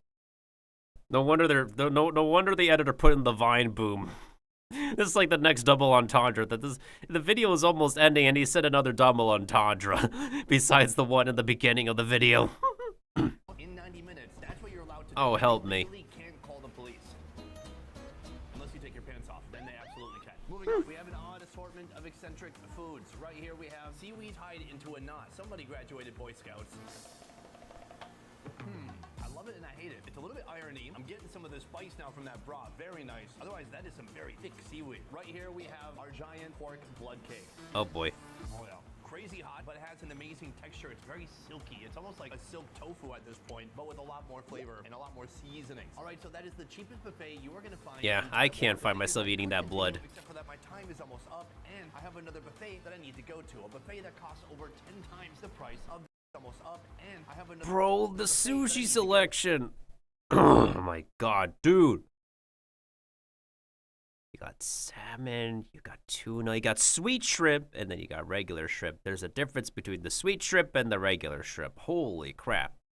You don't often get this in the States either.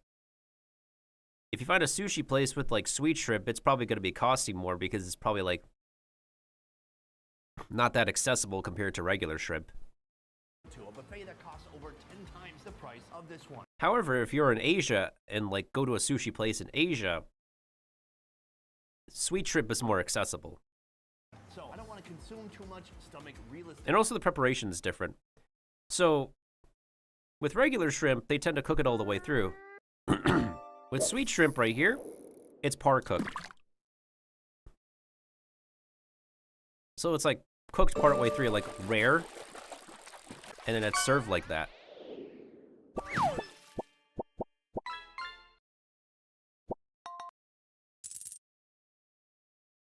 I think at this point we could say we are tired of grabbing junk.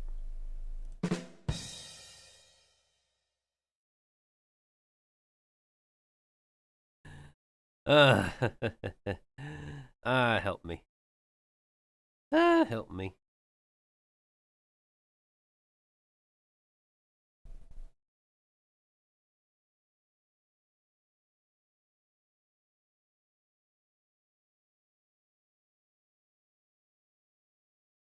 What did I get pinged on? Never mind, I thought I got pinged on something important.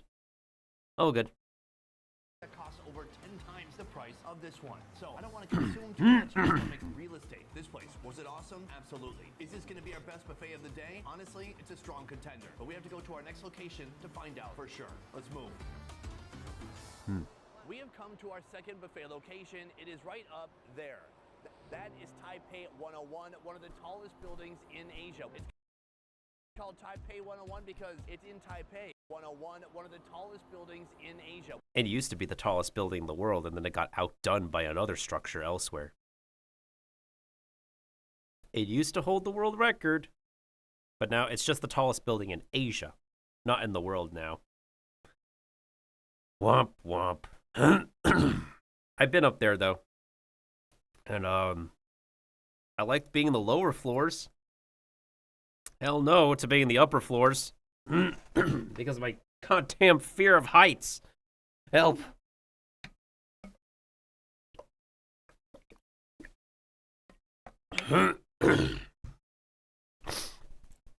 So it was rather like a rookie thing for nobody who knowing that I have a fear of heights at the time. So I'm still kind of like I still have a rather bitter feeling against most of the adults who were there at the time for not knowing I have a freaking fear of heights. It's called Taipei 101 because it's in Taipei. And guess how many floors it has? 87. No, 101. But the best part about that building is that it has the most expensive buffet that you'll find in this city. And we're headed up there now to check it out. I don't even think I've been to this buffet, or even if I did go to this buffet, I have zero memory of it.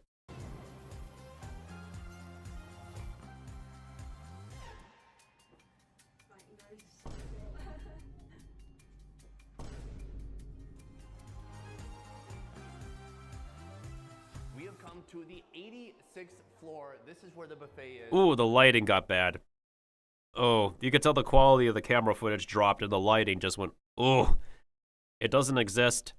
It is called a joy, and this place is stunning. So right now we've entered the lobby, there it is. Waiting area. There's about 200 people waiting for this place to open. It's gonna open in about 2 minutes. I got to take a look at it already. I'm telling you, this is one of the best laid out buffets I've ever seen in my life. I cannot wait to hate myself by the end. Wait. Hang on. This is one of the best laid out buffets I've ever seen. Is that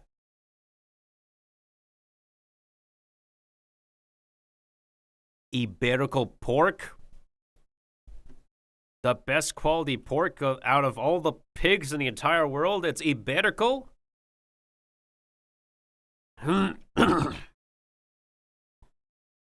Iberico pork. It's Spanish, so the captions will never catch this word.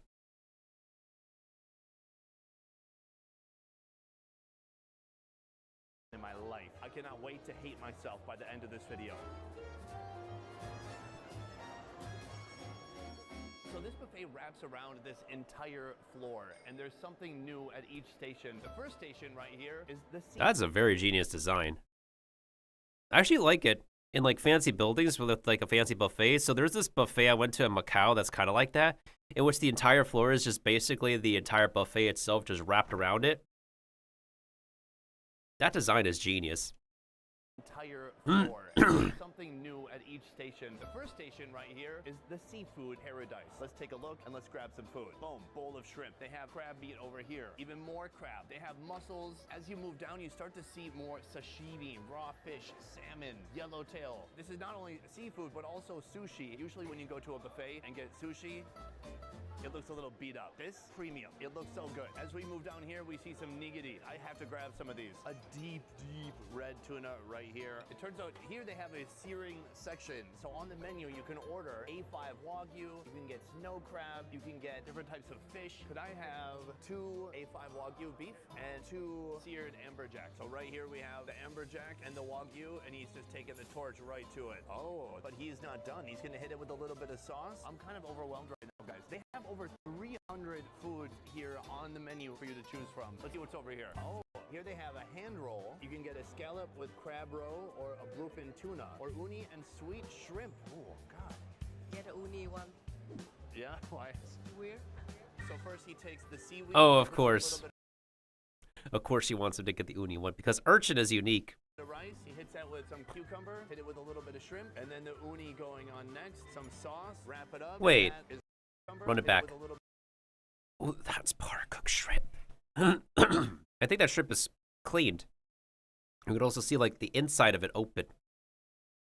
They took out the tract in there, the tube, the digestive tube of it. That's cleaned, and it's par-cooked as well. If it was like cooked any further, that would have been that would have been the cooked shrimp that we're all familiar with. A little bit of shrimp, and then the uni going on next, some sauce, wrap it up, and that is ready to go. I'm kind of filled up with my first section. Let's go eat our first course. Course 1, right here, and it looks amazing. I'm gonna start with this. Very basic, hit it with some soy sauce. Cheers.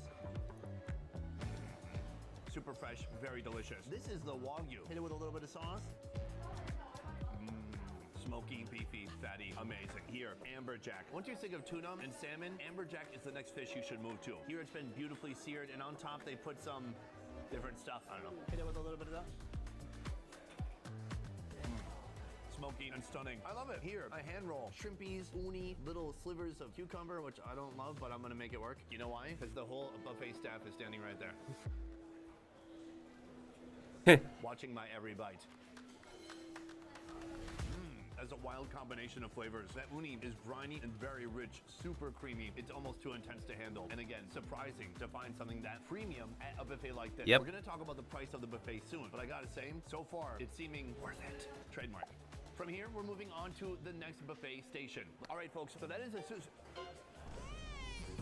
sushi section where we just were, and this is the Fresh Delight section. Right here, they have a lot of small bites, which is perfect for a buffet. Oh, there's tartare, isn't there?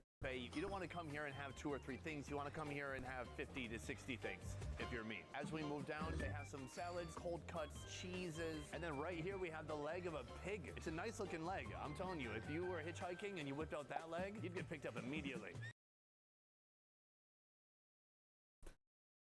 Did we really need to see this? Come on, editor. Right here they have a type of Swiss cheese, and she's gonna make it for me now. The way it works for display purposes is they wind it into this kind of flour, and then they put it on the platter. How pretty is that? As we move down, nobody goes to a buffet and wants to eat vegetables, but here they make vegetables look cool. It looks like a haunted house, but for vegetables. That being said, am I gonna try any of these vegetables? Absolutely not. We move now into the next section. Of course not. This is all about the meat and the proteins. Right here they have some juicy lamb chop that just came off the grill. Right here, they have 100%. grilled beef tongue with salt and scallions. This is €5 free. How do I get that? Okay, we can serve it up here. I just take it now? Yep. Oh my god, it just came right off the grill. This is amazing. As we continue down the meat section, we find even more. Right here they have grilled eel skewers. Yeah, that's the kind of eel we want. Yum. Right here, I've never seen this at a buffet. Grilled sweet sweet fish. I think I'm gonna have to come back for that one. So this is what you have to be careful for. When you come here, look where there's nothing, because there should be something there. Here it says grilled king crab clusters. So we're gonna wait for that, and that will complete our meat plate. Damn, look at the size. Before I begin, how about with the tongue of a beef? Ooh, my tongue is about to taste this tongue, and it's gonna be a good moment. Juicy, warm, almost melting in my mouth. I love it. Speaking of melting, right here, they have some Wagyu that they just took off the grill. Super rich, super delicious. Let's talk about the price. For a buffet at this value, I would expect to spend $140, $150, but for lunch, it costs only $101. $101? That's not too shabby for a lunch menu. That's insane to me. Of course, it's not a price where you're going to be coming here every day, but that is definitely accessible for people who want to save up for special occasions. So tell me what you think. $101 here in Taipei 101. You know, that's also kind of funny for like $101 at the 101 buffet. That's funny. Is that worth it for you? I will let you know what I think at the end of the video. The answer is yes. Next, we're moving on to eel. It's just like melting in my mouth. It's so soft. There's like a thick teriyaki glaze on top, and it has a little bit of fishiness in a good way. Next, cheese flour from Switzerland. Switzerland is fantastic for bread, cheese, meat. That's it. I went there. Cheers. That method of preparing the cheese has made it almost fluffy. That's wild. From here, we're moving on to our king crab. That is a gigantic chunk of meat right there. This is like the sea bum of crab thighs. All right, let's break this open. It's still warm. Oh my God. Ooh. Guys, have you ever seen anything like that? Cheers. Definitely not. Holy meat. Oh my Lord. Wow. It's so big, plump, beautiful, and juicy. Juicy. So here's the thing, if I was not making a video here, all I would be doing is eating that right there. Now, we have a lot more foods to see and a lot more sections to take a look at. Let's keep moving. All right, folks, it's round 3, and I want to show you a meat I've never seen before. At first, I thought it was beef. It is not. This is grilled chicken neck side. What? Leave it to folks in Taiwan to find a brand new thing to do with chicken. So yes, I will absolutely. A grilled chicken neck, okay. Third course. So now we're leaving the grilled meat section and heading to the fried section. This is all about different fried stuff. Right there, those are fried small sweet fish. I've never seen something like that at a buffet. I gotta try it. Behind me, they have a teppanyaki station where they cook up seafood on a flat top right in front of you. So this is what people will call hibachi, right? No, it's technically it's correct to say teppanyaki. In Chinese, we say 铁板烧. There's a bunch of similarities between Japanese and Chinese. I find it amusing. Right here, a load of abalone being cooked up. The abalone looks amazing. So right now he's taking the abalone, giving it a little bit of a cut, and transferring it to this station right here. Ooh, right here he has a pan full of fat scallops that have been freshly seared. Right here he's got a plate. Hits a plate with a little bit of sauce. I got my freshly seared scallops right here. Seared abalone that we just saw being made. Look at this guy. Abalone is tasty as well. To work at Applebee's like me. Good order. Boom. Round 3 right here, and this is a wild assortment of foods. First, let's talk about the abalone. Here they've paired it with a little bit of a liver sauce. Cheers.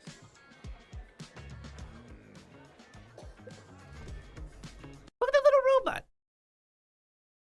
Look at that little robot. I'm trying to point. Look at that little dude. He's cute. I love little helper robots at like different places. They're cute. They're part of the future, y'all. You need a second? You're good? It's so delicious. What I love about abalone is just the density of the meat. It's so meaty and it has a delicious seafood taste along with that liver sauce. I'm gonna work my way up to these gorgeous giant scallops, but first, how about the side of a chicken neck? What I can appreciate in Taiwan is that they use every part of the chicken, even the cock's comb on the rooster, they eat that. Everything, including the side neck, and even the cock's. No wonder the editor put the dog here. He literally thought the man said the chicken pee-pee. Comb on the rooster, they eat that. Everything, including the side neck. Cheers. It tastes a little bit like the thigh, but you can tell it's not from the thigh. But it's a delicious flavor. They put some sweet glaze on there. I love it. Then we have this, a sweet fish. The only question left with this sweet fish is ass first or head first? Wife says ass first. Cheers. Oh, that's really good. It's crunchy. It tastes very oily. I'm gonna hit it with a little bit of soy sauce. Very nice. This is the new fish sticks. Finally, a seafood that I think everybody. Oh yeah, that's also a thing in Taiwan. You're gonna have like whole entire pieces of fried small fish, especially sweet fish. They're pretty tasty. You could they're usually cleaned pretty well, and you could eat the entire whole thing, whether it comes with like the soft bones and meat. If it has eggs in it, they're pretty edible, and it also adds to the the flavor enhancing. Doors right here, a giant seared scallop. Underneath they have a thick creamy sauce. Cheers. It's probably not weeb mayo, but creamy sauce. Bro. This is the most decadent, luxurious meal I've had in a while. I feel like once I leave this place and go back to my normal diet, I'm gonna become extremely depressed. 90% of the happiness in my life comes from food. The other 10% comes from alcohol. I mean, my man, you're not the only one feeling that way. But like, I'm pretty sure like my satisfaction from food is much smaller than this. I'm trying to do a proper point with my hand tracking. It just looks way too janky. The hand tracking looks just way too jank. That said, I've got a lot more buffet to show you. Let's keep moving. We've moved past the meat section, and now this whole line right here is full of Taiwanese, Chinese, Cantonese, food from all those regions. First of all, they have this right here. It's a dish called Buddha Jumps Over the Wall. This is a dish that contains a lot of unique ingredients, including abalone and shark fin. This is a very iconic dish in many parts of Asia. I'm gonna try it out. Right down here, we have a big, beautiful, golden, crispy duck. Ooh, duck! And then right here, they have a plate full of that delicious, succulent breast meat. So I'm gonna grab some of this super fresh duck. As we move down, there's more duck action here. Here you can order a roasted duck wrap. So right here, there's a pancake made from rice flour and green onion. Then he puts on a sweet sauce. He takes some of the duck, he places that on top. He hits it with a little bit of cucumber and then some green onion and some lettuce. Roll it up, and that is how you make a duck roll. I'm told they have a second duck dish that I must try. It's a duck skin nigiri. So it all starts with the rice. They have the duck skin, and then they take their rice. It looks a little bit different than a typical sushi rice. And then, oh, this is duck sushi. He takes the torch and he makes that skin extra crispy. Wow. Ooh. I want to show you. Here they have a lot of different steam baskets. Here we have a fish maw stewed chicken soup. Right. Yeah, you can't have like an Asian buffet without the steam section, that's for sure. Here they have steamed egg, also cool, but I'm not getting it. And then finally right here, a variety of dim sum and xiaolongbao. Oh, look at that, it's so pretty. These are the famous soup dumplings of Taiwan. So I've got my dumplings, I've got my duck. Let's go back to the table and try it out. Gotta have the soup dumplings for sure. Which, funny enough, when I actually took my bathroom break, I did have some soup dumplings, ironically. Of course, and I feel like I may have gone too far. First of all, the duck plate. This is something I've never seen before. A duck skin nigiri. Let's give it a shot. Wow, it's crispy duck skin on top of sticky rice. And by the way, the sticky rice has been coated in a duck fat. I'm not gonna say ducking amazing, but it's very good. Oh, the sticky rice has been— You literally just said ducking amazing, but that's genius. Oh yeah, and some dishes with Taiwanese specialty, sticky rice is a thing as well. Yeah, 100%. For sure.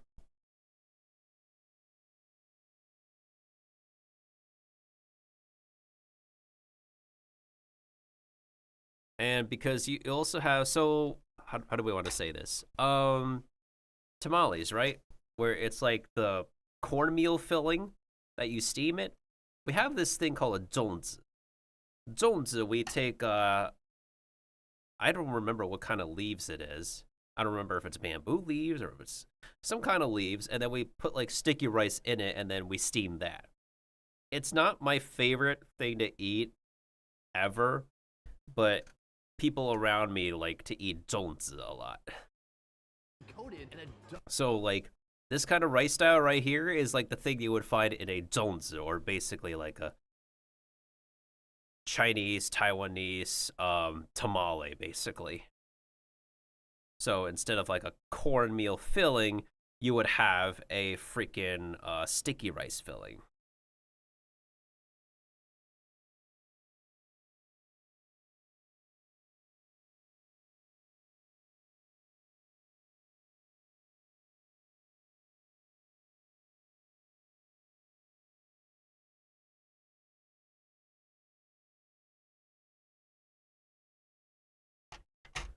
Duck, fat. I'm not gonna say ducking amazing, but it's very good. Oh, and then right here, the same breast that I have on my plate in this little Taiwanese tortilla. It's so good. I taste the green onion, I taste that sweet sauce, and I taste that juicy duck breast. Even they put some cucumber in there, I don't really taste it. From here, I'm gonna switch this with this. This is the xiaolongbao. Oh, Now, to careful. do this properly, I need to use the chopsticks, remove the soup dumpling, put it into this soy sauce ginger mixture, put it back on the spoon, and put that into my face. That soup is gonna pop. It's savory, it's got meat inside, quite literally bursting with flavor. Here, for balance, they also have a black one. It's yin and yang. Does it taste different? An explosion of aromatic truffle flavor. Absolutely incredible. That said, we have one dish remaining. Oh, the black one is a truffle one. The pitch dark black one is a truffle one. That's exquisite. And that is Buddha jumped over the wall. So I'm gonna break the top off of this thing. Wow, this is already a meal right here. First of all, we have the lid. The puff pastry that was on top is very tasty. Inside the bowl, we've got mushrooms, cabbage, vegetables, ooh, an abalone, and supposedly in here somewhere is a shark fin. Where is the shark fin? I had a quick PR meeting with the staff here. Now, usually in this dish, traditionally there is shark fin. I'm told now that there's not shark fin. I'm going for the abalone. Cheers. Huh. Interesting. A heartwarming, savory stock, and it's really just an experience because it may or may not have a shark fin inside, but somehow the mystery makes it even better. So this is course number 4, but next I want to show you their massive dessert section. So after a Yo, show me the sweets. I'm a sucker for sweets. big meal full of meat, and after getting gout twice in a row, it's time for some dessert. First of all, ice cream right here, 14 different flavors. Then we got a little bit of juice. It's not the same type of juice that Dwayne The Rock Johnson takes. Get it? But still good. Right here, fruit. Anyways. Fruit is dessert in Asia. Here they have an assortment of delectable chocolates and desserts and cake. They have flan, a little bit of everything. Finally, we are in Taipei 101 after all, so they have a dessert that looks just like this building. Look at that, a mini Taipei 101. Oh, that's so cute. Look at how cute that is. It's a pancake tower. That is, look at that adorable little pancake tower. That is so cute. Look at how crispy those edges are, y'all. Ooh. I wonder if it's like filled with something. Oh. Ooh, what do you know? Look at you, Kiva, catching some stuff. Gummy sharks. Speaking of sweets. That is 101 floors of pure flavor. Cheers. Crispy. And look, the inside is full of little offices and half-eaten people. Half-eaten people. After going all in on 2 completely different buffets, I must say the expensive one stole my heart. I think it may just be the best buffet in the world. But you'll have to try it for yourself to find out here in Taiwan, the land of noodles, the land of night markets, the land of seafood, and overall culinary excellence. That's it for this one. Thank you so much for watching. I'll see you next time. Peace. And that was a very long video he did. But hey, that was pretty worth it, honestly. I'm gonna make sure to subscribe to this channel. Oh man, oh man, oh man. I should do like a screening for Transformers 1. I haven't had the chance to go see it in theaters myself because I'm like literally the only one interested in the Transformers franchise nowadays. All right, now it would not be Foodie Friday. Burger has magic. It would not be Foodie Friday without watching a video from Eater because I gotta subscribe. I love their style of documentation with their videos. So let's see. Let's take a look. What shall we put?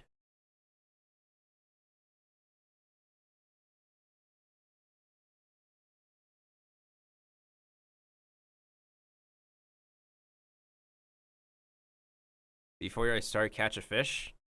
Yeah, sure. This is gonna be the last video I'll play out anyways. I feel like it's been short and sweet enough for Foodie Friday. I love doing these streams.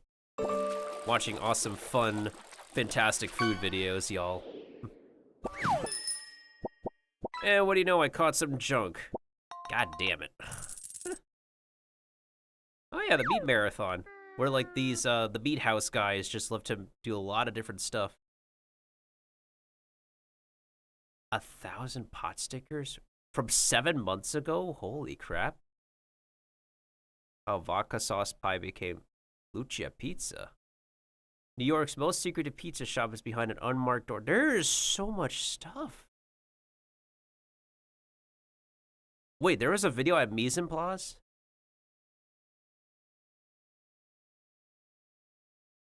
There's a best of Mise en Place? Dude, they did a bunch of videos at Mise en Place. That's crazy.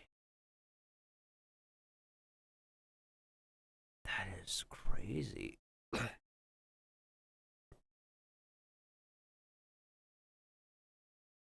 Mise en Place again. How former K-pop star and Texas chef create the perfect southern bar.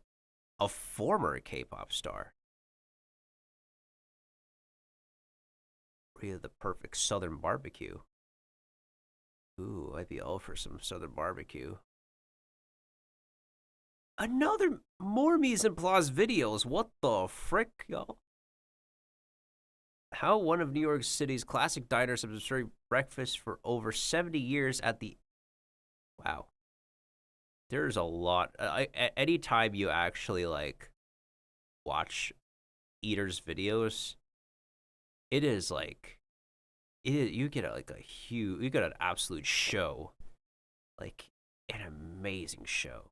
You know what? Let's go ahead and check out the former K-pop star one. You know, the style of cooking that we're doing. Southern barbecue with a Korean pantry. We had a lot of blowback at the beginning. People would walk up and see crispy tofu, Korean sweet potatoes, cucumber radish banchan, spicy Korean pork sandwich on the special board outside. And they would go, whoop, and then turn around. Because the sign just says barbecue, right? And then they read those items and like, where am I? Yeah. Can I get 2 chicken wings separate, macaroni, quarter pound macaroni.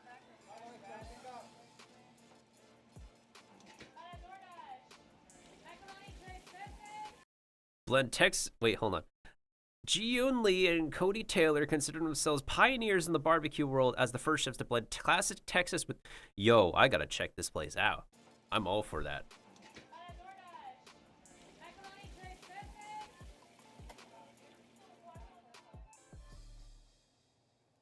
So right here in this box is something we marinate every Monday, but we call it the Colby beef rib. We've been doing it since about 2012.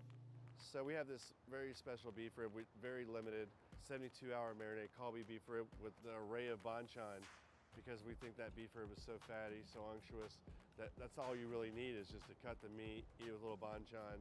You don't need... Oh yeah, you see like the pattern? This is like, yeah, this is Colby. This is short rib. So you see like these little pattern over here? You get like a lot of this pattern, that will come close to the most affordable piece of fatty beef you can eat. Because essentially speaking, like, Wagyu is similar to this. In which, like, basically, Wagyu is basically 5 times these striations, if not 10 times more. However, if you get, like, a piece of short rib that has a lot of these striations, then you probably have the closest piece to eating affordable Wagyu. Anything, we kind of choose it for you.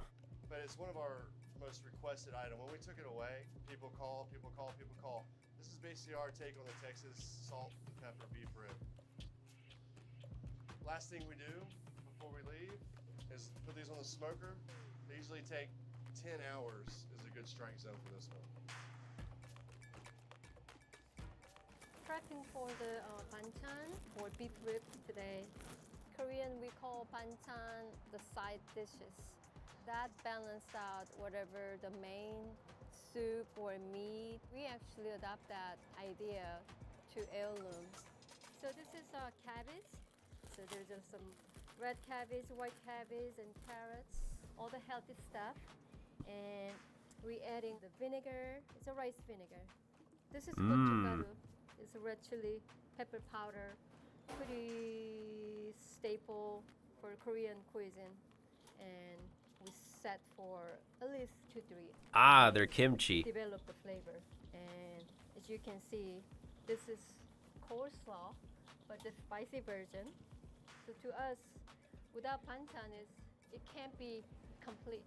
Even when people eating pizza in Korea, they eat the Korean pickle. Back when Yeah, panchan. So it's like a Thanksgiving table. When you're eating Korean food, right? You would have like, you place your order, they give you the side dishes, the salad, and then eventually you'll get the main course.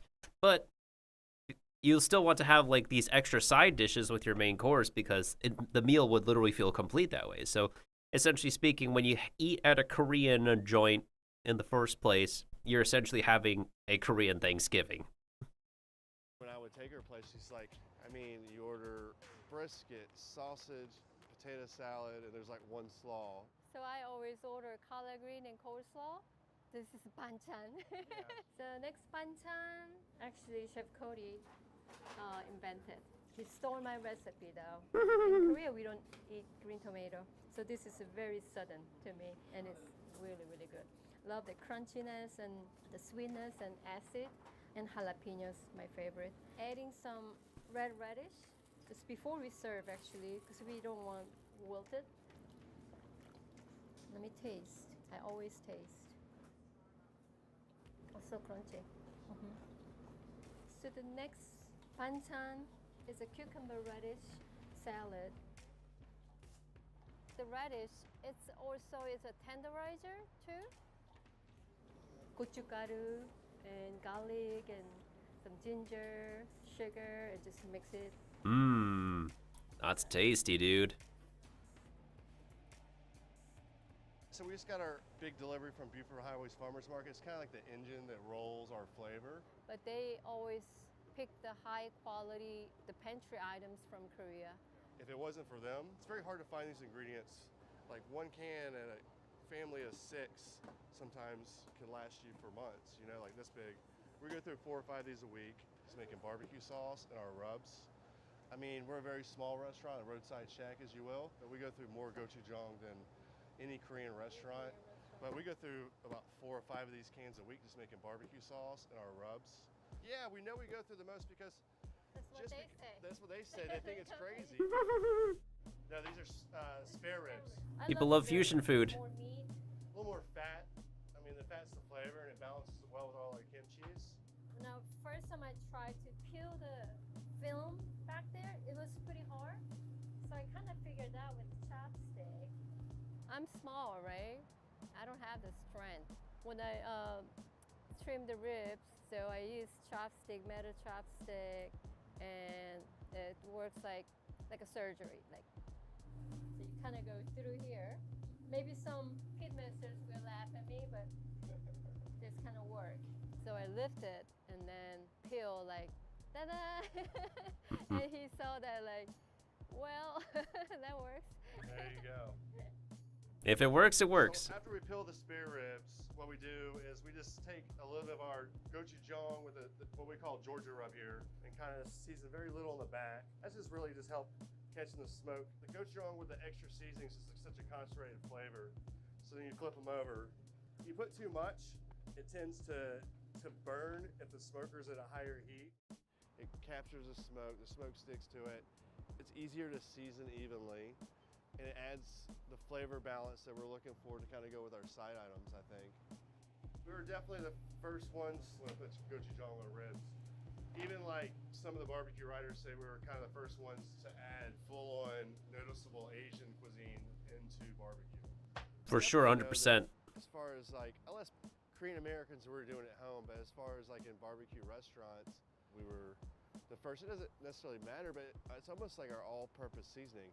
As where in gochujang and Korea, it's almost like their ketchup, mayonnaise, and mustard combined, right? It's like their all-purpose condiment. you know, being as Southern and Texan as I am, and being as traditional Korean as she is, for us to do it was more like a natural thing, and not like we sat down and made it up or had a test kitchen. We literally brought ingredients from our house and just started doing it. Right before we load them, we'll add a little bit of black pepper, just a little bit extra, and hit it like this. Then we'll load it on the smoker. I'm making a soup, doenjang soup for injection for brisket. Doenjang is a Korean miso, and quite a amount of ginger. This soup helping brisket tenderizing too. When you go to some authentic Korean barbecue restaurant, they give you the doenjang soup. It's like sizzling, boiling, you know, soup, and you eat with the beef or pork. Without that, to me, it's not complete. The flavor is connected to me. I use a lot of memories through my childhood with my grandmother and my mom, and I remember the flavors, and I found the connections between Southern food and Korean food a lot through the memories. Brisket is such a tough meat. It'll help tenderize the meat and also that extra flavor, umami flavor to it. This is the miso injection that Chef Gion made earlier. So we're just gonna hit it with the turkey injector probably about 20 times a brisket. So it's, you know, it's about an inch and a half, like that. But at the same time as you see the liquids coming in and out of it, it's also acting as our paste for our rub. I like to inject the top end pretty heavy. I mean, you see a lot of competition cooks inject. You won't see the big brisket guys in Texas inject because they go through so much. This is what we call our Texas rub. Really the main differences is salt, pepper. We add a beef dashita, tiny bit of Korean MSG. We don't put a ton of MSG in anything, but I think the balance of the beefiness of that ingredient was really nice. We also put the gochugaru, the Korean red pepper flake, and you'll see quite a bit of black pepper. There's also going to be some cumin, tiny bit of touch of granulated garlic, onion, chili powder. When I met Miguel from Valentina's in Austin, I saw his smoke point show. I was like, oh gosh, he's naming like every ingredient that I use besides the dashita and red pepper flake. Yeah. It's like, oh, I hope he doesn't think I stole it from him. I mean, I started working in restaurants at a very young age, so I kind of stuck with it, went to culinary school, and I've been working in and around Atlanta since 2000, 2001. It's a long time here. Mine is more dramatic transition. Now I came from Korea, and my background, I was first generation K-pop. 1988, my first album came out. Oh my. 4 albums, very hit. There was some love and hate that I quit, and I moved to Atlanta 1999. It was a huge opportunity to do something new. She didn't tell you she made 4 #1 albums in Korea? I did. Okay. I just said that. I didn't say number 1. She was Britney Spears of K-pop. The HM hot chicken sandwich is something that customers kept requesting me because it's been a very trendy item over the last 5 years. And I refuse to do it when it's like a height of its trend. I wait for it to kind of die, and then here's a hot chicken sandwich. So, you know, I worked at one of the famous fried chicken places everybody knows. I don't know if you want me to say Chick-fil-A back when I was in high school. But they would take all their pickle juice and marinate their chicken for the grilled chicken. And I never thought that because it was just super stupid smart. So we just marinated the chicken really quick, chicken thighs, in a pickle juice brine, 24 hours. It is a good method. Out of that, we marinated buttermilk, 24 hours. Then we put it in a KFC flour, which is a Korean fried chicken flour. Mm-hmm. Has a little bit of rice flour. Korean fried chicken flour. That way it gets a little bit crispy. One of the things that we did is we take more fermented kimchi, where most of the kimchis we do here are 1 day to 1 week. We take that, we roast it over the firebox just to kind of dry it a little bit, kind of smoke, roast, toast it a little bit. So we just take it straight in here where the coals are kind of set, and we just put it in. So we just set it right here in the coal box here. You kind of see, you just let it sit for a little bit. Sometimes you can hear it. You hear a little snap, crackle, pop. It really just adds that little bit of kind of toasted, somewhat barbecue flavor to the sandwich. Because I always thought when I got hot chicken, they only give you like 1 pickle or 2 pickles. So we do 3 different kinds of pickles. Kimchi's kind of a pickle. Mm-hmm. We do a pickled radish. Mm-hmm. We do a kimchi pickled cucumber. Ooh, I love kimchi cucumber. A lot of of spice, kind of balances out. Way he does is still have that crunchiness. Keep the crunchiness. I think that's the best part. For me, it was just a way to toast it with a different flavor. You know. Yeah, my favorite kind of kimchi is cucumber kimchi for sure. Definitely more so than Napa cabbage, which is very the most typical kimchi. Korean flavor, really good. And we hung out too long, so he really became very creative, but it makes sense. When you go to the Korean barbecue that has the flat top tilted, and all the pork fat runs from the top, and then the kimchi at the bottom just gets kind of crispy and fried. I'll wait for that, and that's kind of what I was shooting for with that kimchi. I like the color a little bit more like this. You see, you can smell it a little bit too. Smell a little bit of that toasted kimchi, charcoal, kind of that. It's burning pepper also. The gochujang, you'll see, we use almost like people use black pepper in Texas or white pepper in different cuisines. It takes a little bit of that sauerkraut out of the kimchi, but also you kind of get the crunch. You still get it becomes like a different pickle. For sure. So here we're and char is flavor. Our hot chicken liquid powder spice. I gotta be really careful with that. So you don't want to touch your face. So when I actually make the seasoning a lot, I kind of do it with no wind in a little room with a mask and sunglasses on. So we make this every day. In Nashville terms, it's a very solid hot. It's not that extra hot, that skip over hot. The gochujang in here. Ugh. The gochujang and the sriracha kind of create a paste. He said skip over, not that other word. So this is the old secret that started at Princess, which is in Nashville. I mean, they hit it with hot oil. So that's something we invented. We put a lot of love into our hot chicken sandwich. Then we taste it. It's good. Hot. It's good though. It's got to be hot, right? So we fry the chicken order. We toss it in a brown butter, gochujang, ghost pepper, seasoning. Ghost pepper, oh. Kind of hot chicken based. Put it on a local TGM bun. Serve it with pickled radish. That's hot, all right. Like the Scoville levels of ghost pepper, man. Holy. So for service today, we're pulling the last of our ribs off. We're pulling the last 2 racks of the Kalbi marinated beef ribs and our gochujang marinated spare ribs. We touch it right at the end, right when they come off, just kind of a lacquer before we wrap them. Hit a little bit of a KB sauce is what we call it. It's our Korean barbecue sauce. So these are also the last 2 Kalbi marinated beef ribs. Yeah, this is the final ribs to go to the banchan plate. Oh, that looks so good. Oh, man. It's about to be 11 o'clock. It's always a nerve-wracking time. About to open up the doors. Big rush is coming. Catering's going out. Time to get inside. Macaroni tray pepe, coleslaw, un frijol. When this place gets cranking and rolling, it's kind of like the craziest little game of Tetris, you know? I mean, for me, I always wanted it to be a roadside barbecue shack with some touch. I refer to it as the barbecue shack down by the river, if you know Chris Farley, because we're right next to Chattahoochee.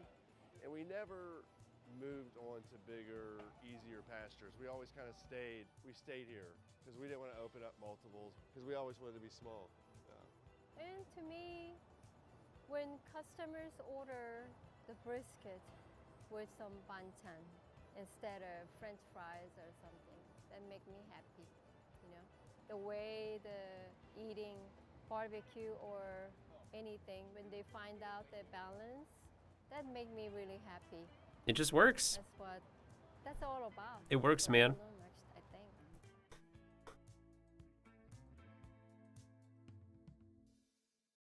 Yeah, it's just like it just works perfectly fine because like barbecue is so smoky, so fatty, so rich. Like it needs to have those sides to like work with it. Traditionally, you would have your collard greens, you would have your cornbread, you would have your coleslaw, and the typical Korean sides would also work perfectly fine because it's a really good counterpoint.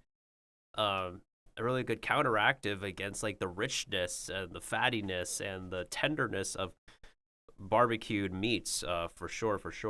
Oh God. Oh, I watch Jose. Yeah, I watch Jose Kiba for sure. I do watch him. You know what? Just for Kiba's treat, let's see if Jose has uploaded it. He's actually really funny. He's known to be really funny. He and this other dude that I am subscribed to on YouTube, they are really awesome cooking personalities. Let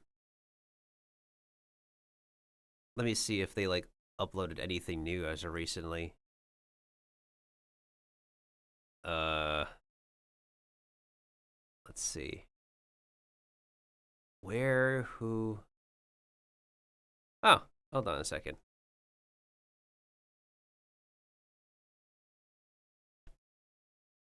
Why haven't I actually subscribed to Jose yet? I should remember to subscribe to him. Rovellicate is what? Yeah, I remember watching that. Wait, hold on. There was a video that I watched that was really super funny.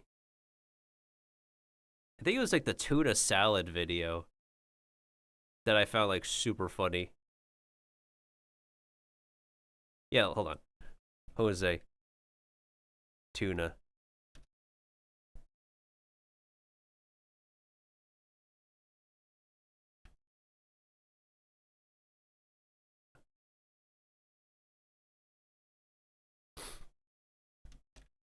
This video actually cracked me up.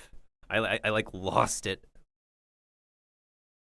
Is it this one? Oh, this one. Yeah, I think this is the one that made me laugh so hard. Here it is.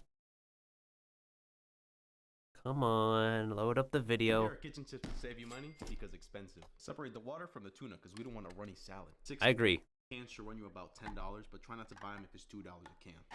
And don't throw away the tuna water. You can use that for. Did you hear that, guys? Just don't throw away the tuna water. You could use it to. Salad. 6 cans should run you about $10, but try not to buy them if it's $2 a can. And don't throw.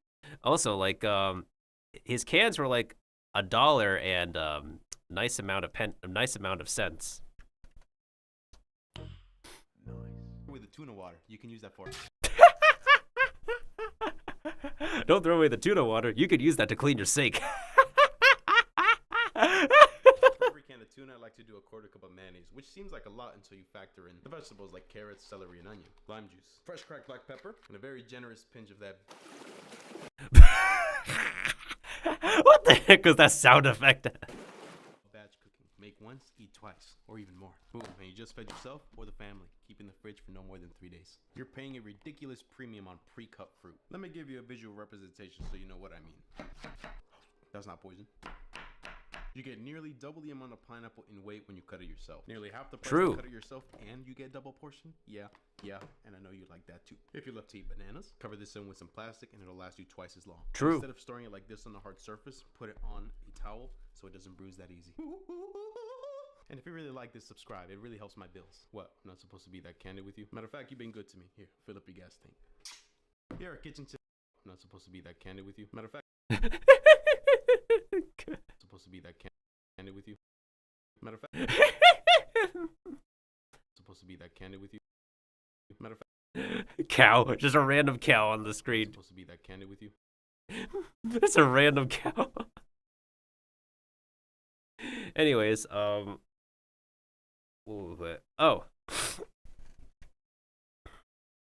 Let me there's like another cook. I forgot what his name was. Is it this guy? Yeah, this guy. So on our honeymoon, my wife and I ate almost everything. Yeah, Ian Kyo. He's good. Just couldn't justify.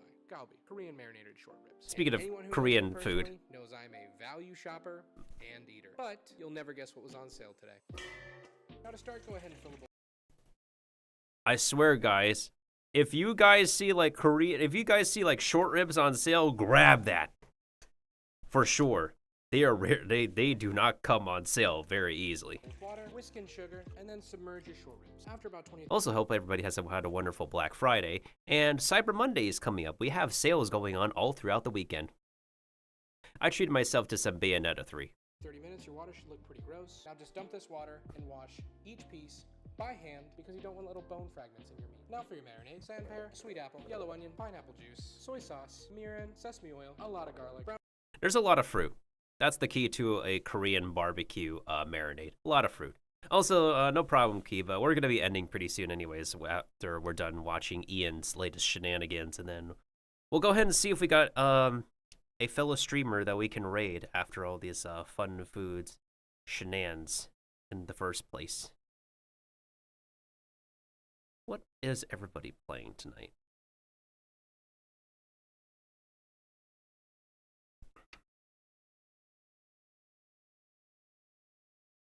Ooh, Karina's going through Life is Strange. Ooh, very emotional game.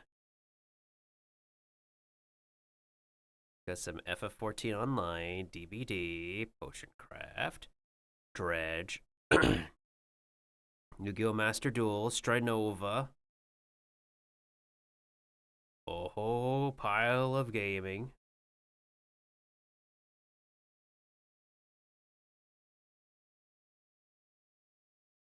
Wait, I'm still streaming. Why does it say continue watching?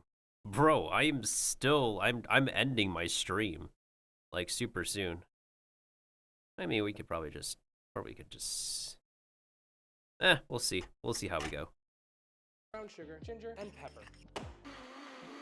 Now we're just gonna run it through a really fine strainer. You should use cheesecloth, but I don't have cheesecloth, so this is what we're doing. Go ahead now. I agree. Onions, then just carefully dip your meat in the marinade, and then pour the rest of the marinade over top. Now just cover and let them hang out in your fridge for 3 days. Now once it's finished marinating, you should cook it outside on a hot grill. But I live in Texas, where it's currently hot as fuck. So inside on I agree. fill it a little food lube and lay in your ribs. Food loop, yep. Always add the food loop. So on our honeymoon, my wife and I ate almost everything we wanted. Let's see what Ian has uploaded recent. Oh. What's this? You are too beautiful to ruin your Thanksgiving with under-seasoned and dry turkey. Instead, make huli huli turkey. Better Thanksgiving Foods, Part 7. This is the recipe. Starting with a bowl, water, soy sauce, salt, and sugar. Now for your turkey, you can definitely use a whole one. I'm just using this split because it was on sale. But no matter what you're using, you're gonna want to cut it in half. And once you've got it nicely cleaned up, go ahead and move it For sure. to the container and then cover it with your brine. And let it rest in the fridge for at least 8 hours. That's a great way to tenderize your bird. Just brine it. Brining just makes it automatically tender no matter what. Now in a small pot, combine soy sauce, ketchup, canned pineapple juice, not fresh, rice vinegar, sesame oil, a little bit of sriracha, brown sugar, garlic, ginger, a little smoked paprika, salt, and fresh black pepper. And then just mix that together over low heat. And once those flavors are nicely combined, go ahead and move it to a container, and then put it in your fridge. And now that our turkey is brined and successfully leaked all over my fridge, go ahead and carefully move it over to a tray, give it a good pat dry, and baste on your sauce. And now for one of the most important ingredients. Kiawe wood, overnighted from Hawaii. Not cheap, but I procrastinated. Now, huli huli literally means turn, turn. So if you have a rotisserie, great. But if not, we're flipping. You are too beautiful to ruin your Thanksgiving with under... That is really... Yep, 100%. Turkey, unfortunately, just suffers from being dry as... Super dry. Unfortunately, way too dry. So... It definitely deserves, like, a better treatment than just the regular cooking process. Ooh. Will you be my ube? Sweet potato casserole is good, but you know what's better? Ube casserole. Ooh. Better Thanksgiving Food, Part 3. Oh, this is so good. Start by placing your washed ube on a baking sheet. Now just bake these at 400 degrees until they're fork tender. After about an hour and 20 minutes, fork tender. Now we're just gonna cut all of these in half. Ooh, those are fork tender. In a large bowl, go ahead and pass your ube through a ricer. Now to that add butter, brown sugar, maple syrup. I'm out of maple syrup. Fart. A splash of vanilla extract, some ground cinnamon, a little bit of nutmeg, salt. Maple and fartings. just go ahead and mix it all together. And then I'm just gonna add in a splash of milk because it's looking a little bit dry. And now we're just gonna butter up a baking dish and fill it.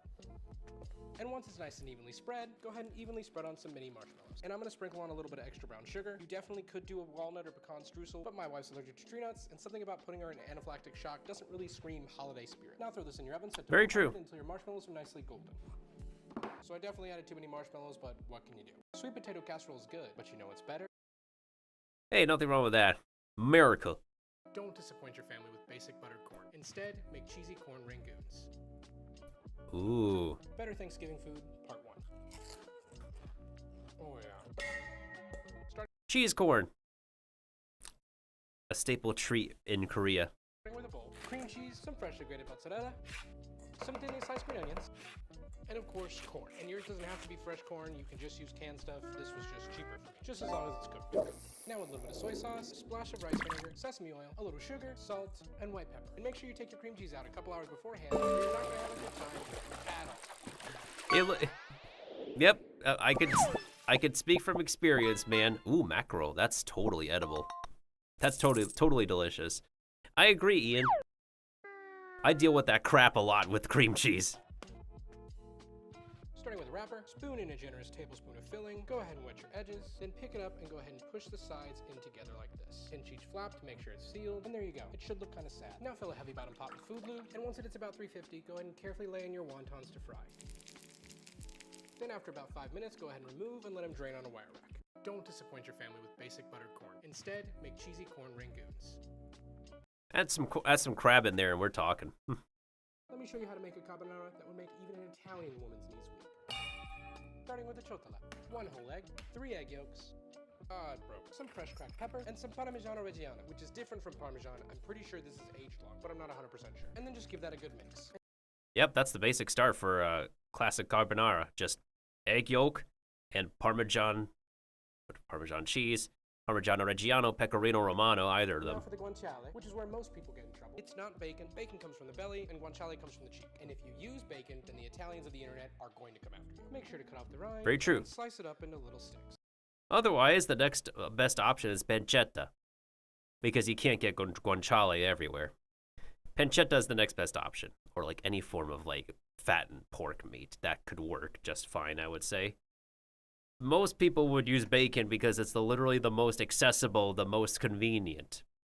It's literally out of accessibility and convenience, y'all. Now heavily salt boiling water and drop in your pasta. Now while that cooks, go ahead and slowly render out your guanciale. And there's so much fat already in this pork that you don't have to add any food lube. No food lube. Just a little bit crispy. Go ahead and remove it, carefully pour out that pork fat, and remove all these little bits from the pan. Then with your heat completely off, add back in a little bit of that pork fat and your pasta. Now go ahead and add in a little bit of that pasta water. And little by little, add in your eggs and cheese and mix it aggressively. Yeah, you gotta mix it aggressively. Make sure you don't scramble the eggs too. And if you did it right, it should emulsify beautifully. And now just toss back in your guanciale. A little more Parmigiano Reggiano, and there you go. Let me show you how to make a carbonara. Hey, it's just that simple. And the Italians are genius. Just take pasta water, mix stuff with pasta water, bada bing, bada boom, sauce. That's so easy, right? It's so easy. Just take pasta water, combine it with something mixable, bada bing, bada boom, boom, sauce. What are we saving money on with this meal? There's one problem with almost every single Chinese take. Today we're showing my friend Zealand how to make a real sandwich. Let me show you how to make these incredibly easy. Today we're showing my friend Zealand how to make a real sandwich. Let me show you how to make a carbonara. They did not play the right video, I'm sorry. There's one problem with almost every single Chinese takeout recipe on this app, and really, it's a huge mistake. So let's make some Beijing beef and save you a little money. And I have round. Almost every single recipe I see people saying to use flank or skirt. No, use a tougher cut and cut against the grain fairly thin. Now to that, light soy sauce, Shaoxing wine, salt, a little white pepper, and the key to making it tender, baking soda. Yes. Add a splash of water, then just coat it with a little cornstarch, and then let it marinate. Now roughly chop half an onion. My main issue with that is that yes, baking soda tenderizes beef the Chinese takeout way, but I don't think you necessarily need to put the baking soda in the marinade itself, because you're gonna get the baking soda taste and flavor that hits oddly. So usually another way to go about it is do a baking soda bath for the meat, and then you do the marinade. An onion, a bell pepper, and some roughly chopped garlic. So yeah, there's a lot of chefs who mix the baking soda in with the marinade. I personally am not a fan of that. I would prefer to have the baking soda marinate the meat and tenderize the meat enough, then you can wash it off so you can wash up the baking soda flavor. Hoisin, oyster sauce, ketchup, a little bit of sriracha, some distilled white vinegar, brown sugar, and I like to use sweet chili sauce, but you could also just use more brown sugar. Go ahead and shallow fry your beef and do the opposite of me and don't overcrowd your pan. After about a minute and a half, go Clearly ahead and he did. beef, remove all the excess food lube, then toss in your veg. And once it's fragrant, pour in your sauce. And once it's nicely reduced, add back in your meat. No, the power. There's one problem with almost every... No, the power. That's a struggle. Oh, chili garlic noodles. I think this is my favorite video from him to date. Let me show you how to make these incredibly easy 10-minute chili garlic noodles. Start by roughly chopping some garlic. Grate some ginger. Dice and separate some green onions. soy sauce, black vinegar, a little bit of sugar, gochugaru, and if you don't have this, just use regular chili flakes, and sesame seeds. Now a good amount of food lube in a hot pan, and then in with our garlic, ginger, and onions. Once it starts to get nice and fragrant, ground pork, a little bit of salt, and once your pork is nicely browned, add in the rest of your sauce. And then after about a minute, go ahead and add in your nudes.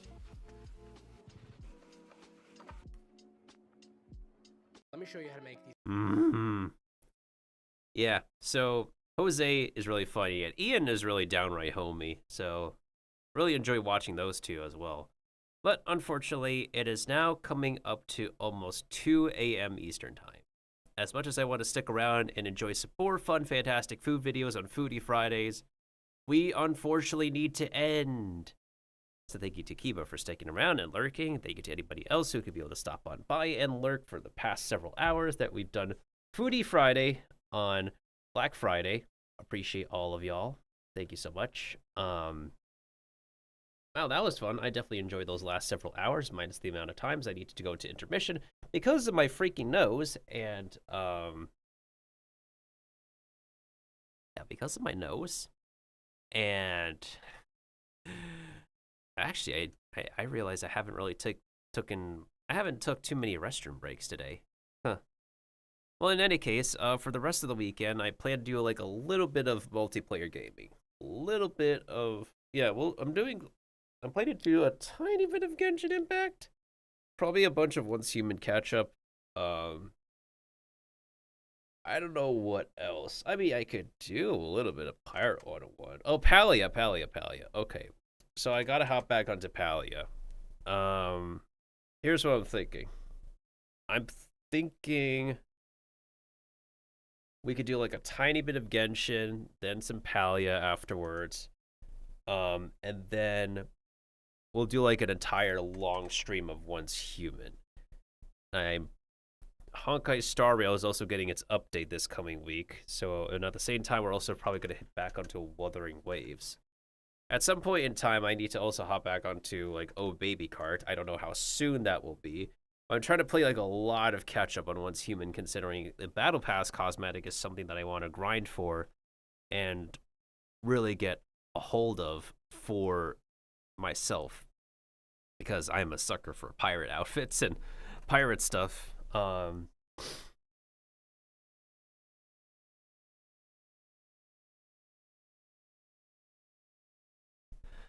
right, let's see. Who?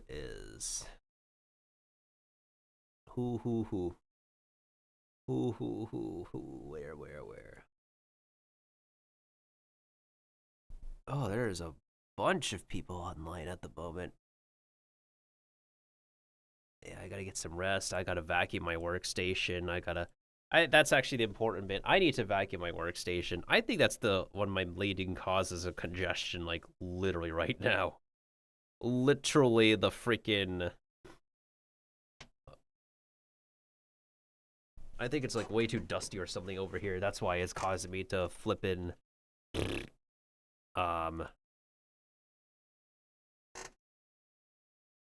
Yeah, I think that's why it's freaking causing me to like get so congested AF.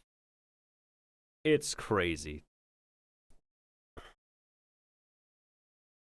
Let me see.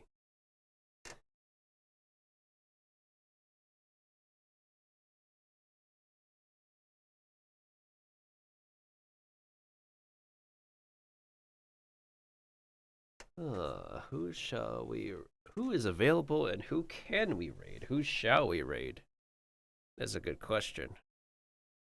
Oh yeah, before we wrap things up, let's see if we can fish up something delicious.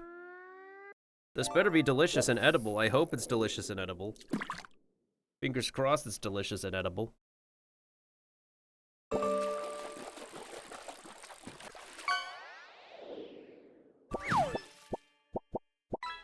It's not edible, but I'll take it. Poggers. Alright, yeah, so I guess I'll be live again for the next couple of days, the next couple of streams. Y'all Just please be sure to follow. I haven't done my social media promotion now that I think about it. Just remember that I tend to post my alerts when I go live on my Discord, in the Metropolis, where we occasionally do Discord hangouts. There's my socials, with my Blue Sky being my most recent and newest social media platform. My freaking nose is acting up again. Ooh. Also, I honestly feel like I'm the only mushroom VTuber who just is degenerate. I honestly there's like when I like look at the other mushroom VTubers who are like who go live, I feel like I'm literally the only one who just goes live and stays streaming during degenerate hours. Like literally everybody else that I know, or rather everybody else that I'm aware of who is a mushroom VTuber, they tend to end early and they probably stream more responsibly than me. And I'm like literally the only degenerate mushroom VTuber, PNG tuber on the platform. Oh, yay me. Love it. Love it here.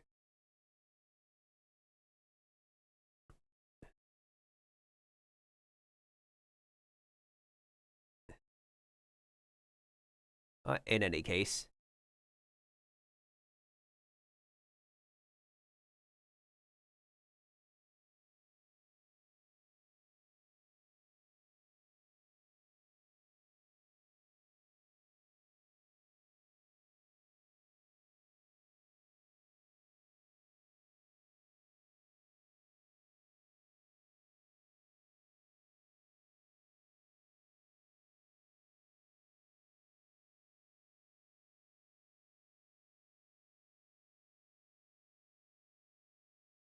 Yeah. At some point in time, I'm definitely gonna have to,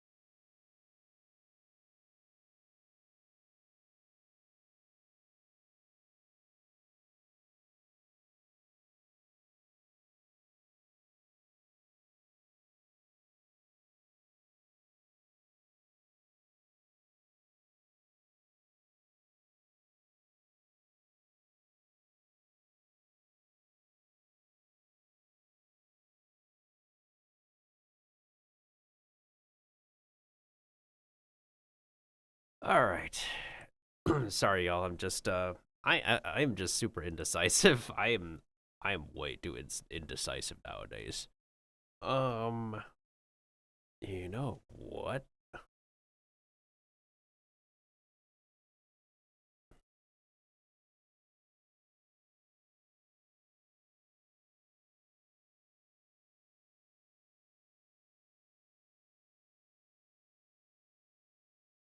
Oh, Zaza's online again. You know what? I think I'll go ahead and raid her.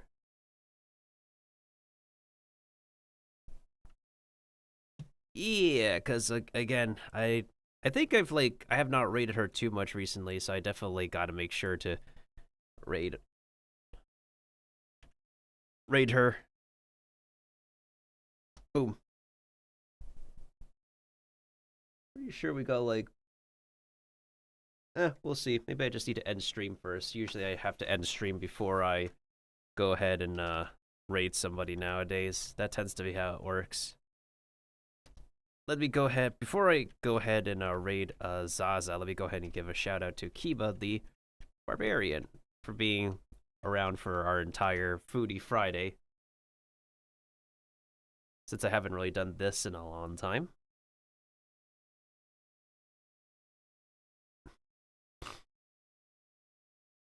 There you go, Kiba. There's your shout out.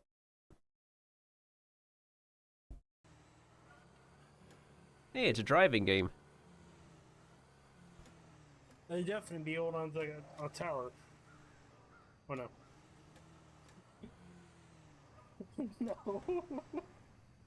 Oh no. Well. I hope he has insurance for that. We lost him. I certainly hope the man had insurance for that.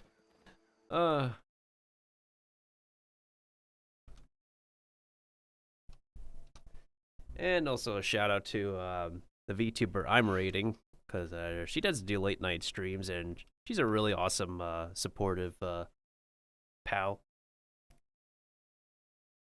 Especially to a VTuber that we both know.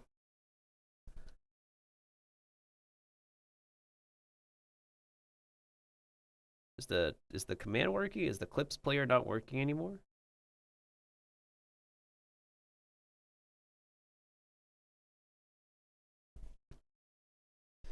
All right, you know what?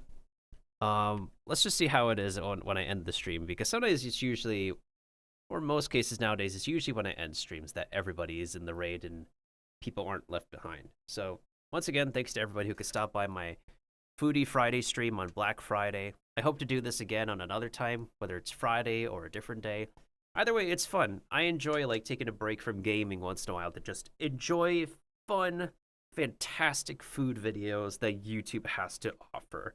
And may we enjoy more of them on a different day with a very, very passionate group of Miltendies together another time. Plus, it's like Black Friday. It's like Black Friday, Cyber Monday, Thanksgiving weekend. People might be just doing something fun, probably something more fun than just being around at home like I am, streaming and cleaning things up at home. All right, everybody. Thank you once again.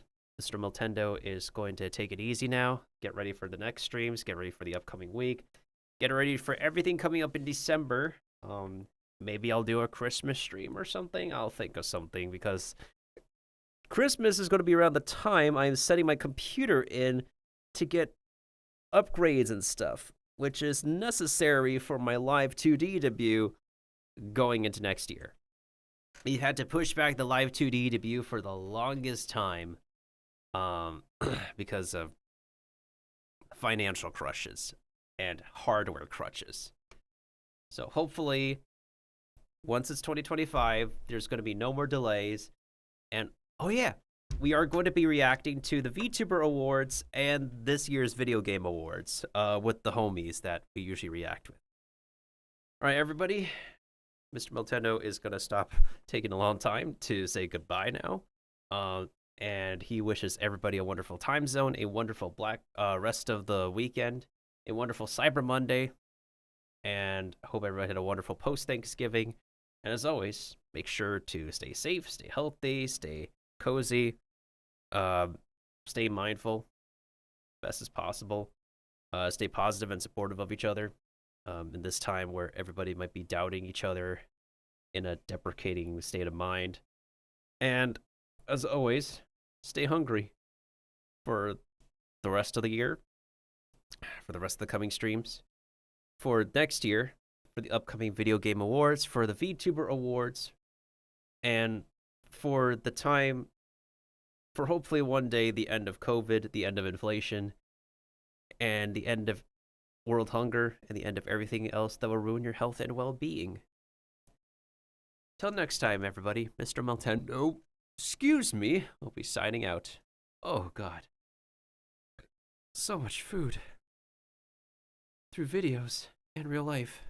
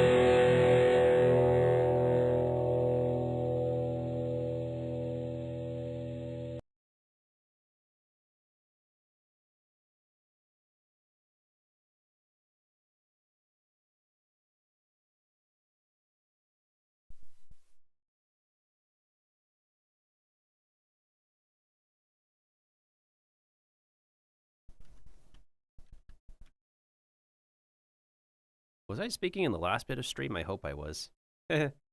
Anyways, take care, everybody. Until next time, Mr. Maltendo will see y'all later. That's just my last ending message. Wrong screen. There we go.